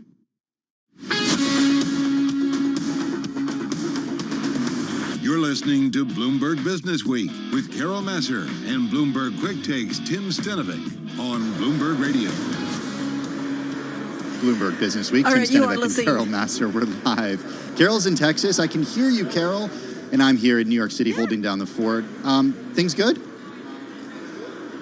Yeah, there's a lot of mulling going around, a lot of people. I mean, this is a big conference for anybody in the registered investment advisory space. And so lots of conversations to come, a couple coming up in just a moment. We're also going to get to an interesting story that's in Business Week magazine, so relevant to today and the Fed action. We'll get to that in just a moment. So let's get a check on the latest world and national news now with Denise Pellegrini in the Bloomberg Newsroom. Hey, Denise. Hey there. Thank you. Well, that bipartisan group of senators that's been working on gun control legislation, well, they're now running into trouble, according to Texas Republican John Cornyn. There are a couple of issues that need to be settled before we can reach an agreement. And as you know, writing the text is important.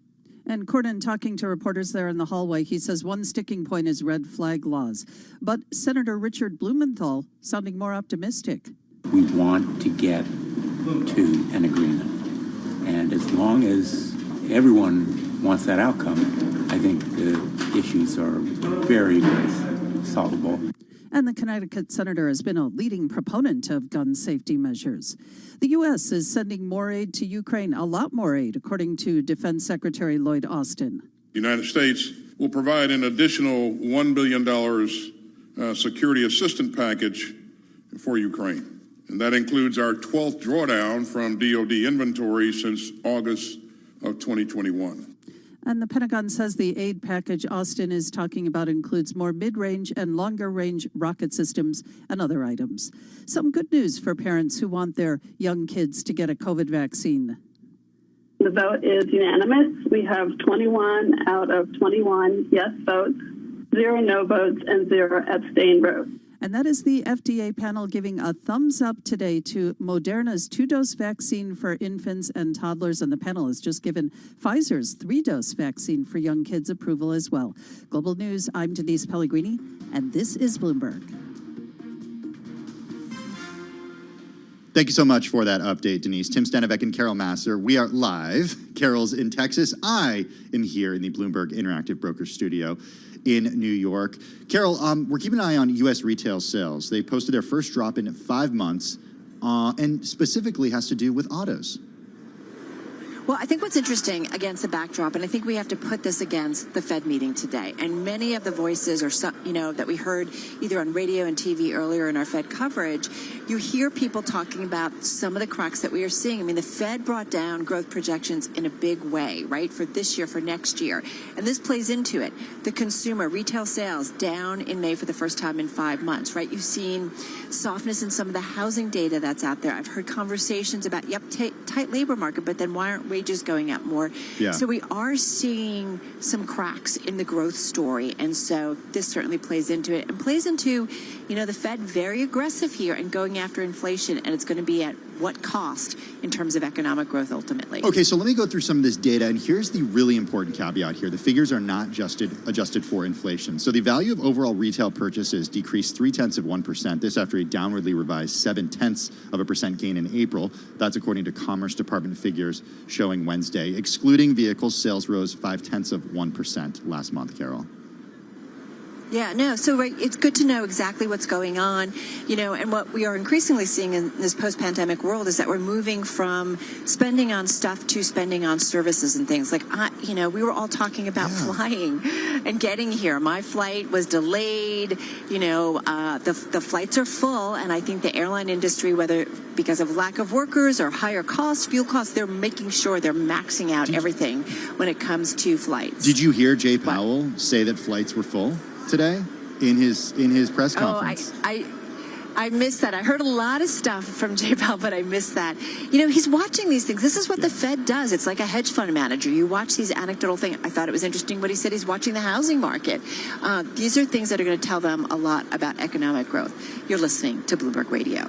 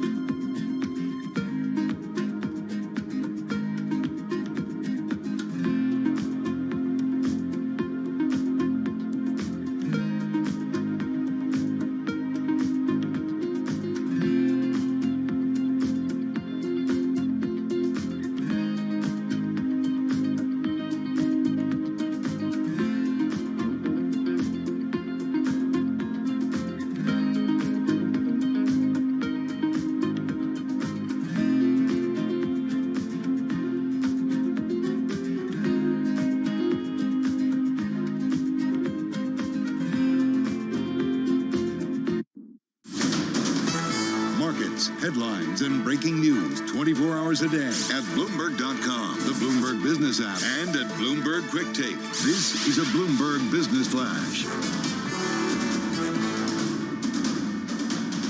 From Bloomberg World Headquarters, I'm Charlie Pellet. The Fed decides, and that soothed Wall Street's nerves. The Dow, the S&P, NASDAQ all advanced today, halting a 5-day rout after Fed Chair Jay Powell said outsized rate hikes will be rare as officials intensify their battle against sky-high inflation. Equities pushed higher amid wild swings as the central bank raised rates by 75 basis points, the biggest increase since 1994.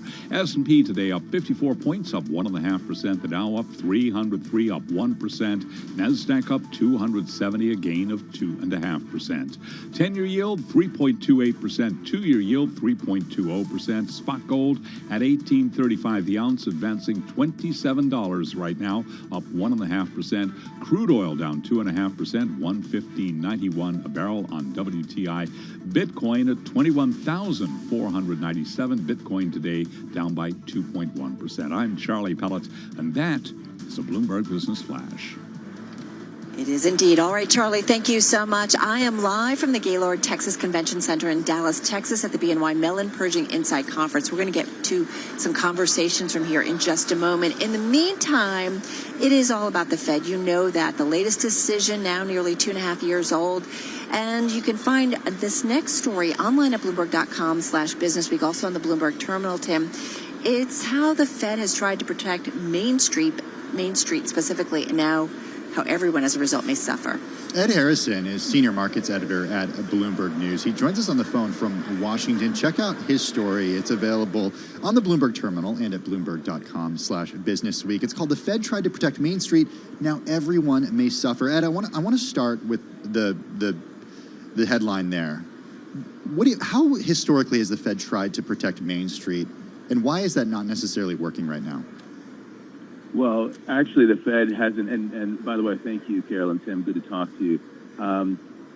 They haven't really tried historically to protect Main Street, at least for the last 40 years. What happened is that in the 70s, when we had our last inflation shock, there was a dreaded wage price spiral that people believe Paul Volcker was able to stamp out. And since then, they've sort of, preemptively hiked rates at the end of every cycle. And so people who are just getting onto the employment ladder at the end of cycles were stopped out. They were left behind.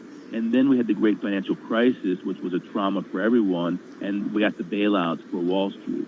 So there was a sense in which the Fed actually wasn't working for Main Street, and they've changed that approach to become more inclusive. Their staffing has become more inclusive. They've tried to lengthen business cycles on purpose in order to make it more inclusive. But unfortunately, they ran into the buzzsaw called inflation. Right. So, I love how your story reads, to be quite honest with you, Ed, that in terms of what happened during the financial crisis, right? Wall Street was protected for the most part, minus Lehman and a few other firms. But Main Street felt it so severely. It does feel, a little bit different this time around. How do we need to kind of think about maybe the Fed approach right now? And we just got a lot from Jay Powell and company, just a few hours ago. Yeah, I think his overriding message is that if we don't get inflation under control, it doesn't benefit anyone, especially those who are most disadvantaged, because not only is it hurting people in terms of not being able to afford things, but it also means that the cycle can't be longer. You can't have a long business cycle that is more inclusive, that gets the participation rate up. So if he's to achieve what he needs to do, he needs to act now so that in the future, this won't be a problem. So to what extent does the Fed actually have the tools to do that? These are famously blunt instruments. And as we heard from Doug Sioka over at Kavar Capital Partners, given the supply constraints that are leading to high inflation, we're helping contribute to high inflation when it comes to the supply chain, when it comes to high energy prices. What power does the Fed have to do this? Well, it was interesting to listen to Jay Powell talk about it. He was quite honest in saying that they don't have all of the tools. You know, obviously they can't work against supply shocks. They can't make more computer chips or unclog ports. They can't pump more oil. The only thing they can do in this particular instance is get supply and demand imbalance by crimping demand. That's essentially what they're doing. And he's soft pedaling that policy by saying, look, we have the JOLTS data, which says that there are so many jobs out there. If we can just reduce the number of jobs, that the supply of jobs, then, as opposed to the supply of labor, then we can get a nice balance there. I thought that was a very good turn of phrase on his part. Is that something we can do, though? Because, I mean, okay, from the perspective of interest rates and how I'm going to fill up my tank, right? To what extent do higher interest rates lead me to not drive somewhere or lead me to not use energy in my home? Well, I think it's going to be very difficult because, it sounds good at the aggregate level, but when you break it down to where people actually need jobs and where companies need employees, you get a breakdown there. And I think that we're already seeing on two fronts a breakdown in terms of employment and in terms of business investment. If you looked at the business investment numbers that came out, the GDP now figure went down to 0.0%, showing that they're looking for a contraction in business investment in Q2. And then jobless claims are up 45,000 on average over the last 2 months. Yeah, I think it's really significant. I was thinking about that in terms of, here's our supply chains, our problems, right, Ed? And, many ways, the energy situation, right? Refining, like we need to increase capacity, we need to make these investments, and yet companies aren't doing it. And this is where the Fed can't necessarily help ease those supply chain constraints if companies aren't willing to kind of either amp up production. And so to me, once again, it's a reminder inflation is going to stick around for a lot longer, and that's a lot of pain on Main Street. Just got about 25 seconds. Yeah, and I think that is a big problem. And, when you think about the oil patch, they're scarred by the shale bust, and I think that the investors want the money. So really, the Fed's between a rock and a hard place. Yeah, if anybody knows about booms and busts, right, Tim, it's like the energy sector as well. Hey, Ed, thank you so much. A really important and relevant story. He is Bloomberg News Senior Markets Editor Edward Harrison on the phone from Washington, D.C. Find this story online at Bloomberg.com/businessweek and on the Bloomberg, right? But it's tricky. Even Fed Chief Jay Powell saying this inflation stuff, it's tricky. This is Bloomberg.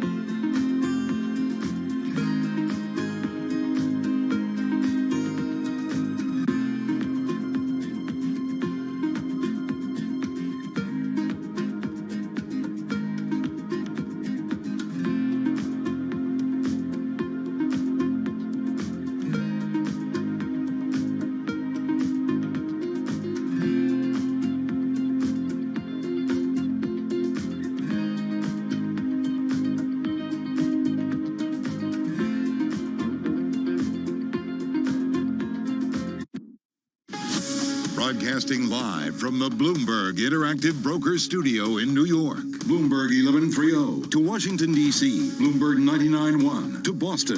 Bloomberg 106.1 to San Francisco. Bloomberg 960 to the country. Sirius XM Channel 119. And around the globe, the Bloomberg Business app and BloombergRadio.com. This is Bloomberg Business Week. It's Bloomberg Business Week. Tim Stenevec. I'm live in the Bloomberg Interactive Brokers studios in New York. Carol, live from Grapevine, Texas right now. She's at the Gaylord Texan Convention Center in Dallas at the BNY Mellon Pershing Insight Conference. We've got 2,000 members of the financial advice community. They're gathered there for learning, inspiration, and networking.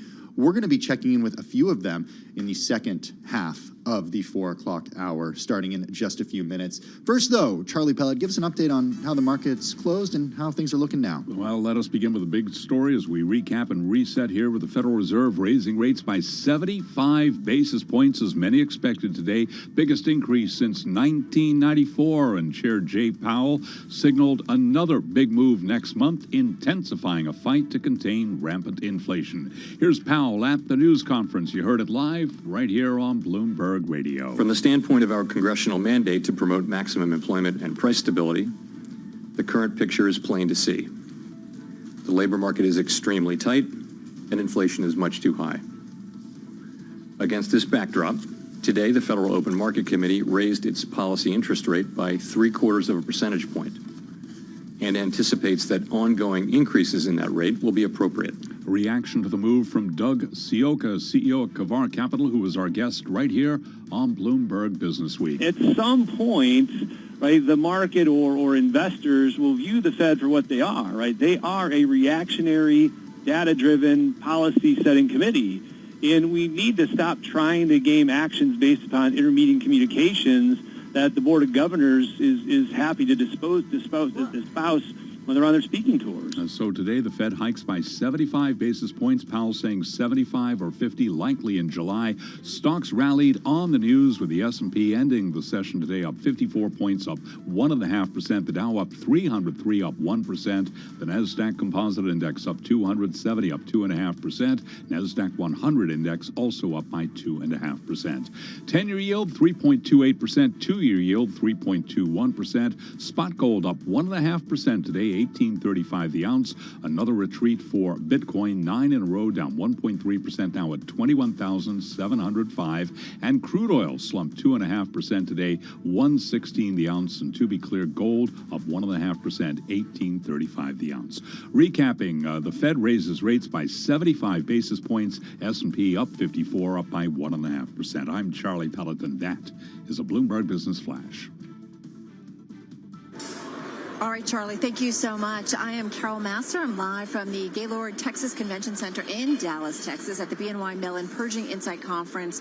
There are several thousand members of the financial advice community. They are here. They're coming out of sessions. They're coming out of keynotes. And it's all about learning, inspiration, networking, and really understanding kind of the next set of trends. And we're going to have some conversations from there as well. And I've also got a Dallas Cowboy, or at least somebody in a costume walking around too as well. It's not a costume, Carol. It's Texas, you know? It's probably a real cowboy. You mean it's a real cowboy? It's a real cowboy? Interestingly enough, I think it's interesting. I think there's so much going on, certainly, in the big macro picture, right? And the Fed and also global central banks. We didn't even get to talk about that emergency meeting by the ECB this morning. So much going on, and just getting settled, and because he's had a busy day already, and we're delighted to have with us is Ben Harrison. He's co-head of Wealth Solutions at BNY Mellon Pershing, on site here at BNY Mellon Pershing's Insight 22 conference. We do have, actually coming into the picture. Do you want to come on over, the Dallas Cowboy? That is a real cowboy. You can see us on YouTube. I wasn't kidding. I don't know if he's got any financial advice. I don't know. Are you upbeat? Is the glass half full or the glass half empty?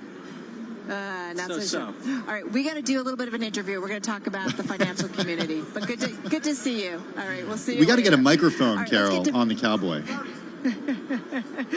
All right, let's get to Ben Harrison. So Ben, how are you? And what's top of mind right now? And I think about all of the investment advisors that you are talking to and try to address at the event this year. Sure. Well, thanks for being here, Carol. Sure. And I actually just came off of a panel session, and we talked about the future of financial advice and wealth management. Covered a lot of ground. And thinking about that younger generation. Thinking about the younger generation, and actually here at Insight, we have a couple of really cool experiences for the next generation.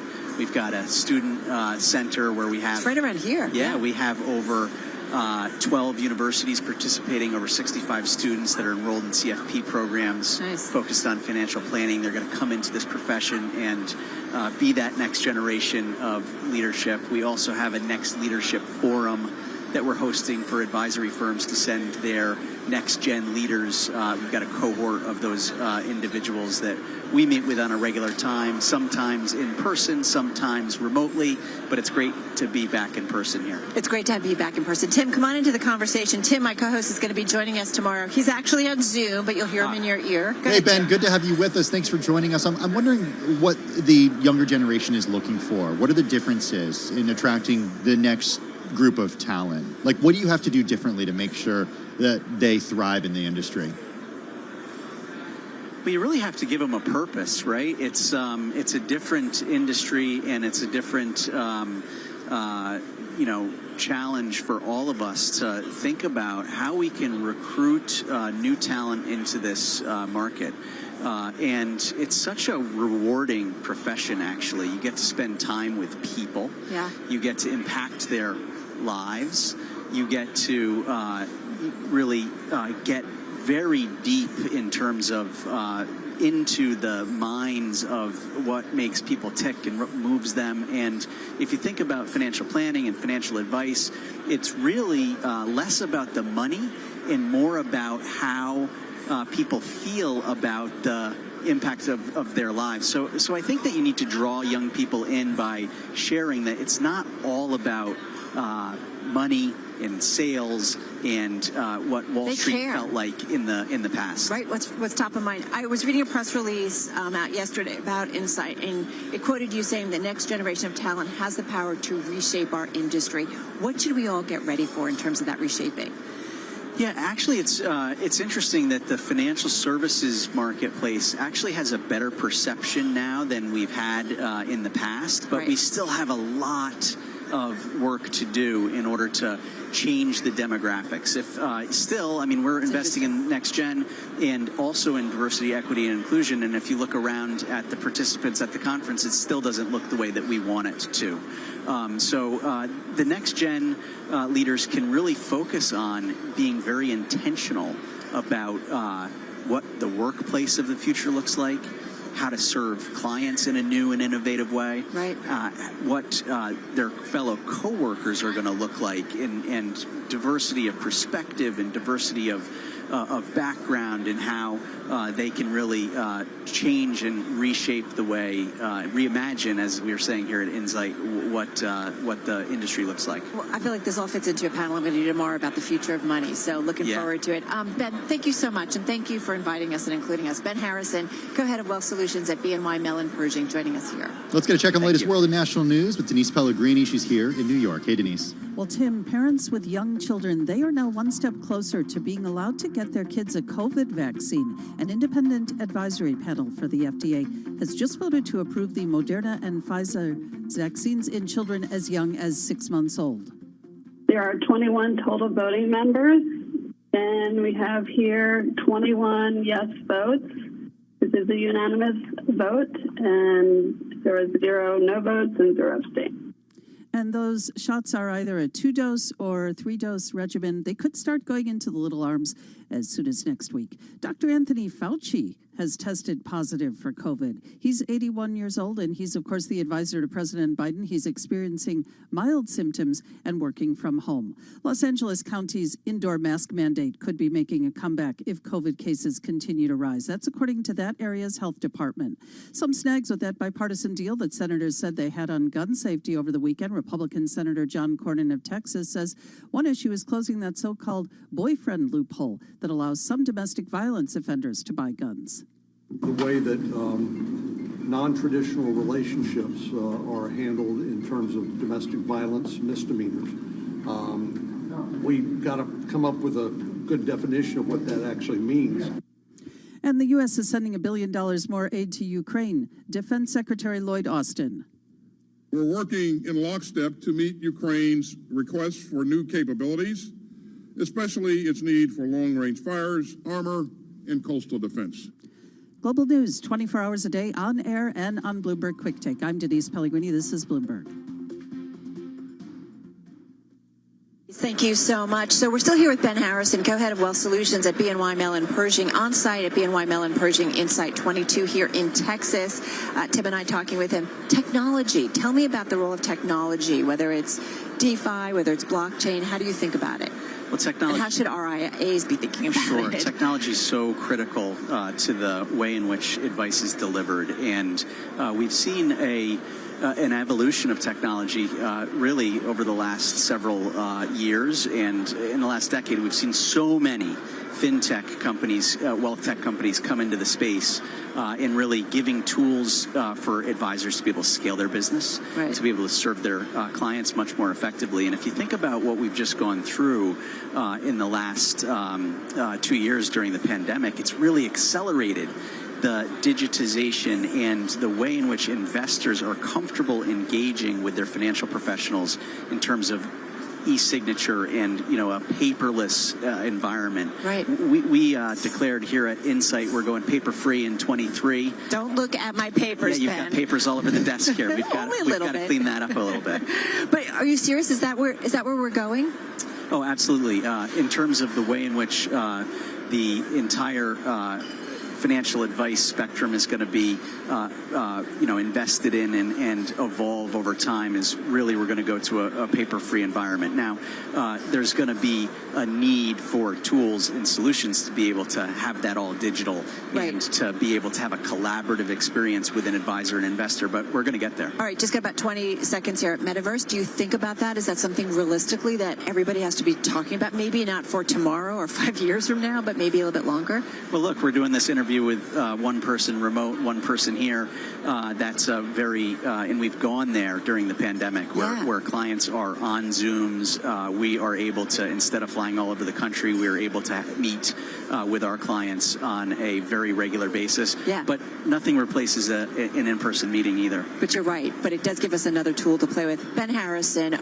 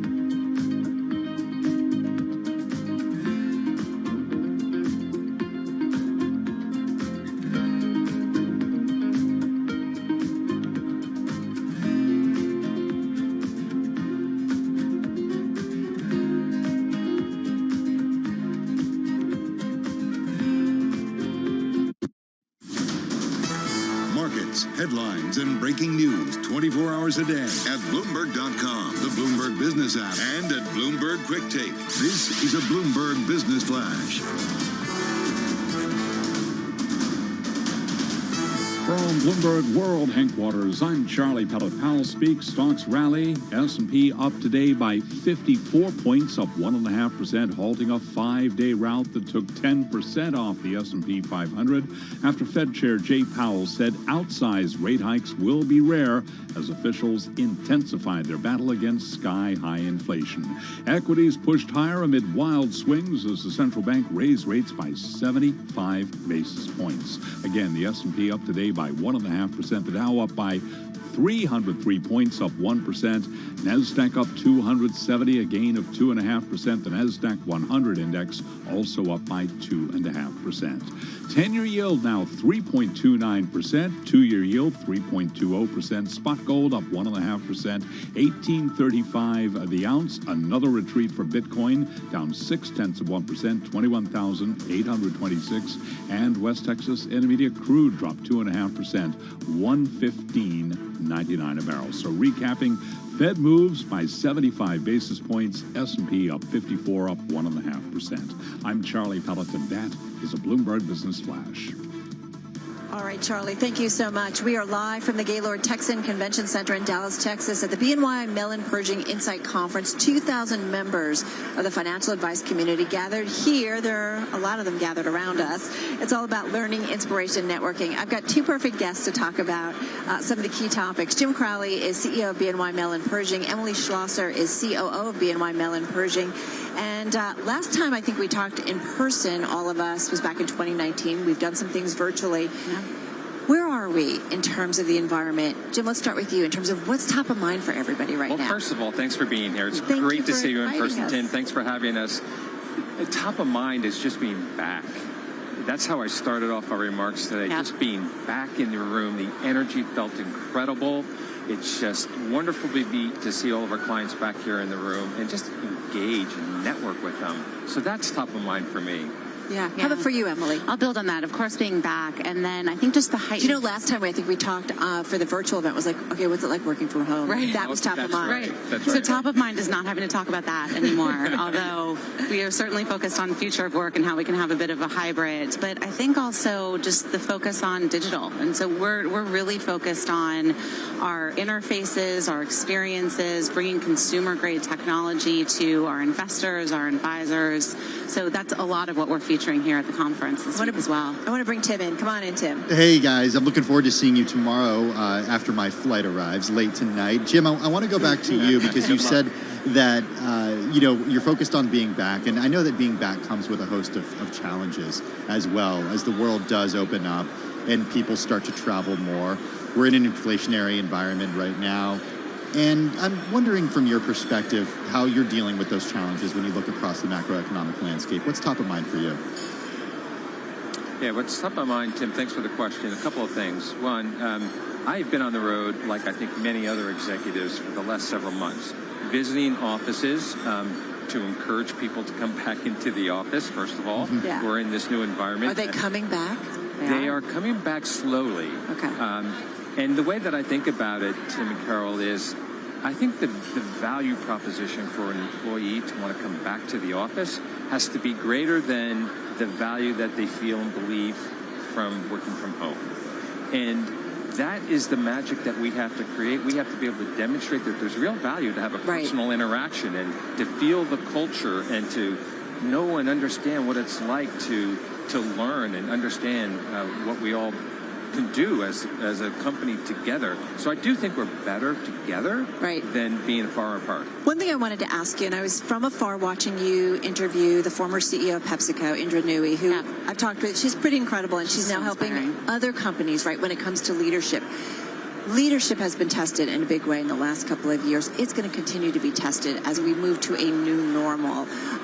Tell us a little bit about the conversation and what jumped out in terms of her advice maybe. Yeah, so many great nuggets. One of the things that she talks about is the future of work and the importance of flexibility. So while I agree with Jim, being back together feels so good and it's a really important part of developing the fabric of our organizations, there is also a critical notion of allowing for flexibility, allowing for the families of our employees to really be more front and center in terms of how we think about the future of work, so that people can kind of lean into their careers while not having to push their families aside and not having to make so many of those hard choices.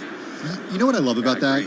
Yeah, and I just want to jump in because Emily, I love Tim, that. you've actually used some of this flexibility, right? Yeah, especially this week. And you know what's great is I'm at a lot of my friends have young kids, and it's the end of the year. They're going and catching end of the year school plays and end of the year graduations right now. And there seems to be this new acceptance in the professional world that these types of things are okay to do as long as you do get your work done. And Emily, I wasn't seeing this, before the pandemic. Does this shift? Is this shift permanent? I hope it is. And I think it will be. I think it has to be. Certainly, as we've seen the labor market tighten, it is incumbent on employers to make sure that we are really providing the experiences for the people who work for us that make them want to stay in the workforce. So I think it has to be. One of the things that Indra has observed in her time having been retired post-pandemic is she's, driving around and seeing at 3 o'clock all of these parents meeting their kids off the bus. Mm-hmm. And they're just taking 10 minutes out of their day working from home to go greet their kid as they come home from school. And what a special moment that previously no one in the professional world really had. It almost wasn't acceptable. It wasn't acceptable. Now it is just especially for women. Especially for women. Sorry, go ahead. And now it's encouraged. Yeah, now it is encouraged. And now everyone is understanding of what that means, what this new hybrid work environment means. Well, this is important as I think about all of the folks here who are thinking about either staffing for the future, right, and what they need to be thinking about. And I'm assuming that this is why they're trying to figure out, do I need to continue to have to offer this flexibility going forward to attract that new breed, younger generation of finance professionals? Absolutely. Yeah, you absolutely have to. In fact, I talked about it on the main stage earlier today, the idea of what we need to do to keep great talent, what we need to do to coach great talent, what we need to do to attract great talent. And that point exactly, we're not going to be able to attract great talent to our organization or to any work team unless we have that flexibility built in. Yeah. Jim, go ahead, Carol. One of the things that You're we've done something. is really spend a lot of time. No, go ahead, Emily. I was just going to say we spend a lot of time listening to our employees and really listening to what's important to them. And these are the things that really make a huge moment. I mean, it's 10 minutes and it really changes the day. They always say about a conversation, it's those moments where you don't constantly think about what you're going to ask next, but just let it breathe and listen. And listening is just so powerful. I do have to ask you, though, in extreme volatility that we've seen, are we being reminded in this environment? I'm curious what you are hearing from everybody that, rethinking that, volatility, a bit of it, a fair amount of it is normal, in our environment. It is normal, but not what many of the people in our workforce today have ever experienced, right? So this hasn't been the case for the last 10-ish years, and now we have it. And it's, I think, really important that we have, again, it's one of the reasons why being in the office sometimes you have the opportunity to bring young talent and experienced talent together to sort of work through the challenges of volatility. Are you recommend? Go ahead. No, please. No, I was going to say it's a good reminder. I mean, this is the third year in a row where we've had really outstanding moments where we've said, wow, this volatility feels incredible, but then at that point, it no longer is, right? No, exactly. I think we're going to look back at this era, the last few years, and just understand that we were pivoting on just so many different points, and I think coming out stronger. And now we've got some music. This is the energy. This is what's like. Are all the keynotes over? They must be. Thank you both. Really appreciate it. We're looking forward to tomorrow and all the conversations we're going to have. Good luck with everything, and thank you so much. Of course, we've been talking about Jim Crowley, CEO of BNY Mellon Pershing, and Emily Schlosser, COO of BNY Mellon Pershing. And our conversations will continue tomorrow. Tim's going to get on a plane. Join me. Good luck with the flight. Hope it isn't delayed. Have a safe evening, everyone. This is